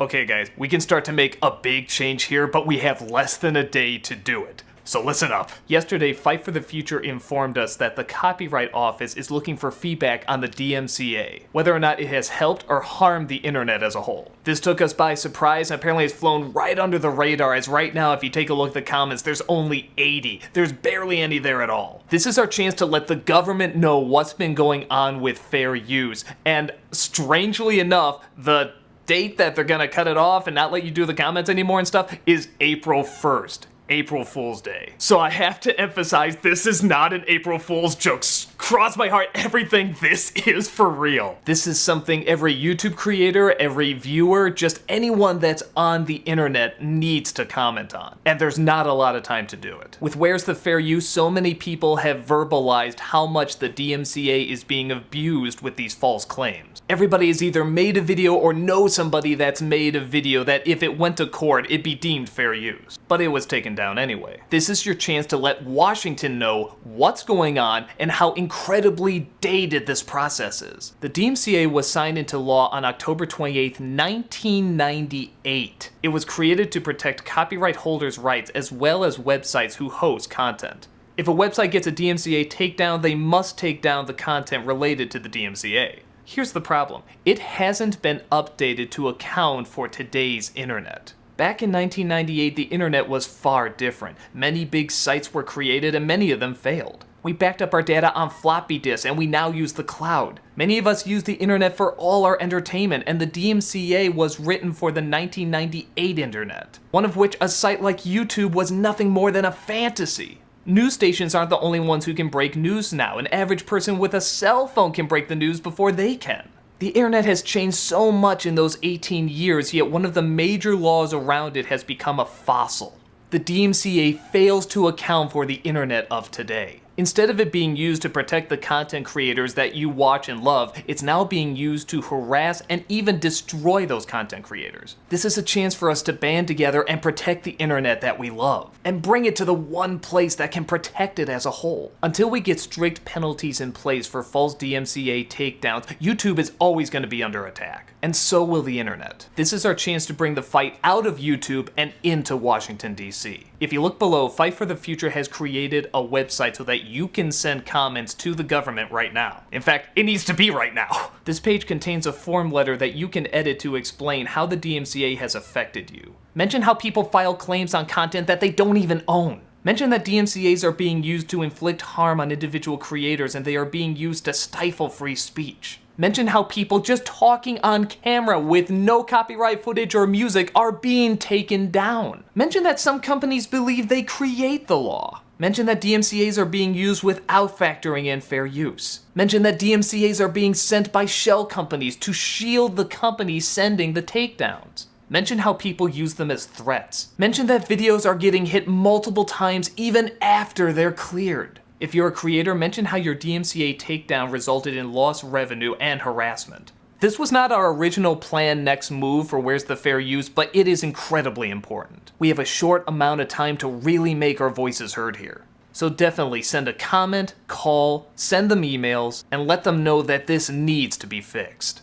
The battle we're about to embark on is not going to be a short one, but we're in it for the long haul. We know that this is going to require a lot more calls to action, but this needs to be done to protect content on the internet, all of our content. Whether you're trying to just upload pictures or entertain someone, we're all at risk. This has been shown by all the invalid takedowns in the past. While the current entertainment industries have the money, we have the numbers. The internet defeated SOPA. The internet defeated PIPA. Let's put an end to these type of bills and secure the internet for the present and the future. Let's begin the process to fix copyright law and bring it into the 21st century. We're witnessing a cultural shift in entertainment that was last seen by our grandparents and our great-grandparents. The last time this happened was in the 1950s. The internet through internet-enabled devices will become the norm for watching content as more and more people abandon cable and satellite. We need to make sure that the industry that has such a hard time accepting new technology can't continue its reign of exorbitant prices and anti-competitive practices. We genuinely don't ask people to share our videos, but with this, we really need you to share it with as many people as you can, and as quickly as you can. Links for everything we've talked about are below, definitely check them out. This is our chance to finally start fixing YouTube. Comment, call, and email. We only have until 11:59 p.m. Eastern Standard Time on April 1st. That's not much time. Go make your voice heard. You know, I think it's annoying when people make flyers for concerts and they don't put the date, like the year. They're like, be at our concert, February, blah, blah, you know, April 1st. April 1st of what year, motherfucker? Because that's probably old, right? Like, I got this from the Internet Archive. It's like a file host for the most important history in, like, our digital frontier. So it's probably old. It's probably over. I doubt if that's, like, current. I didn't get it from Twitter, okay? Let me double check the file information. Okay. Where's the fair use? Oh, this is the one I meant to play. You know what? Let's just move on. .org. Fuck that site. I filed an opioid thing, and it totally is way more... Using democracy is typically way more trouble than it's worth.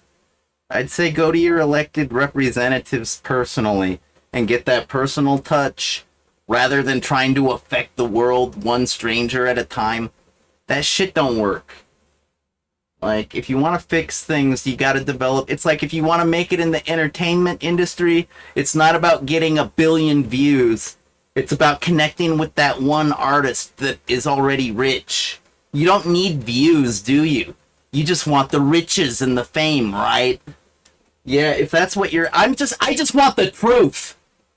I just want to maintain my freedom and your future, our future, so we don't live in a dystopia cesspool. Yeah, yeah, yeah. That's more important to me than any money. I know how to live on a shoestring, okay? It's no big deal. I'll get mine. Alright, I'll get mine. Money's not the issue. My freedom is the issue. I gotta maintain my fucking freedom or face the consequences.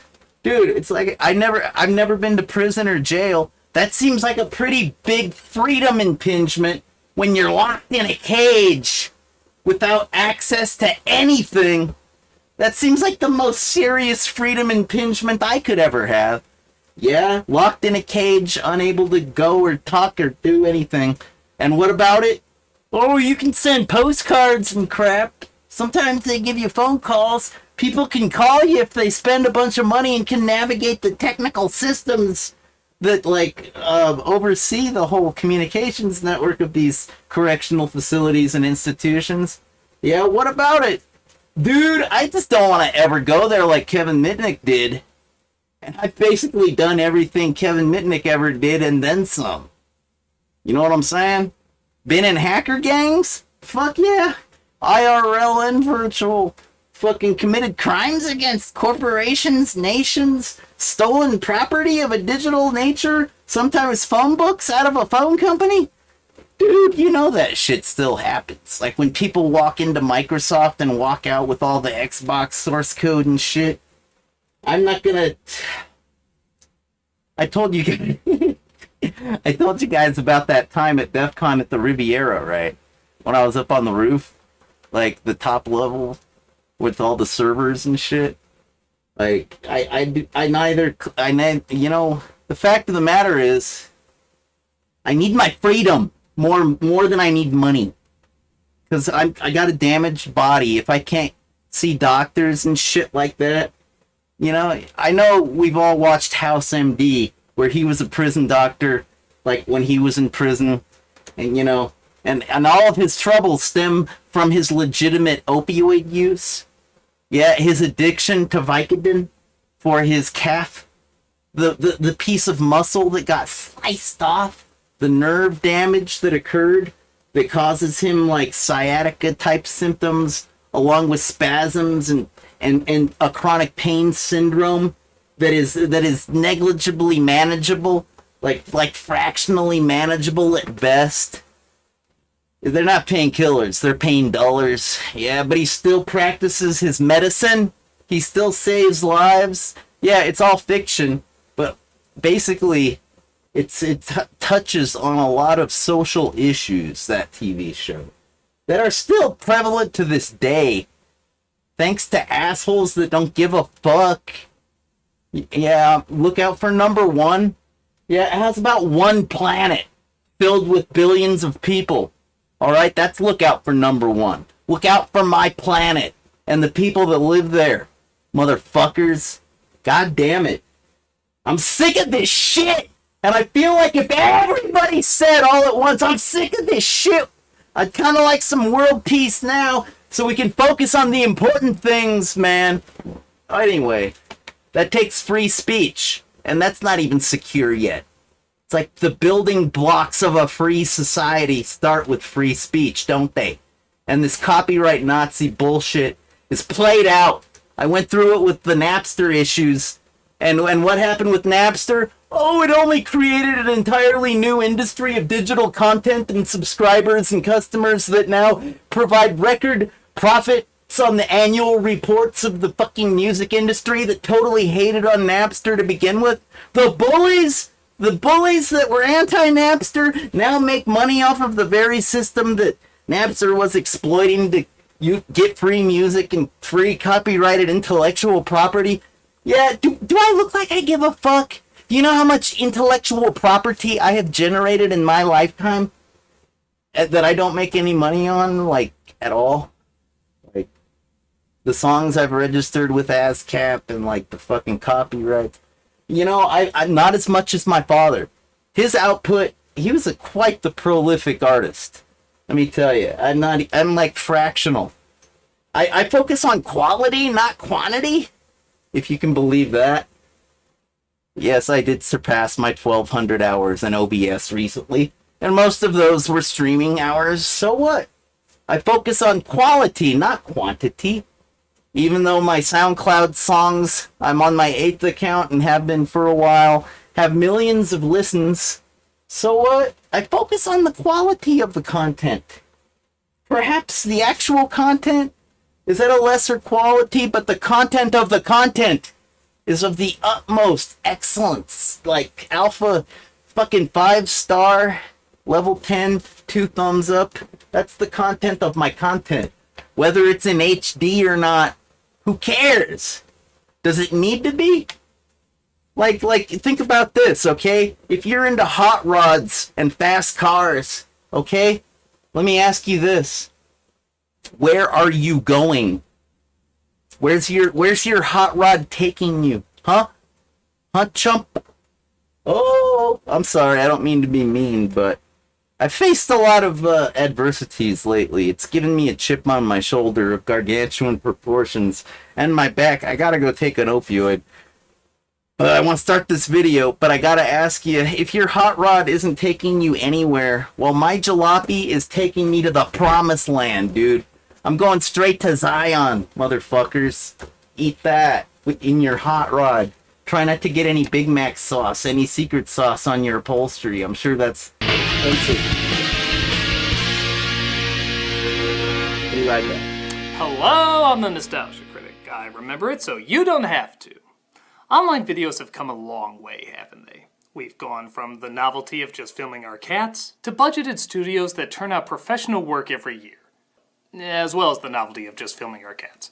But there's a group of entertainers that, despite growing more and more popular and having done this for years, still meet with a lot of hostility from Hollywood, and those are the entertainers who incorporate fair use. This is what we do. Now, for those who don't know, fair use is the doctrine that states excerpts of copyrighted material may, under certain circumstances, be quoted verbatim for purposes such as criticism, news reporting, teaching, and research, without the need for permission from or payment to the copyright holder. So that means if you use copyright material for, say, a review or satire or education, it's completely legal. Too bad Hollywood doesn't see the law that way. as for years, video producers have been battling off attack after attack, resulting in multiple deleted videos, sometimes even deleted channels, affecting the income of people who now do this for a living. In hindsight, this is no real big shock. As Hollywood over the years has repeated this pattern over and over, they just never realized they're actually repeating it. Since the early days, there's always been something that was going to destroy the innocent artists who just want to do nothing but give you movies. First it was TV, VHS recording, then it was DVR, DVD rippers, and now, right on cue, it's the internet. Oh, poor Hollywood! Look at all the box office records you're breaking in the past 10 years! Look at all the new filmmakers that wouldn't exist without online media! Look at all the digital commercial tie-ins and trailers that you're exploiting the hell out of! You're killing him, internet! You're strangling him like a newborn unicorn who just wants to give you rainbows! So, obviously, like in the days of TV and so forth, internet did not kill or weaken the Hollywood system. But that didn't stop them from trying to take control anyway, as we saw with acts like SOPA giving complete control to US law enforcement to combat online copyright infringement, with no due process. Yeah, that was a scary time for the internet. Google even shut down their site in protest, and this isn't even that long ago.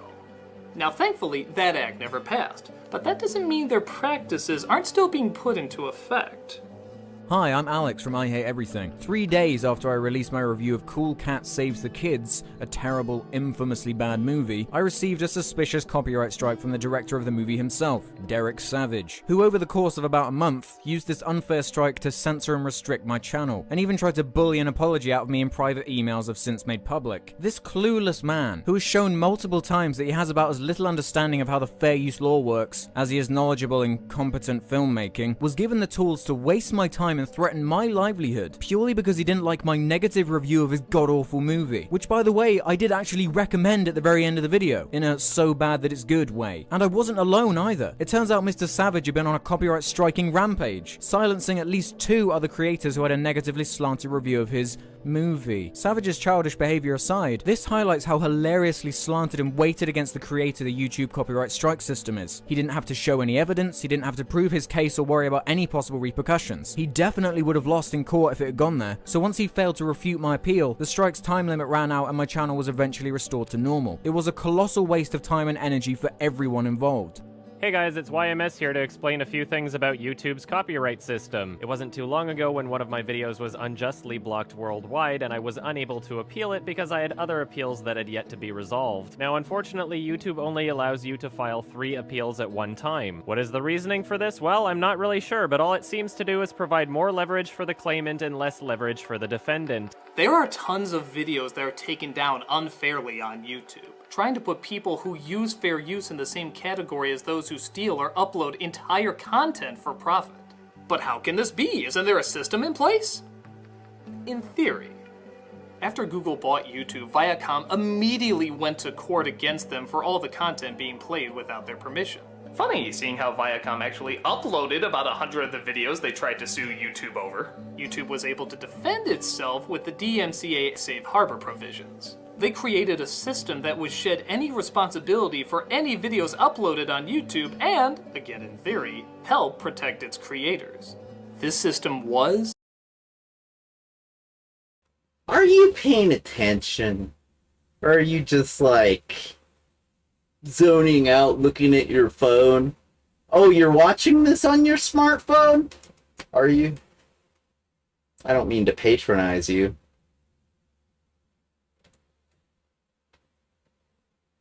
I think we're living in a very passive-aggressive time period where people are being punished for things they didn't even do, especially with regards to others. Like, if you lost someone close to you during COVID-19 epidemic, pandemic, lockdown, and it hurts still, or maybe you're suffering from the long COVID, it's not my fault. In fact, I feel for you. I've had a lot of loss. You gotta know who you're hurting when you're lashing out, right? And it's hard because you're not in your right mind when you're hurt.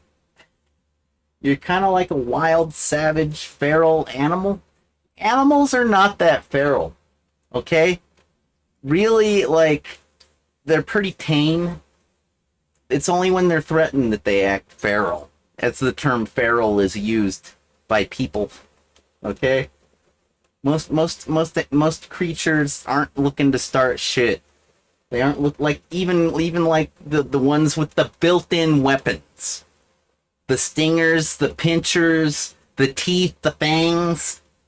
They're not looking to start shit, man. They just, Kitty has claws. Yeah, they have some evolutionary traits that ensure their survival.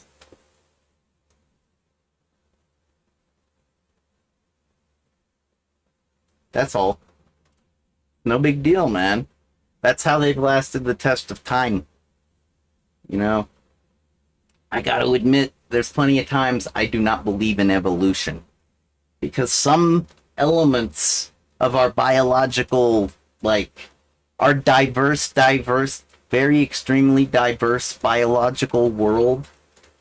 If every fourth animal in the world is a beetle, perhaps every fourth person is a dumb fuck? My mom called the police today just to say hello. Various disguises are regrettable yet necessary if we're gonna make it through the day. Every day I start to ooze.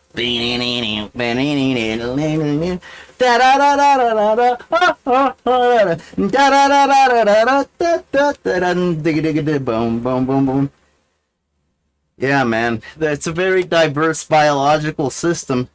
And even though, like, dust mites and beetles dominate, cockroaches, there's a lot of whatever on planet Earth.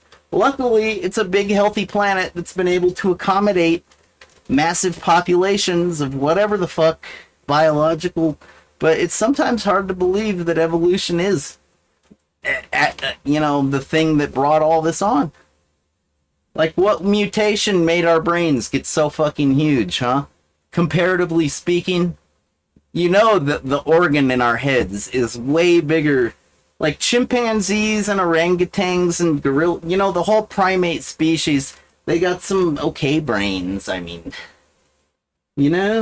Like, I'm not entirely certain. I'm pretty sure that, like, a blue whale, the largest mammal on planet Earth, the largest animal, the biggest biological thing, I think it's got a big brain. I'm pretty sure it does. I think it's got, like, maybe a gigantic brain. Why doesn't it solve all of our problems? Well, you know what? Let's go on the internet real quick. We'll get back to this awesomely made, fantastic video by Nostalgia Critic. Obviously made in cooperation with I Hate Everything. Just some geeks like me. Basically. I've been on the internet. It feels like they're patronizing me when they talk about history. I never enjoyed history class. Because, first of all, it's all a lie. It was all made up. It was all shaped like Rupert Murdoch got to just do whatever he wanted to it. And then that's what we get to know about. That's why I like reality television that's, like, live 24 hours a day streaming on the internet. Because, like, that's real. That's real. Nothing is filtered. And, fuck, man. Sometimes I do have time to kill. Kill. I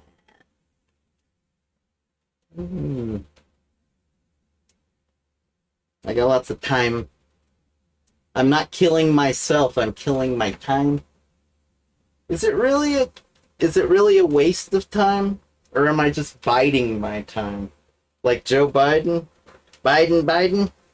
I'm just biding my time, waiting for a true, free, and open society for which to really do my thing? Yeah, if I'm lucky. Dude, my hands have been tied. I've been in bondage since I was born. Oh shit, that's a quote from that's what Morpheus says in the first Matrix. We've been in bondage since birth. Yeah, it's not that far-fetched, huh? Isn't that what he says? Pretty sure that's what he says. In bondage since birth. You know, that sounds real kinky and fun until you realize puberty don't hit until you're how old? Also, granted, I suppose, you know what? That's not the topic. The topic is having your goddamn hands tied, having a fucking gag in your mouth.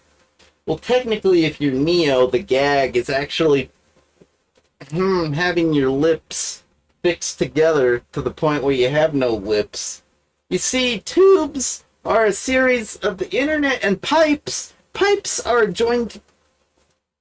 Regardless, when it comes to evolution and survival, sometimes Kitty has claws, and sometimes you can see the manifestation of the claws with regards to behavior, intellectual abilities, capabilities, faculties, their functioning. Basically, there's lots of ways to use your brain in clever, like as if you got a built-in stinger filled with some venomous poison, like you got fangs.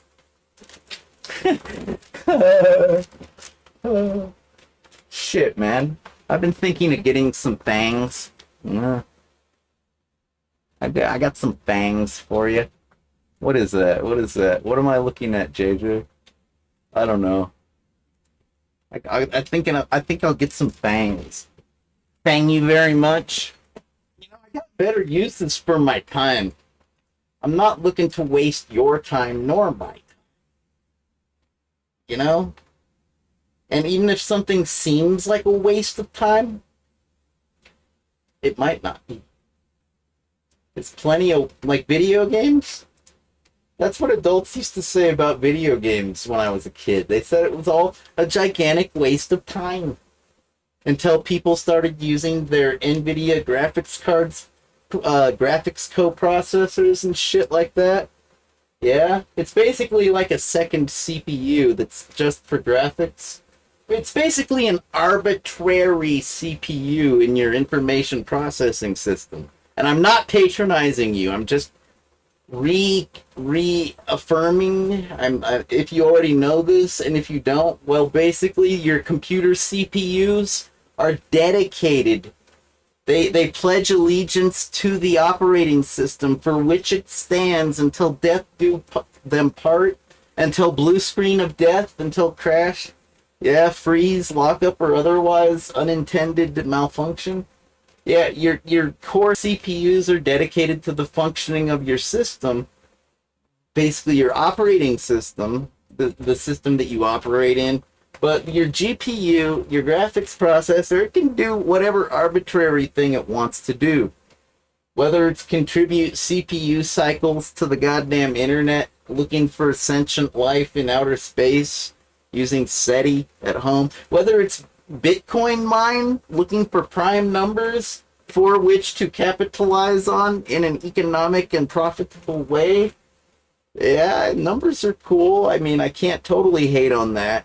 It does seem like a waste of precious resources. Computing cycles, those are precious resources. I could be using them better than you could. But regardless, how's about using them for AI, artificial intelligence, data warehousing, the systematic analytical interpretation of algorithmic fucking artificial sentience? We're not even close to that. But look, it's kind of like predictability. It's like pattern matching. It's kind of like music. These like Bing and Chat GPT, they're artists. They're fucking artists, man. I really miss my gecko. He's such an artist. The way his tail would move, like when he was trying to communicate something, he had total arbitrary control over that appendage, like as if it was an antenna and he was a conductor at an orchestra, and he's like, miss that guy. I still haven't found a home for his girlfriend. I don't even want her in my my study. See, I got an office and I got a study, but like they're full. I can't even use them properly. That's why I'm always in the studio. And my bedroom, it's basically condemnable. It's pretty bad. I literally don't tell my landlord or anything. I literally have holes in my walls that I need to patch up, like the stucco.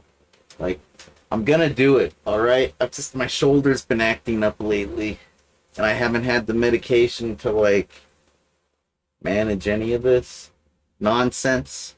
Yeah. All right. So our friend, the nostalgic guy, he was talking about Viacom. I know what Viacom is. I have a battle with Viacom right now. It's not really a battle. Okay, it's not a war, it's a battle. My war is for free speech. It's not a privilege, it's a right to the individual. I want free speech to be a right to every free individual. And just because this individual represents video games and more, and this video game represents Bright Idea Records, yeah, what about it? Yeah, those may sound like organizations or outfits or entities. It's basically an extension of me. Nobody helps me with that shit. Like, and if they do, it's usually on a voluntary basis. Like they want to help, so they do help. And it's not like we're until death do us part. I don't fucking think so. I'm not asking you to sign a contract. Like, don't ask me to conform to your bullshit. Alright? So let's see what kind of bullshit they were trying to get me to conform to this time. Which is, and this is a particularly interesting case, if you ask me. This producer, this freedom seeker, yeah, this is an interesting case because it involves, oh, that's interesting. What was I watching on Thoreau's page, I wonder? Huh. I don't know. Oh, I was logged in with the ZTTF. I just reacquired the authentication credentials. Basically, I located the password saved in a file in a hard drive, locked in a far, far place a long time ago. Yeah, that was cool. I like computer forensics. Sometimes I can find my old passwords, and if my account hasn't been shut down, I still can maintain it, I guess. I think I was going around liking things the last time I was logged in with this account. Yeah? What the fuck is that? That the same thing? What am I logged into? Really? I got a separate account for this shit? You don't say. That's fucking cool, man. I want to change the picture. Oh. Alright. You know, I'm gonna leave my Firefox open. I'll use Chrome to show you what I need to show you, okay? That's cool, man. Have you ever seen the Mobile Pope skit from Fred TV? Mobile Pope? Like Fred's all decked out with the... I'm gonna use that for the profile picture. I already know. It was meant to be. A lot of the shit that I do, I'm one of those producers, I don't have to think long and hard about my content. It's basically meant to be. And if you're trying to tell me that it infringes on some motherfucker's profit margin, I could give a shit. Because I'm on a spiritual journey to know thyself and those around me. Those close loved ones that are gone now. Or perhaps here. I've done such a lousy job in the past, like, 16 months of being a close one, a precious friend. I can't even be an associate. I'm so chemically whacked out, I don't know what's gonna happen. I'm literally on, like, an hourglass. Like, I go from moment to moment to moment to moment. Because I'm so... My medication is so instant release. Like, I've told you before why the fentanyl patches are great. It's because it's like, if you got the right dose, you can go for 3 days without being a total wingnut mood swinger.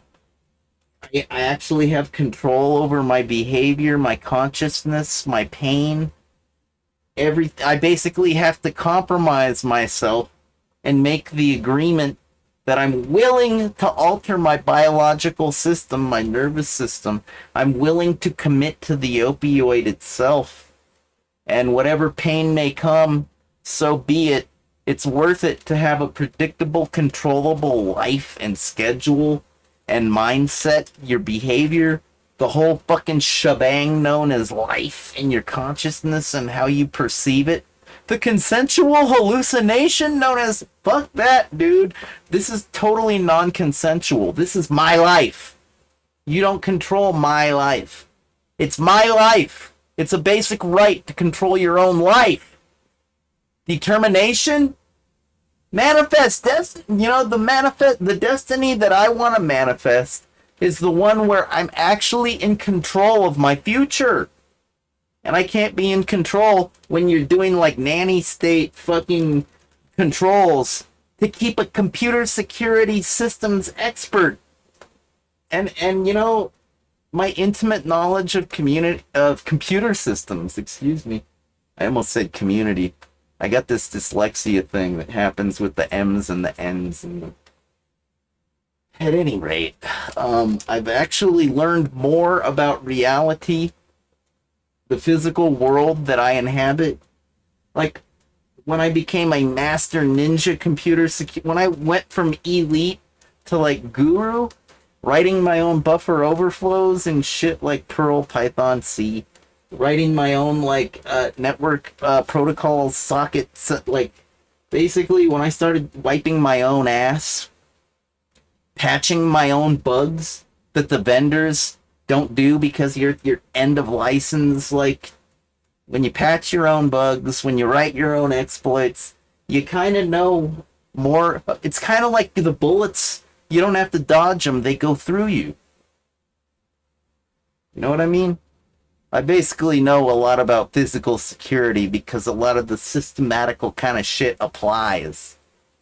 You know? If you can get into a system through an open port, well, then you can get into a building through an open window, door, a gateway in to whatever you want into. Hey, I don't want into anything. Sometimes I fall into things. You ever fall in love? Did you plan on it, motherfucker? I fall into a lot of things. Some people would call me a troublemaker. I'd call myself accident prone. Sometimes tragic accidents, actually. But regardless, you know, even Stephen Urkel on Family Matters, you know, he was accident prone, and look at some of the shit he pulled off. You know what I'm saying? At any rate, yeah, I've been a shitty friend. I've been a shitty person to know for 16 months. I've basically been trying to protect you from the feral person that comes out. Kitty has claws. Dude, Kitty has death rays. I spend at least a good hour of each day yelling and criticizing myself. It's usually in between the time period when I'm dope sick and getting a fucking treatment, like getting my yeah, I don't get enough medicine, so I have to stretch it out. You know how I do it? By using my stamina to go as long as I can, suffering and pain. And, like, you know, I go as long as I can until I start to get dope sick. And then that's when I have to take a dose. And I have, like, very, very, very, very intimate knowledge of, like, my triggers and my symptoms with regards to the withdrawal syndrome, the opioid sickness. I basically know the minute it starts to happen. Like, it literally is like, and it's not even a conscious thing. I start to make these sounds like, and it's not a conscious thing. Sometimes I start to get really angry and I make these sounds. I go, and I start to say really harsh and really hardcore things like, you want to die? I'll fucking kill you. I'll end you. I'm your worst nightmare. Shit like that. I'll just start to blurt that out when I'm starting to get dope sick. And then it just gets even increasingly more crazy and uncontrollable and just regrettable. Ow. Sorry, I can't be leaning in that position. I got an injury in my thoracic. Let's get back. My point is, man, these motherfuckers waste my time all the time. Time after time, they waste my time, and I'm the one justified and in the right, because I have intimate knowledge. I'm an expert with regards to, like, being an AV geek, an activist, making videos, the multimedia, fucking programming the internet and its network protocols. Hey, you guys ever use NetBUI? Remember Novell? Hey, yeah, you ever have a token ring network? It's not about that! It's about my freedom! You cocksuckers! You dirty cocksuckers, excuse me. Sorry. You gotta articulate yourself to have free speech, right? You gotta say every word, otherwise there's gonna be... Like, if I say, you need to help me with this, and if you're not helping with that as well, well then this is never gonna happen. What's that in this, JJ? Can you please elaborate? No, I can't, because I'm not articulate, motherfucker! Yeah, you gotta be a dirty cocksucker in my book to really be a low-down piece of trash. Like, if you're a cocksucker, so be it. Whatever. I mean, like, maybe someday you'll wind up sucking this cock. Regardless, if this cock is dirty, I will have no respect for you if you suck it. Alright? If you're a dirty cocksucker, you're a dirty cocksucker, and that's all there is to it. And there's no reason why I should respect a dirty cocksucker. Because they don't even have the self-respect to demand a clean cock to suck. Know what I mean? It's like, if you're gonna ask... If I was a cocksucker to begin with, alright, I would demand a clean cock. Every time. Unless I was being, like, forcibly raped in the mouth. In which case, beggars can't be choosers. I was not begging for a mouth raping, thank you very much. Context is everything. Consent is everything. Fuck the context. How about we focus on the consent first? I do not consent. I do not consent. My free speech is being motherfucked up the ass with your fucking dirty cocksucking. You motherfuckers, get your fucking heads out your asses before I pull them out myself. Physically, forcibly, IRL. Have you ever seen that movie, They Live? With, like, Rowdy Roddy Piper? And he gets to wear the sunglasses, you know? Look. It's like he puts on these shades, and he can look around. Whoa! Oh my god. How do they walk around like that? They've all got their heads up their asses. I had no idea. What am I gonna do? The news media will never believe me. I gotta get evidence. I gotta get proof. They've all got their heads up their asses. By God. The dangers of public school? Don't ask me, dude. I dropped out. I don't play by your rules. I'm not programmed the same way. When I did go to public school, I was a monumental failure. It's like garbage in, garbage out.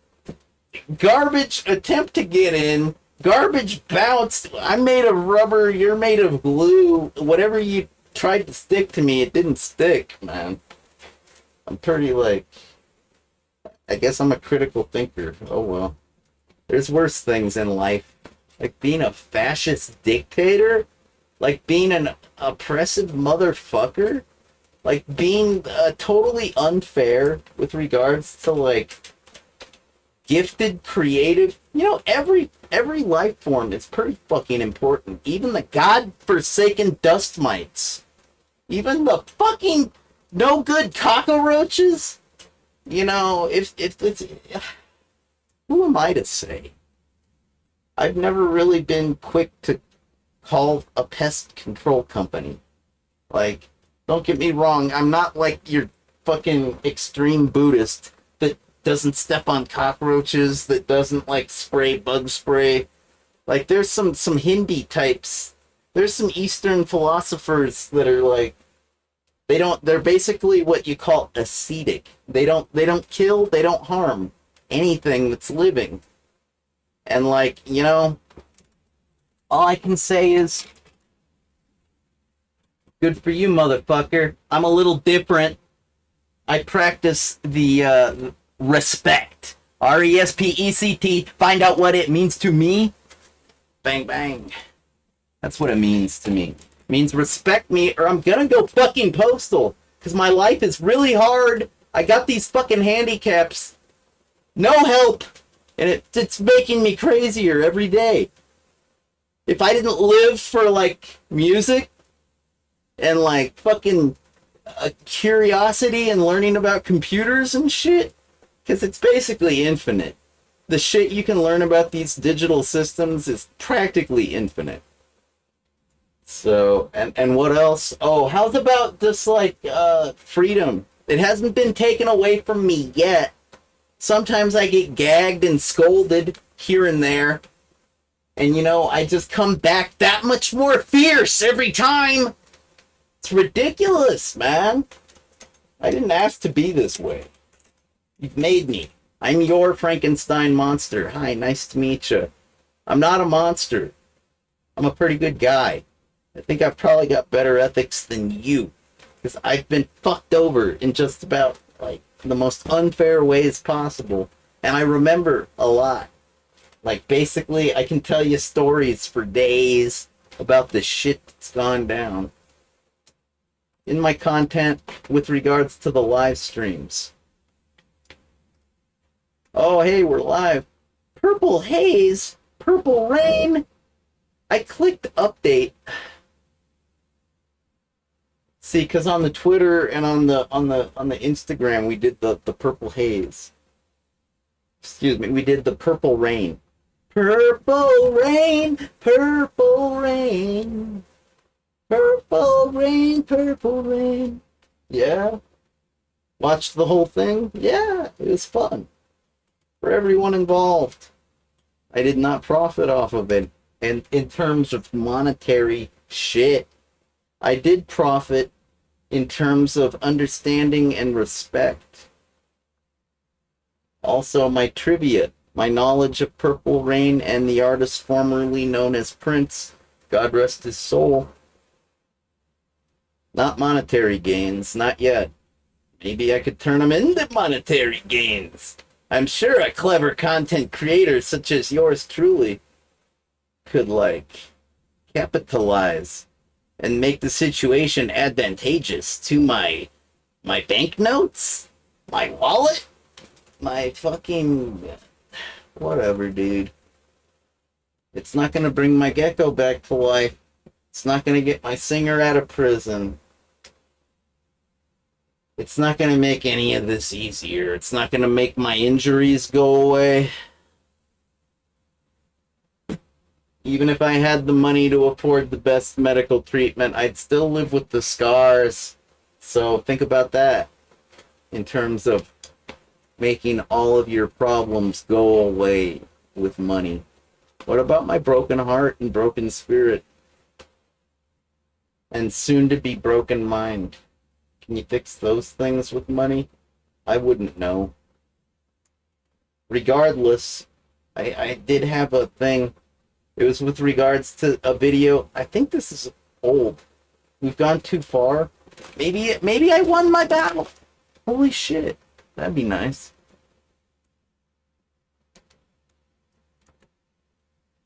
It's like a 9-hour stream. That's how it's easy to find. It's a 9-hour. I'm like a marathon runner, not in terms of running. No, I'm like a marathon runner. I'm a distance man with regards to the video making. Oh yeah, this one's 11 hours. Okay. Well, that's more like it. Maybe that's the one. What's the title? The title that I'm looking for is I've never been too good at promotion. That's why it's important I get the promotion, or excuse me, get the description. I got the, goddamn man, my dyslexia is hardcore. I got the D and the P confused in my own mind. Goddamn. It's ridiculous, dude. If I wasn't recording this live, streaming this live here on Zot the Avenger Rules on twitch.tv, and JJ Styles Rocks on YouTube via Restream.io. I apologize to my chat room people. There's probably a few people. Just talk amongst yourselves. I've got to ultimately get at the core of the matter, which is my freedom. It's very important. I should check in on you and comment, but I'm having a hard enough time keeping my own thoughts focused on the task at hand. Thanks to things like my dyslexia, where I displace my D's and my P's and my M's and my N's, even in my own mind, like while I'm talking. And it's not a written thing. It's not a processing disorder per se, with regards to the manual, the mechanics of it all. It's literally a brain defect.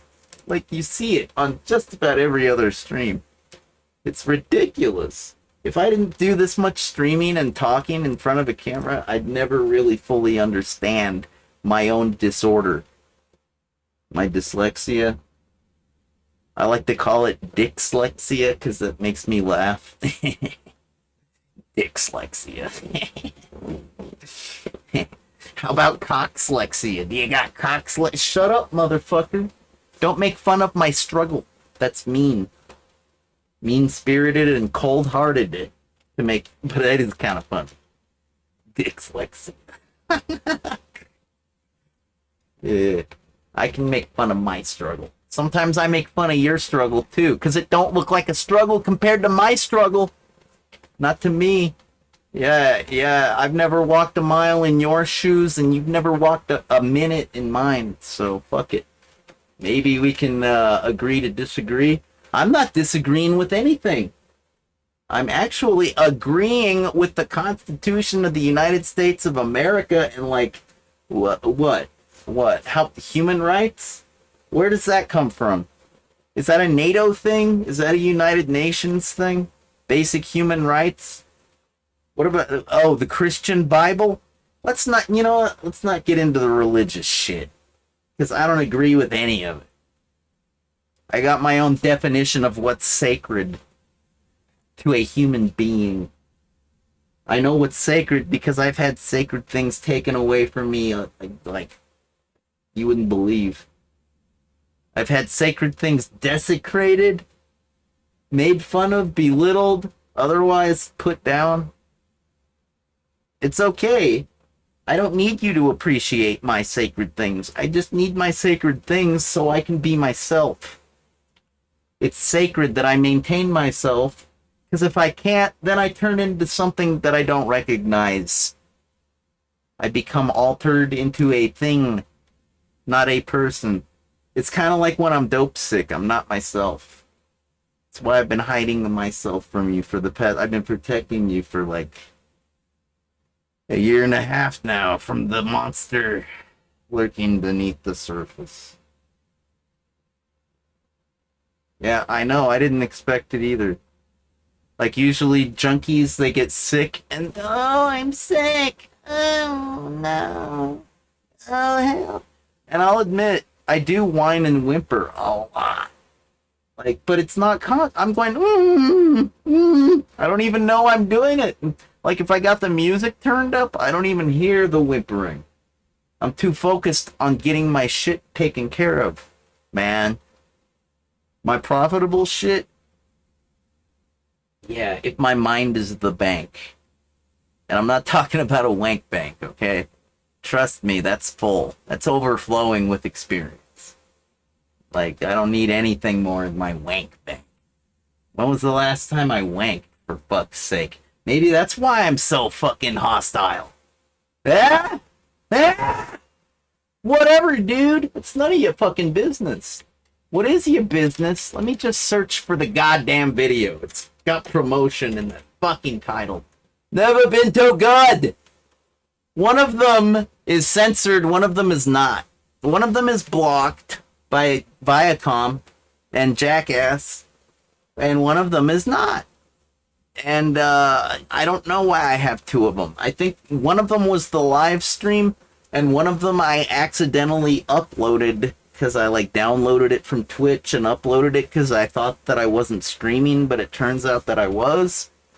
Basically, I think the accident is unblocked, but the live stream is blocked. But they both show up in the live stream category. So that's obviously not the truth, right? It's like I got two of the same lot. Was I broadcasting two separate channels to YouTube at the same time? As far as I know, one was on Twitch, one was on YouTube. That's what I know. Granted, Twitch only keeps their shit for a limited amount of time. Something like, what, 14 days? Or, like, if you're an affiliate?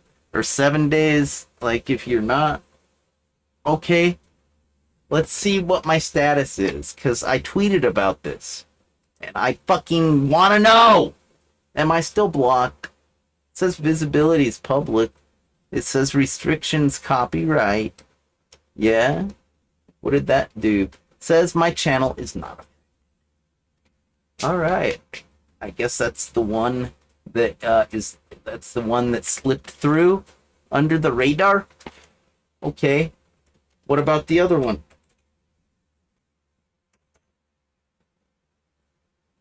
This one. I think this is the other one. Blocked! It's still fucking blocked!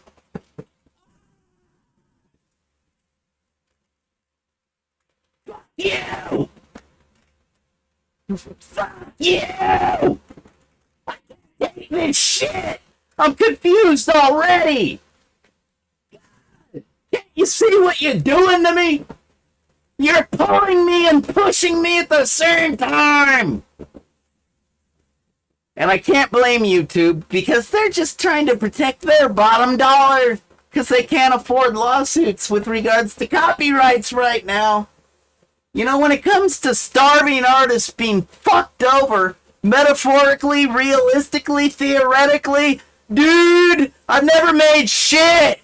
Definitely not a living income off of what I do. I see people do it all the time. You know, I think they make a lot of compromises to make a living. It's a living, not a good one. I think they make a lot more compromises than I would as an artist.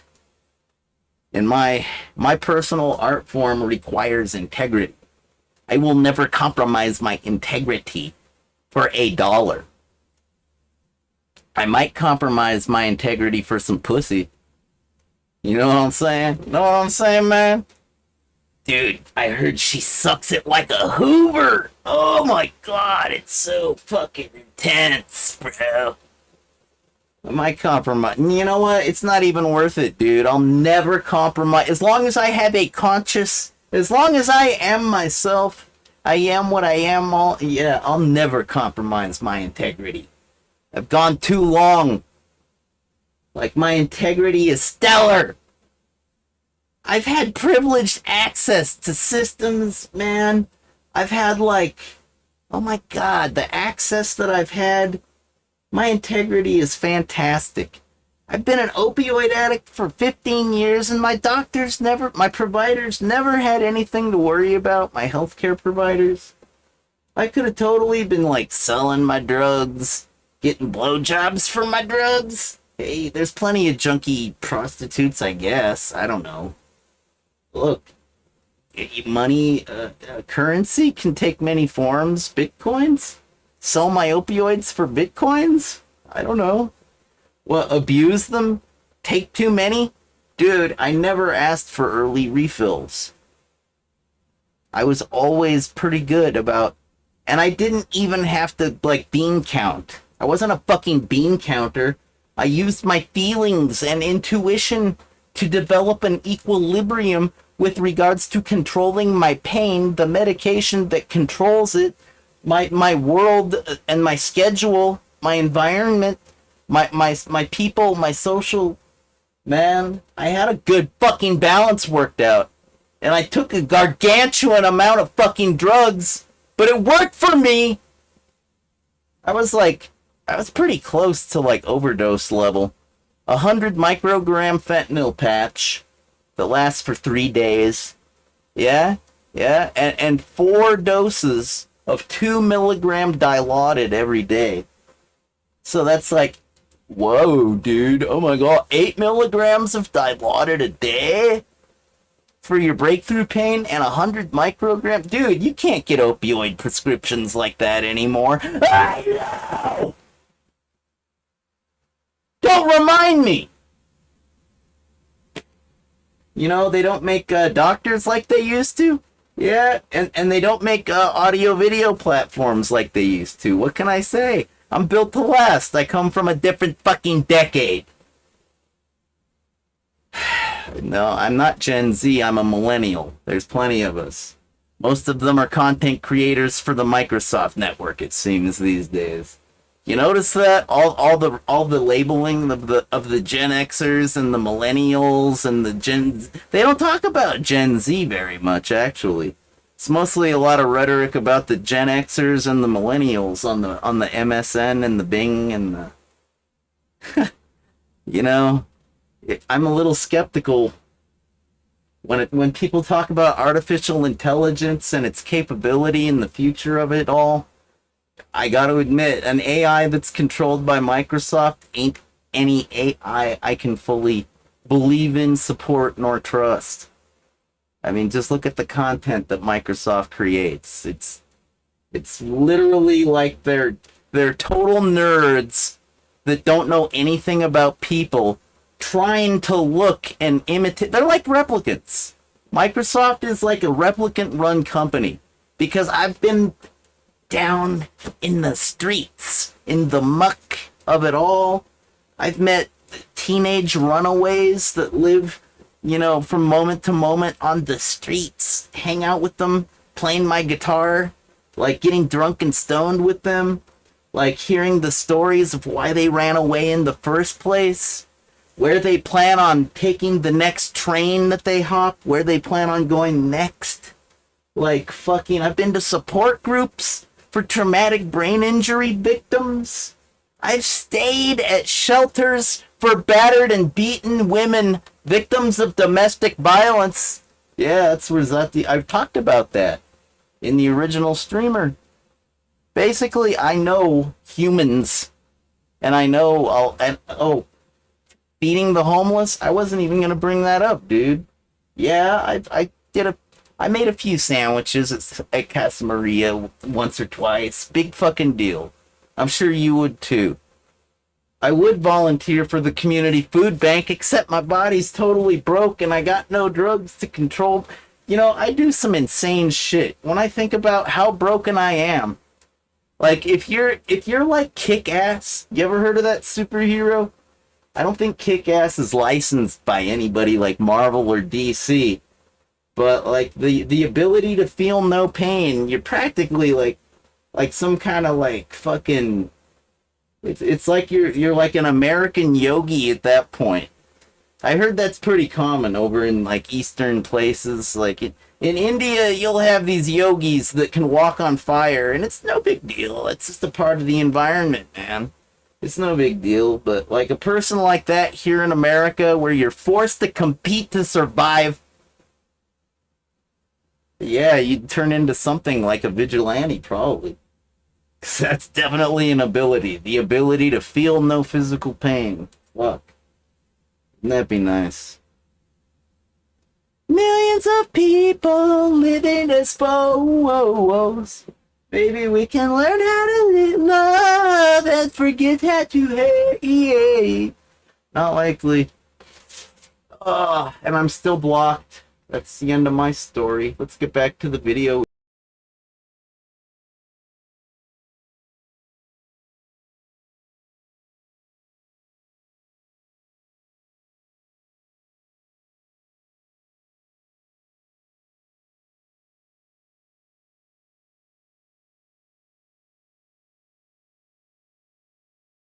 reason in a much more rapid pace this past year. The system is there's 2 penalties for copyright infringements, a claim or a strike. A strike is the most severe. Your video gets taken down from YouTube because a copyright owner sent a complete legal request asking YouTube to do so. Just 1 strike limits your channel, including only airing 15-minute videos and an inability to dispute content claims for 6 months. You get 3 of these and your channel is gone. And then there's the more popular yet less severe penalty, claims.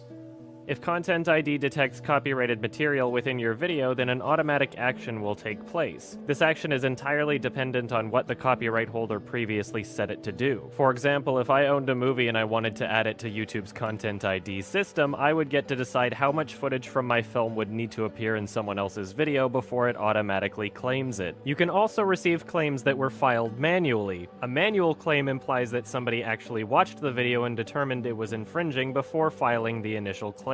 So, how can that possibly be unfair? YouTube's system is set up in such a way that incentivizes claimants to abuse it, and that is precisely why their system is rampant with abuse. You can file a dispute, and then it's up to the claimant to respond to your dispute within 30 days. If they don't respond within 30 days, then their claim will be removed and your video will be back to normal. If they do respond, they can either remove the claim or reinstate the claim. If they reinstate the claim, then you have to file an appeal, and they have yet another 30 days to respond to that.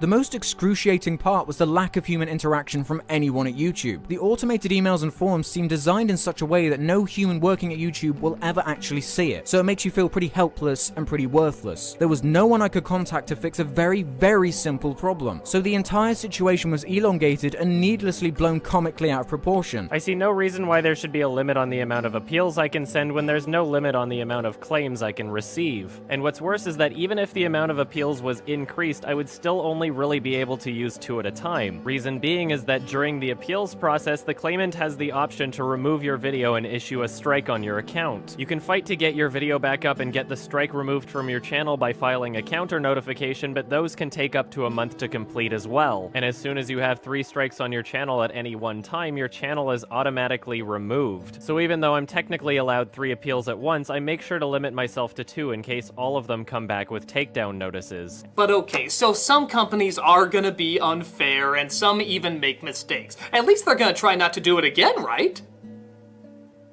Why? There are no penalties for companies creating false claims or strikes. In fact, there's a claim where you can take someone's monetization on a video, even if the claim turns out to be false. So if a studio says, hey, your Event Horizon review, that's our review, 100%. They can take the money you're supposed to be making on it until you file a counterclaim. And if they never fight it or are proven to be wrong, they still get to keep all the money that they made on you. No questions asked. But there's even more they can do than that. You would think that studios wouldn't go around filing fraudulent claims against people's videos, but not only do they do that, but they often outsource other companies to do it for them. I've received countless claims from a rights management company known as Egeda, and this claimant in particular is one of the worst to deal with. You can dispute your claim and provide factual evidence as to why your content falls under fair use, and they just reinstate their claim anyway and will often issue a takedown notice against your video. So you might be thinking, well, big deal, so you had to fight off a claim every once in a while. How often could they possibly happen? A few times a year, maybe once or twice a month? Every other day, we have to fight off a new claim. I've fought and won every single illegitimate claim thrown my way, but as the number of videos on my channel increases, so does the likelihood that I'll be stuck with too many claims to deal with at once. There's countless videos on my channel that I was unable to monetize for several months just because of how long the claims process takes. It's gotten to a point where we've had to change our content dramatically. Clips of films have been intensely reduced down, and some reviews don't even use clips. They use reenactments. However, as other cases prove, even not using footage isn't enough. I received a strike on my account on one of the Midnight Screenings reviews, which is a series I do in which me and another person sit in a car in a parking lot after going to see a movie in the theater, and we just talk about the movie. There's no clips, no footage, it is just us sitting in a car talking about a movie. And if you didn't know that, you could know that by just simply watching the video. So what started out as a means to protect studios and content creators is now being used as a means to silence and steal. We're at a point now where not only is this becoming more and more wrong, it's becoming illegal. In the case of Lens versus Universal, Universal claimed a 29-second video of a baby dancing to a Prince song infringed copyright. Yeah, that's how desperate it's getting. Thankfully, EFF sued Universal on Lens's behalf, arguing that Universal abused the DMCA by improperly targeting a lawful fair use. A federal appeals court affirmed that copyright holders must consider whether a use of material is fair use before sending a takedown notice. But don't worry, that still didn't stop the studios from wrongful DMCA takedowns. Tons of them still going on today. Studio Ghibli gave us a strike for telling people to go see My Neighbor Totoro. Ironic, as the studio that created the No-Face, a creature who just wants to spread joy but gets consumed by greed, gobbling up anything that comes in its way, is now sadly the perfect mascot for this situation. When we upload an extended version of our commercial reviews, the Apple commercial about the 1984 future got claimed. The comedy writes itself. A company warning us about an Orwellian future, saying they'll lead us away from a world that controls and censors us, is controlling and censoring us. Wow, you really stopped that future from happening. The studios have made it clear they are not going to play fair, and they will step over anybody's rights that they need to get exactly what they want. So, what needs to change? Well, first make it so that studios can't steal money that's rightfully yours. If there's a monetization claim, why not place that money made for the video in a side account? That way, if the claimant releases the claim, the money should go to the creator. Second, the 3-strike rule. How come 1 strike disables you from disputing any other copyright claim? If we were going by baseball rules, does 1 strike limit the batter's ability in any way? Up, 1 strike, that means you can only swing halfway. Up, 2 strikes, that means you can only swing at balls on certain sides of the plate. Fighting claims is something that every channel will have to go through at some point. Hell, with these examples, it's inevitable, and some of us go through it more often than others. So why take away your right to fight that, especially if it turns out the party accusing you is wrong? In fact, since a court ruled that fair use has to be taken into consideration, why not a grace period before any action is taken? A strike should not automatically and immediately be placed on your account. There should be time to notify YouTube that you're fighting the DMCA takedown. And until that's resolved and seen who's right or wrong, an account shouldn't be penalized. Which leads to the most important part. Claimants need repercussions for false claims. You can lose money or your channel due to claims and takedowns. Those are the penalties you have to suffer. So why isn't there any penalty for ones that are retracted or false? It just allows one side to have all the power. There's a great irony that the creation of Hollywood and these studios came from something similar to what we're going through right now. Thomas Edison held many of the patents over the technologies needed to create movies, and he was overly tough on upholding them, exhibiting a near monopoly. So creators fled to California and created Hollywood, because they thought the limitations and abuse of control was getting out of hand. Yeah, sound familiar? Years later, the studios now are the ones who are trying to limit and control while the creators are still trying to create. It's clear that this current system is made to be abused, and will continue to be abused until A, it's fixed, or B, the affected channel gets big enough to give the claimants enough bad press to scare them into not filing the claim. And that shouldn't be how things are done. I've been doing this professionally for over 8 years. And I have never had a day where I felt safe posting one of my videos, even though the law states I should be safe posting one of my videos.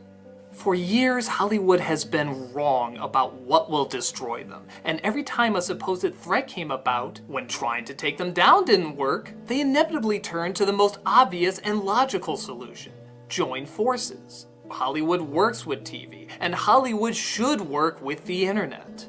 This is proof that the only thing that can destroy Hollywood is Hollywood.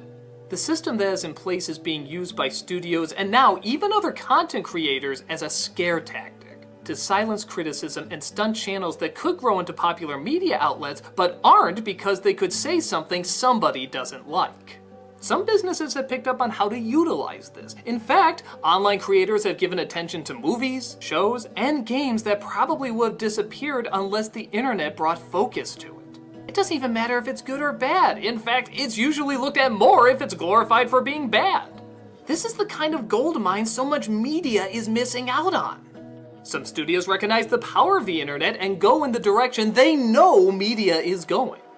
But others still see the change as too hard or too much work, not willing to put in the effort to do what they know is right. When you receive a claim, it hasn't even gone through a human being yet. YouTube gives claimants the power to make money off of your video before it's even been determined that your video is actually infringing upon their copyright. Why should content creators be responsible for having to deal with angry people who take reviews personally and use that anger to maliciously target and silence voices with a system that allows them to do so? It's no wonder studios don't think twice about issuing illegitimate claims, because chances are either you won't fight back or you won't be able to fight back. And only months after this incident, my entire channel was taken down for about 17 hours because of false spam flaggings. It took multiple weeks to even receive any kind of explanation or apology from YouTube directly. And if I never made such a loud noise about it, my channel would have remained taken down for no reason. Look, piracy is a problem. And if someone is pirating your work, or even worse, making a profit off of it, you have a right to stop it. But not at the cost of freedom of speech. And fair use is freedom of speech. The funny thing is, it doesn't even take much to spot fair use. If a video is running your product with few to no comments or changes, or the changes are just alterations so that they don't get caught, it's probably piracy. But if the video isn't even half the length of your work and someone constantly comes on to talk about it, or it's edited to make a point or use satire, then it's probably fair use. And sure, some mistakes can come from this too. It's expected, but not nearly as many as the system that is in place now, and not at the cost of common sense. Because here's the thing, we're not going away. Content creators like us have only gotten bigger, and all your attempts to keep us down have only made us stronger. No matter what you do, we will always find a way to comment, to praise, to criticize, to satirize, and to educate. And to all the YouTubers out there, whether you make a living at this or you just watch for entertainment, this is something we all need to stick together on, because change is already happening. Many studios, whether gladly or begrudgingly, are being forced to work with the internet. But there are still some who want to stay away and will do anything in their power to stop online entertainment from evolving, including infringing your rights. We need to show this isn't okay and it never will be okay. If we can make it clear now that fair use is real, it's being abused, and it's hurting the growth of an industry you love to watch or produce, we can create a more stable environment for new creators to produce great work. The internet is a place where anyone can become famous. Let's try to keep it that way. I'm Alex from I Hate Everything, and where's the fair use? I'm Adam from YMS or Your Movie Sucks, and I've been asking, where's the fair use? I'm the Nostalgia Critic. Where's the fair use?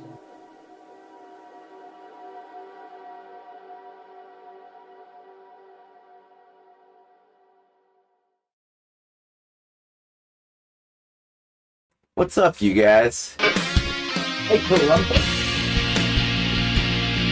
Dude, I was hoping that was like the Street Fighter 2 theme song.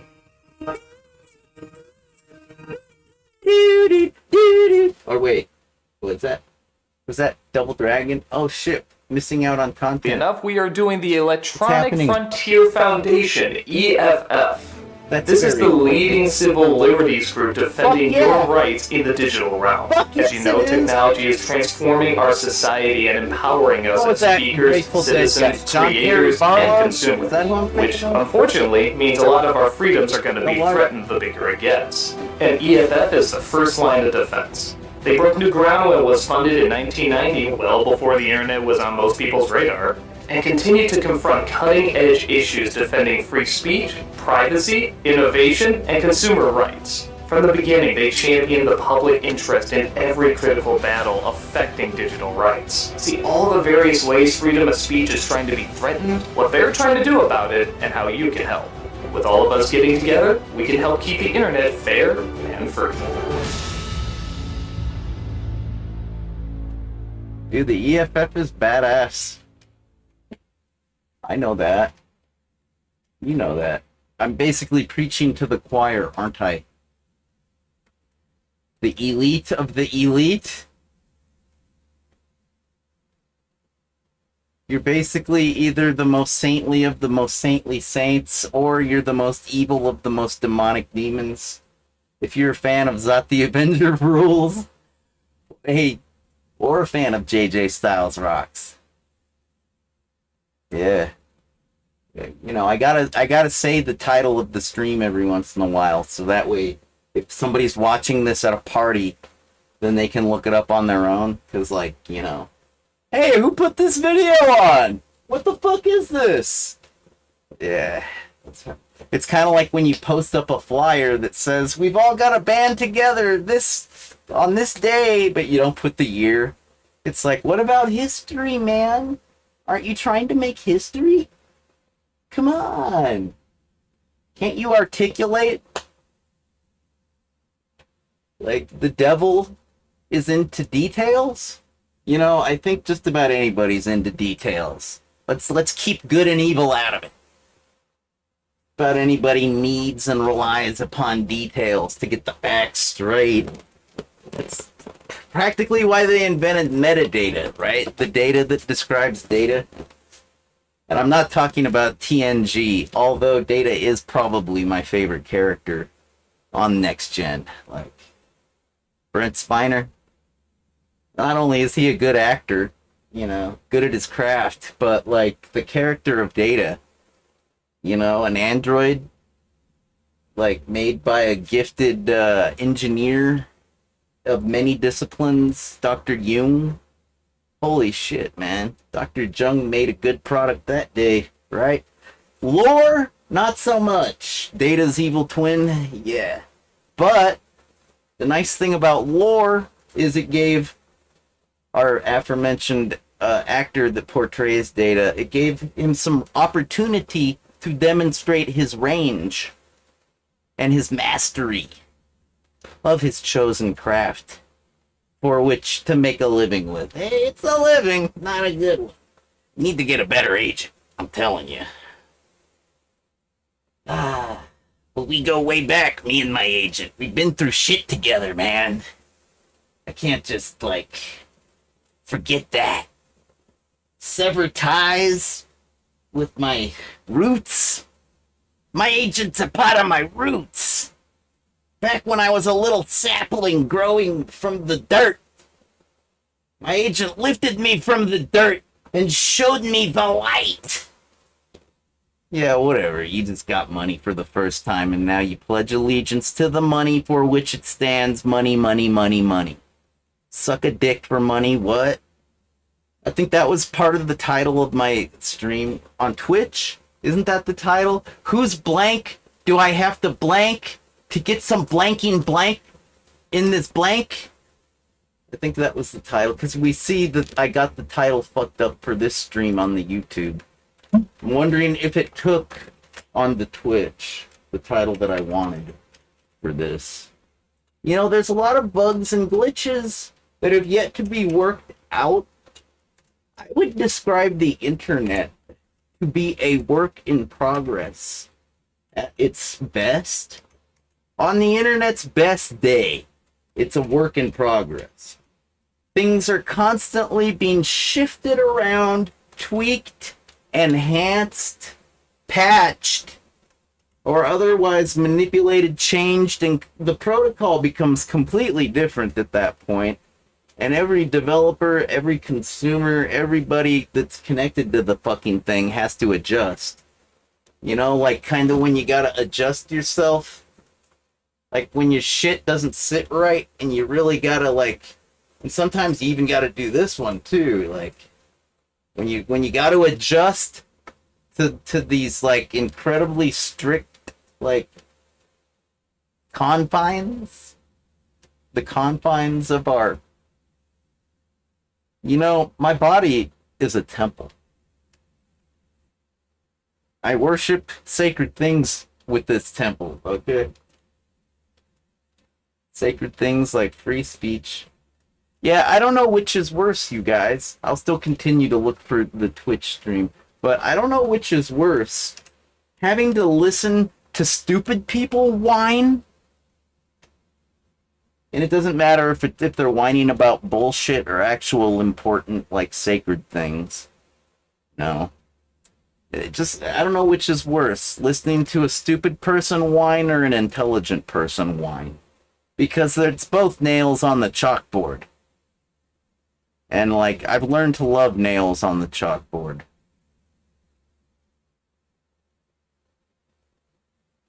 I wouldn't lie about that. You guys saw me rolling around on the futon, the broken futon, earlier with an ice headache. When I was sipping on the, Oh, I gotta make a new one. Remember my ice headache? Brain freeze! I've learned to enjoy that, too. Pain comes in many forms. Most of it is enjoyable, comparatively speaking. And also just downright, like, I slather Tabasco sauce. It's made out of, like, vinegar and cayenne pepper. I douse just about everything in black pepper and cayenne pepper these days. And though it can be painful to your taste buds, it's not mine. I thrive off the pain these days. But even though it is painful, it has capsaicin, which is a chemical that is actually a painkiller. It does, like, your receptors in your nervous system, your pain receptors, they get, like, altered somehow. I don't know. I'm not a neurologist. I'm not a neurosurgeon. Shit, man, I'm a high school dropout. What do I know? No pain, no gain? Sometimes that's true. In the case of capsaicin and spicy food, yeah, the pain, there is some gain. It's like a power exchange thing. It's like bondage and S&M, man. Who's the dominator and who's the dominated? It's a power exchange. We take turns. On Tuesdays, I'm the dominator. On Wednesdays, you're the dominator. Yeah. That's nice. I prefer to spend my time alone. Because I'm usually dominated whether I want to be or not. And if I actually, like, try to participate, I, like, totally overdo it and, like, become the dominator. Because I got a short fuse. My hourglass. Yeah, you remember from a few minutes ago? Where'd I put my hourglass, you guys? Oh, no. My hourglass is short. My fuse, my hourglass. I'm a powder keg. Not today. I haven't done anything that fucking powder keggy. But yeah, the problem with listening to people whine is I've been through it all. And the infantile ramblings of the undereducated. Hey man, they went to an Ivy League school, okay? They got to graduate because their daddy gave them, likes to donate to the institution. Oh, so they're not undereducated then. What's a better word? How's about I just stick with stupid? Listening to stupid people whine, it's taxing because they're so infantile. And oftentimes incorrect. They try to make points, and the very points they make, the citations that they pick for the foundation of their argument, they pick incorrect. They're incorrect. That's the thing about listening to stupid people whine. But when you listen to intellectual people whine, you can tell how sheltered they've been in life. They've probably always had a roof over their head, right? They've probably always had a full belly. Yeah? Ooh, that must be nice when your stomach doesn't growl. I don't even eat until my stomach starts growling. I've learned to like it. I'm like, ooh, it's time for sustenance. Yay! Because, I mean, hey, what's to stop you from overeating, right? Overindulgence? Yeah. If you don't even wait for your stomach to growl, and you're already stuffing your face with something new that you don't need, yeah, why should I trust you? You're obviously a glutton. Perhaps a glutton for punishment, even. Yeah. And, you know, these intellectuals, they tend to rely in their arguments when they're trying to make a point, using things like quotations, citations, facts, figures, and otherwise correct, accurate information. Yeah, their ratio of, like, inaccurate facts, basically lies versus truth. The intelligent usually tell the truth more than the stupid. The stupid tend to believe things that aren't true, but to spread lies is to spread misinformation, is to make my life harder. Luckily, I have the critical thinking, I have the discerning eye, I know how to read between the lines. Dude, when you're listening to a stupid person whine, there's no lines to read between. It's more like squiggles. And like you got like a squiggle in that direction, a squiggle in that direction. It's very easy to read between those lines. Trust me. That's not the difficult part. It's more like the nails on the chalkboard. It was stupid people, the nails in the chalkboard are the misinformation. It's like you're just groaning, palming your face. That's like feeling sad and sorry and embarrassed for the stupid idiot that's rambling on like an infantile baby. Wah, wah, wah. Like, you know, babies, they don't even know why they cry. Like the feeling of hunger, the feeling of soiling your diaper, soiling yourself, like the feeling of loneliness, the feeling of pain, physical pain, longing. These matters are new to an infant, and they don't know how to handle the input. They don't even know why they cry. They're just trying to express themselves the best way they know how, basically. And yeah, listening to a stupid person, they none of that. There's no excuse. It's not new. Being a whiny little bitch is nothing new for a stupid idiot, okay? And it's nothing new for an intelligent person that knows how to get their facts and figures and citations. Like, they use the MLA standard for their fucking... Because they went to their freaking... They didn't go to an Ivy League school like the stupid person, but, you know, they got pretty good grades at the university. You know, they earned that bachelor's and their 4.0 average. Their honors society affiliation along with their Dean's List accredited... Look it. These people operate under the assumption that we live in a fair world. A just society. They live in La La Land. And listening to it drives me crazy. Because I've never been fucking privileged. And to think that the world is fair in any way, shape, or form is not only naive, it's insulting. It's beyond patronizing. You're not patronizing me, you're insulting me when you say things like, oh, and I have to file appeal after appeal. Yeah, welcome to the fucking system. Why do you think I'm a punk rocker? Huh? I know how to file a fucking appeal or two, trust me. When I filed my civil suit, my second one, my first civil suit was against the Social Security Administration of America itself, and I won. About 30 grand, roughly. 25 grand. Yeah, whatever. I proved my point by finding my evidence. And I had to appeal like 15 fucking times. And I couldn't even make it to my courtroom appearance. I had to reschedule like half a dozen times because I didn't have proper pain management or any kind of control over my life at that point. Yeah, so that's what happens. Sometimes it does take more than one. Perhaps your whines, perhaps your infantile whining? Yeah, it's pretty infantile. Yeah, perhaps it's true and perhaps it's just, but we don't live in a just world. And sometimes you gotta take that into account. You can't live by the rule book when the other people don't live by it. Do you get it?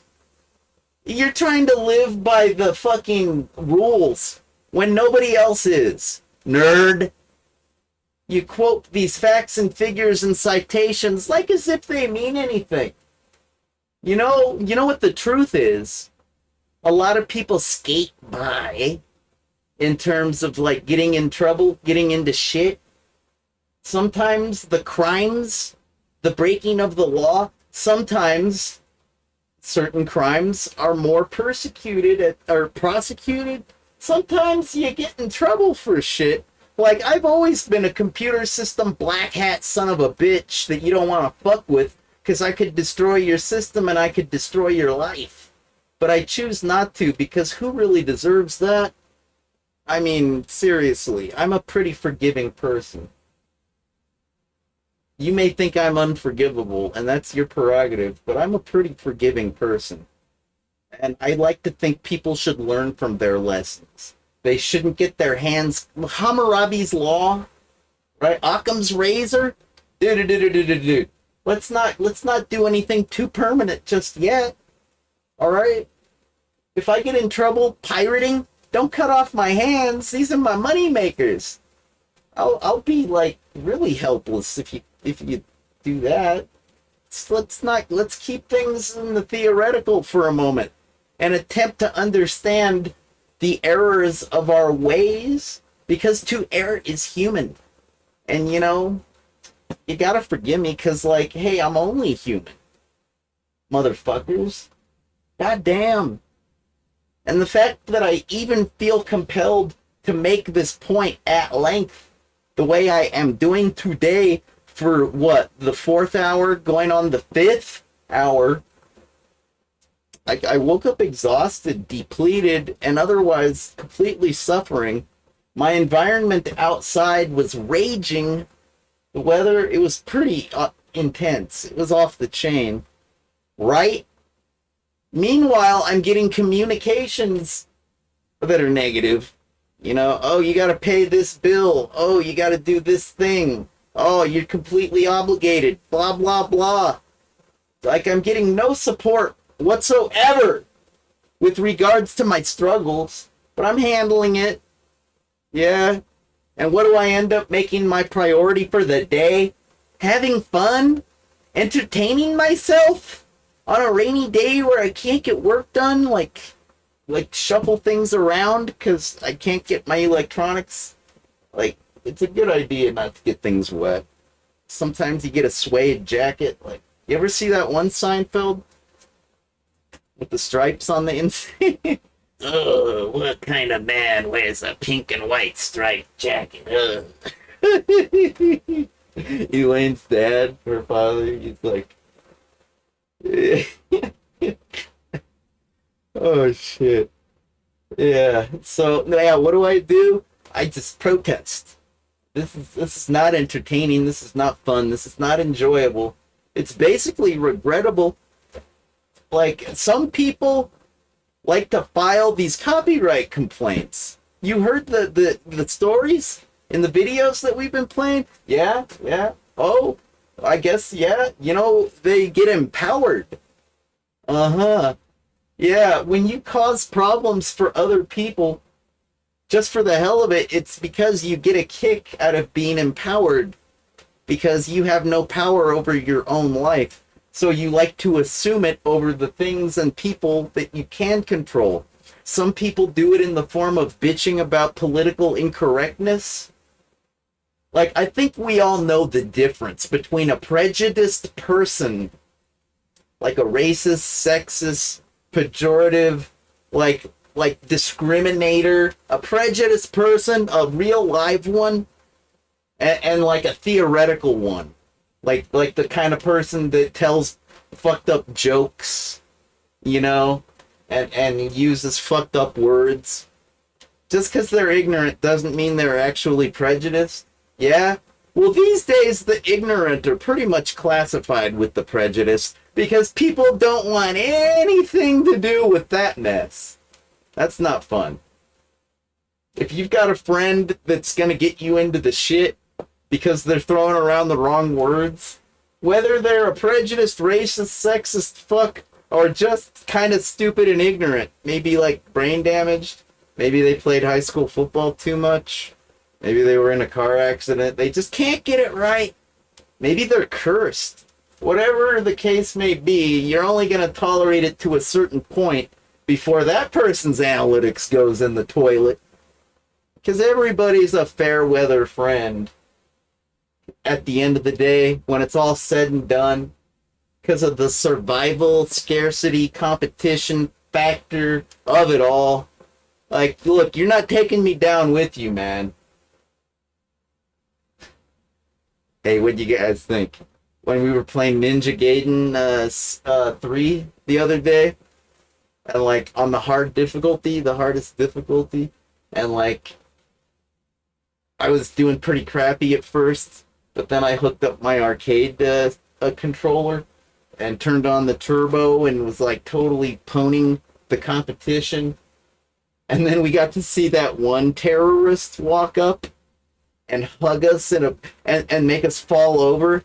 And then they said, "I'm taking you with me." And they got like a bomb.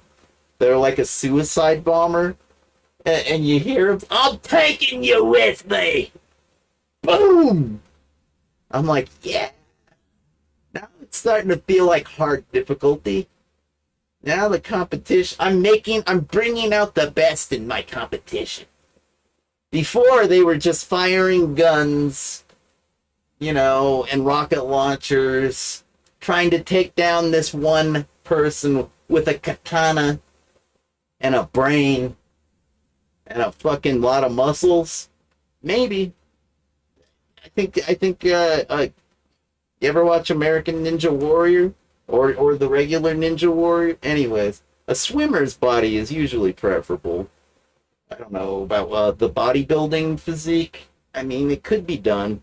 The bulkier you are, the harder it's going to be unseen. You're going to stand out. That's not so ninja, in my opinion. It's debatable. At any rate, yeah, I'm not taking you with me.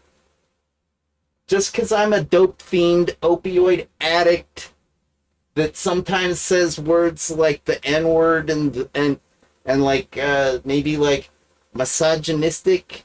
Look, I don't think the word bitch is that misogynistic. People use that word every day to describe female canines. Give me a break. I think we know that I'm a feminist. I'm a self-declared feminist on that one Twitter fucking... who's that one right-winger that likes to ask rhetorical questions in an effort to provoke the stupid into replying and sharing their 2 cents in the form of an opinion? Yeah, I got tricked. Actually, I got provoked. You know? I did. I try not to fall into that trap, but I felt the need to, like, declare the Olympic runner that wears the booty shorts, that like the thong up the butt, like the juicy booty Olympic runner. And this guy's this right-wing fucking rhetorical asshole. This windbag that's blowing hot air. A lot of rhetorical questions. Rhetorical? Yeah, it falls under the category of hot air, windbag. You're just blowing smoke up my ass. Because there's no content to it. It's just a bunch of fluff meant to just, like, get a reaction. You know, something I can't seem to do these days. So, as saying that feminists are outspokenly against this Olympic runner because of their body, and also the double standard with regards to male athletes and what they are expected to wear when they perform, you know, on the field, as opposed to what a female athlete is expected by her sponsors, blah, blah, blah. Yeah, and fans, you know, do you believe that this runner, blah, blah, blah? My reply says, look, man, if these feminists that you speak of, these hypothetical feminists, don't approve, maybe they should have said something when, like, the Kim Kardashian-style buttocks was dominating the planet. That happened like 10, 15 fucking years ago. It's a little late to bitch about it. Like, you should have bitched about it back when small asses were trendy. Okay, that was my first point. Is it too little too late? A day late, a dollar short? No shit. You're basically bitching about nothing. Because you're not going to change the world. Rome wasn't built in a day. Yeah, neither was that butt, okay? All right, and I said, secondly, I'm a feminist, and I don't even care. Really, all I have to say is that's a remarkable butt. Jesus, man, that thing's juicy as hell. I'm outie. Peace in the Middle East. Audi 5000. Drop the mic. Yeah, I'm a feminist, and I don't care. So obviously, this is just rhetorical bullshit meant to draw me in like a toy. Like a cat and a laser pointer and or perhaps a piece of string, like an irresistible, like a car to a canine. No shit, right? Like a rattle to a baby, to a toddler. Nah, a toddler is a little too old to be fascinated by a rattle. Okay? If you've got a toddler that's fascinated by the rattle, it's either a percussionist or perhaps needs to see a neurological doctor with regards to their development processes, because yeah, babies are fascinated by rattles. Toddlers, they're more fascinated by like things that move in their environment. They want to move too, so they're crawling and they're walking and they're talking. Babies, they're just shaking their rattle. Just like, God damn, this is awesome. I can actually manipulate something. This rattle is so fascinating to me. Oh my God. Just think of the rattles that I'll operate when I get to be big, like mommy. Yeah, man, I'm a fucking feminist. It's nothing new, dude. It doesn't require... You know, have you ever heard somebody joke around and say that a woman belongs barefoot and in the kitchen making my meal like she's supposed to? Yeah, that's the general attitude that is so, like, outrageous. That's basically what a non-feminist sounds like. If you are complicit and agree that women should be in the workforce, be allowed to vote, you know, have just about every other freedom, have an equal income with regards to their salaries, you know, have their music and art respected just as much as anybody else. Yeah, that's not even a big deal. That's just basic respect of other people. Give me a fucking break. I think a lot of times, all these fucking prejudiced motherfuckers, they're just threatened. They're insecure about their future because they can see their livelihood disappearing right before their eyes. Typically, the powerful are the exploiters, and they stay on top because, for one, they're ethically comfortable with it. They sleep at night, they look in the mirror, they can live with themselves. Yeah, they live a life of exploitation. So what? It's no big deal. Not hurting anybody. Don't take it personal, it's just business. Yeah, I take it personal. I do. It affects my freedom. It's pretty personal and sacred to me. Yeah, what else? Oh, well, you know, when things like women's lib movements and you know, civil rights, you know, race, like, type things, like, when you can see the little people rising up like cream of the crop right to the top, you can see your whole livelihood and your fat cat easy lifestyle disappearing right before your eyes. And you got to do something to protect it, and you use the hate in terms and the fear. What do they say? Fear, uncertainty, and doubt. The FUD. That's an old computer security society. That's a term I learned a long time ago, hanging out with those types. Yeah, the fear, uncertainty, and doubt. It's kind of like the garbage in, the garbage out. The keep it simple, stupid, or keep it simple, silly goose. Yeah, they're just threatened. It's kind of sad. I kind of feel sorry. It's like as if Darth Vader is so desperate to maintain his like Vader status that he starts to use his Jedi powers for like stupid bullshit. You know? It's like if you're the Dominator, you shouldn't rely on bullshit like propaganda, right? Could you imagine if Darth Vader was like so desperate? If the rebellion became so powerful that like he had to spread Empire propaganda, like you can't even take a piss in a public restroom. You're standing there at the urinal looking at Empire rhetoric about how we must be vigilant against the rebels. It's like, the rebels? Who the fuck are these rebels? This guerrilla outfit? Like seriously, most guerrillas, most rebels never get enough power. You don't even hear about them. Because they're not an empire. They're just a ragtag group of shit troublemaking, like, what do they call them? Shit stirrers?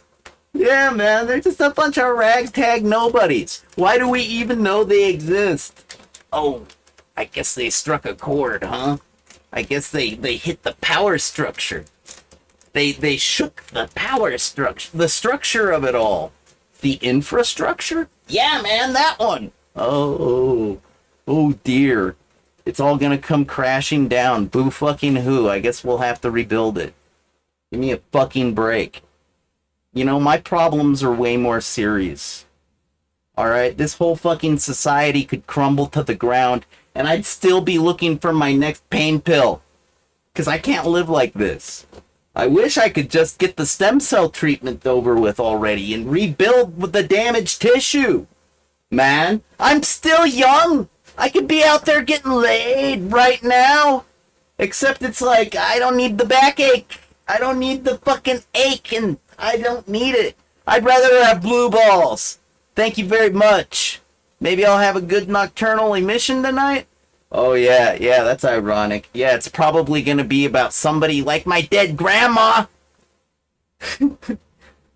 Yeah, that's when your nocturnal emission turns into a nightmare. Ah! Why didn't I flick the light switch in this dream a lot sooner? Ah!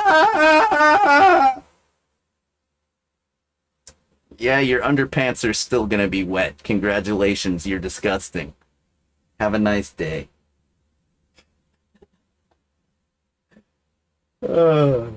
Yeah, listening to intellectuals whine is just as bad as listening to stupid people whine. You know? And you know, whining, infants do it. How else are you supposed to communicate and convey the displeasure of your existence? The unfairness of your reality? How do you fucking do it without whining like a little bitch? I haven't even mastered that, and I'm quite a gifted communicator at the end of the day. I may not have chose media communications as my degree choice, you know. Oh, what are you mastering in? What's your diploma? What's your major? What's your major? I almost forgot that word, that term, major. I was thinking maybe I'd have it as a minor. Like, I could have, like, the computer science as the major, the systems analysis, computer programming. I was thinking that my algorithms and data structures. Yeah, you couldn't pursue a computer security degree back then. That's what I would have gone for. I even thought about computer graphics for a moment until I realized I suck at that. The digital arts, it's not really my thing, in my humble opinion. I'm way better at understanding systems, especially broken ones that I've broken myself. Yeah, nothing like breaking a system firsthand and then fixing and repairing it firsthand too. But oh shit, did I lose my point? Was there a point? I don't know, man. It's just like it's exhausting. It's exhausting when you choose to protest rather than just, what, play a video game. Oh yeah, that's right. I could be out there getting laid. Or, hey, but I don't want to be a bad boyfriend, which is exactly what I'm going to be. I'm not a reliable person at this point in my life. I can't even trust myself to do anything other than just this fucking video right here on Zot the Avenger Rules on Twitch and JJ Styles Rocks on YouTube. That's about the most reliable guarantee I have for you, is that I'm going to keep doing this, and I don't even have a schedule for you to follow. Oh, poor baby! Maybe you should just, like, subscribe and, like, you know, get the email update or whatever they send you. And, you know, hopefully you're quick to turn on the channel, because, man, I would have a schedule if I could do any better. Is there a gnat in here? Son of a bitch. I'll kill you. That's your first and only warning. You better fly somewhere else. I'm gonna kill you. It's not nice to be violent without a warning. You have 10 seconds to comply. You have 8 seconds to comply. Hey, what happened to 9? You must be an intellectual, huh? You whiny little bitch. A stupid person, they're not gonna complain about the 9. They're just gonna like, am I gonna comply or am I gonna get out of here? You know what I'd do? I'd stand there and I'd go, blow me away. Do your worst. I'll bet it won't even faze me. Plus, if it does, I'd like to die. My life sucks. I do not comply. I resist. And I'm not running away. I can't. I don't have my skateboard. I don't have my car. I'm not going anywhere. And I'm not going to comply. So hurt me! Do I deserve it? Do I really did I hurt anyone else? Did I? If I did, I'm sorry. Can I make it up to you? I mean that. I think you can hear it. I mean it. I don't think I hurt anybody. I don't think I have in a long fucking time. Myself, maybe. Accidentally. I don't do it on purpose. It's usually when I'm tidying up around here.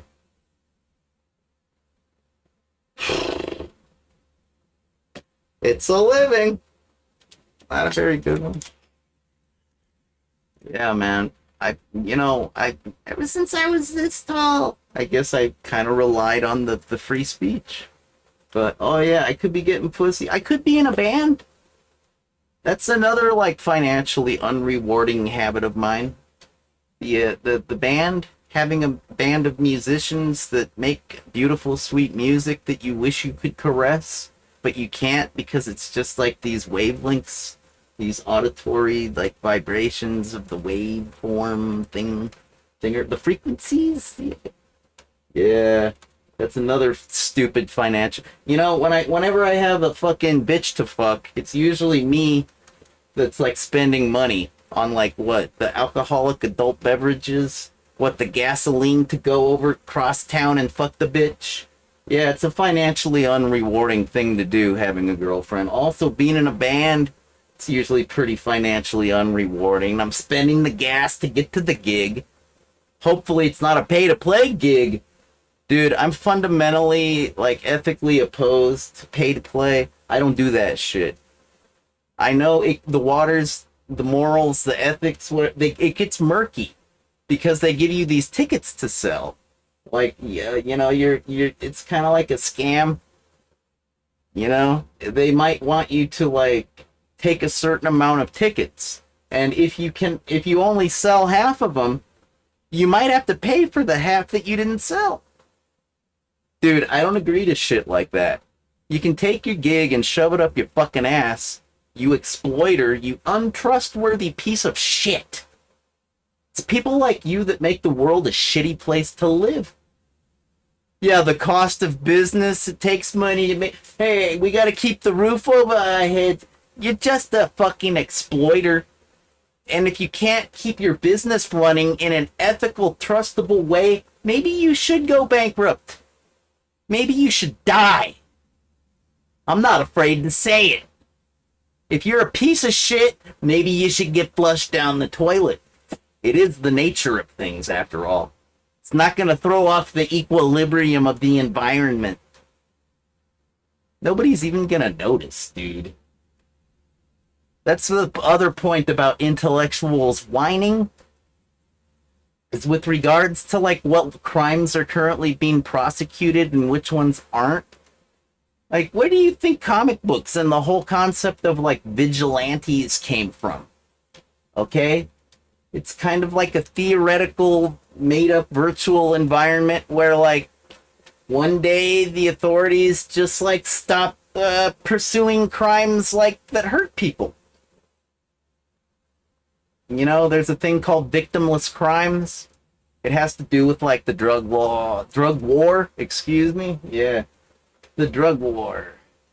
Hey, let's talk about that some more. No thanks.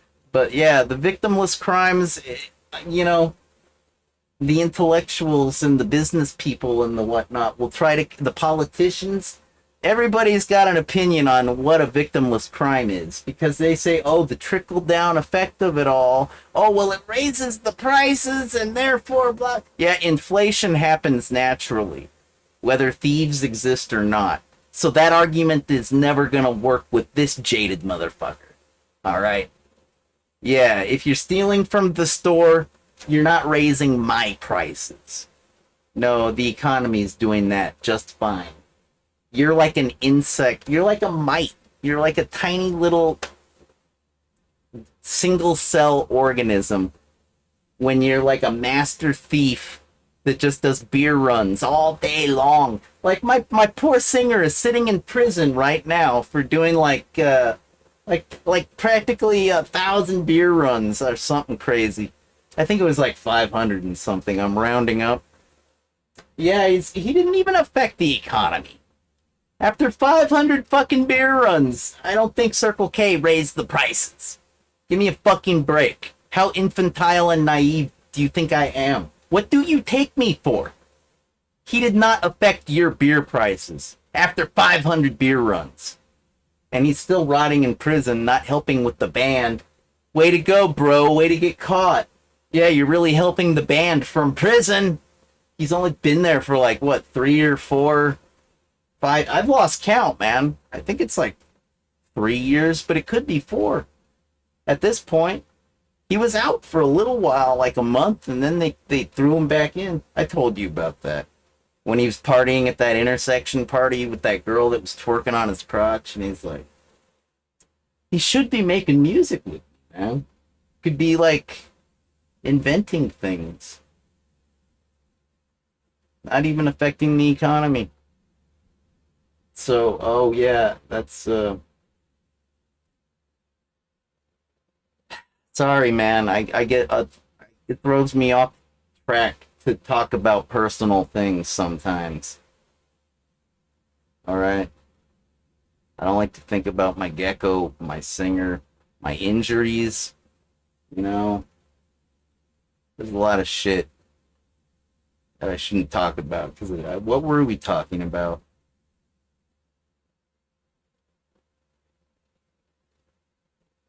Your privilege shows and your insecurities grow.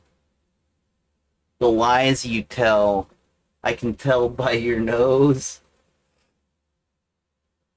Granted, no one knows where the nose goes, but hoes. Toss that salad now.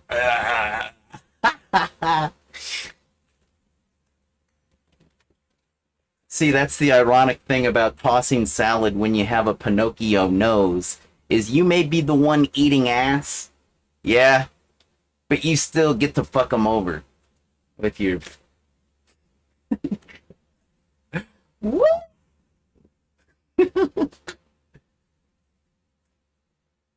That's just the ponderings of the disadvantaged and otherwise neglected. I haven't been exploited in a long time. I don't put myself in that position usually.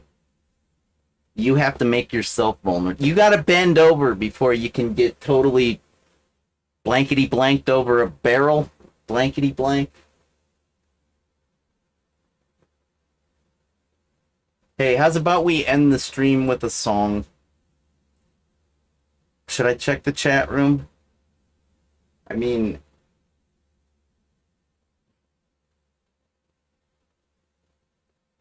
I hate to be a dick. I hate to be... I should...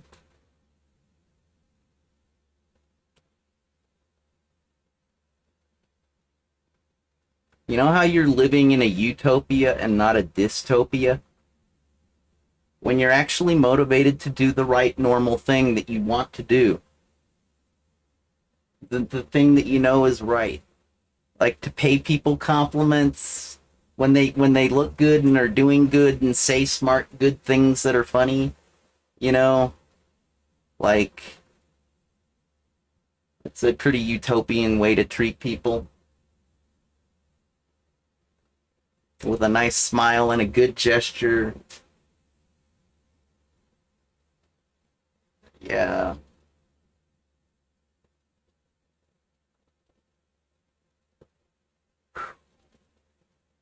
I'm exhausted. Normally reading is like cool.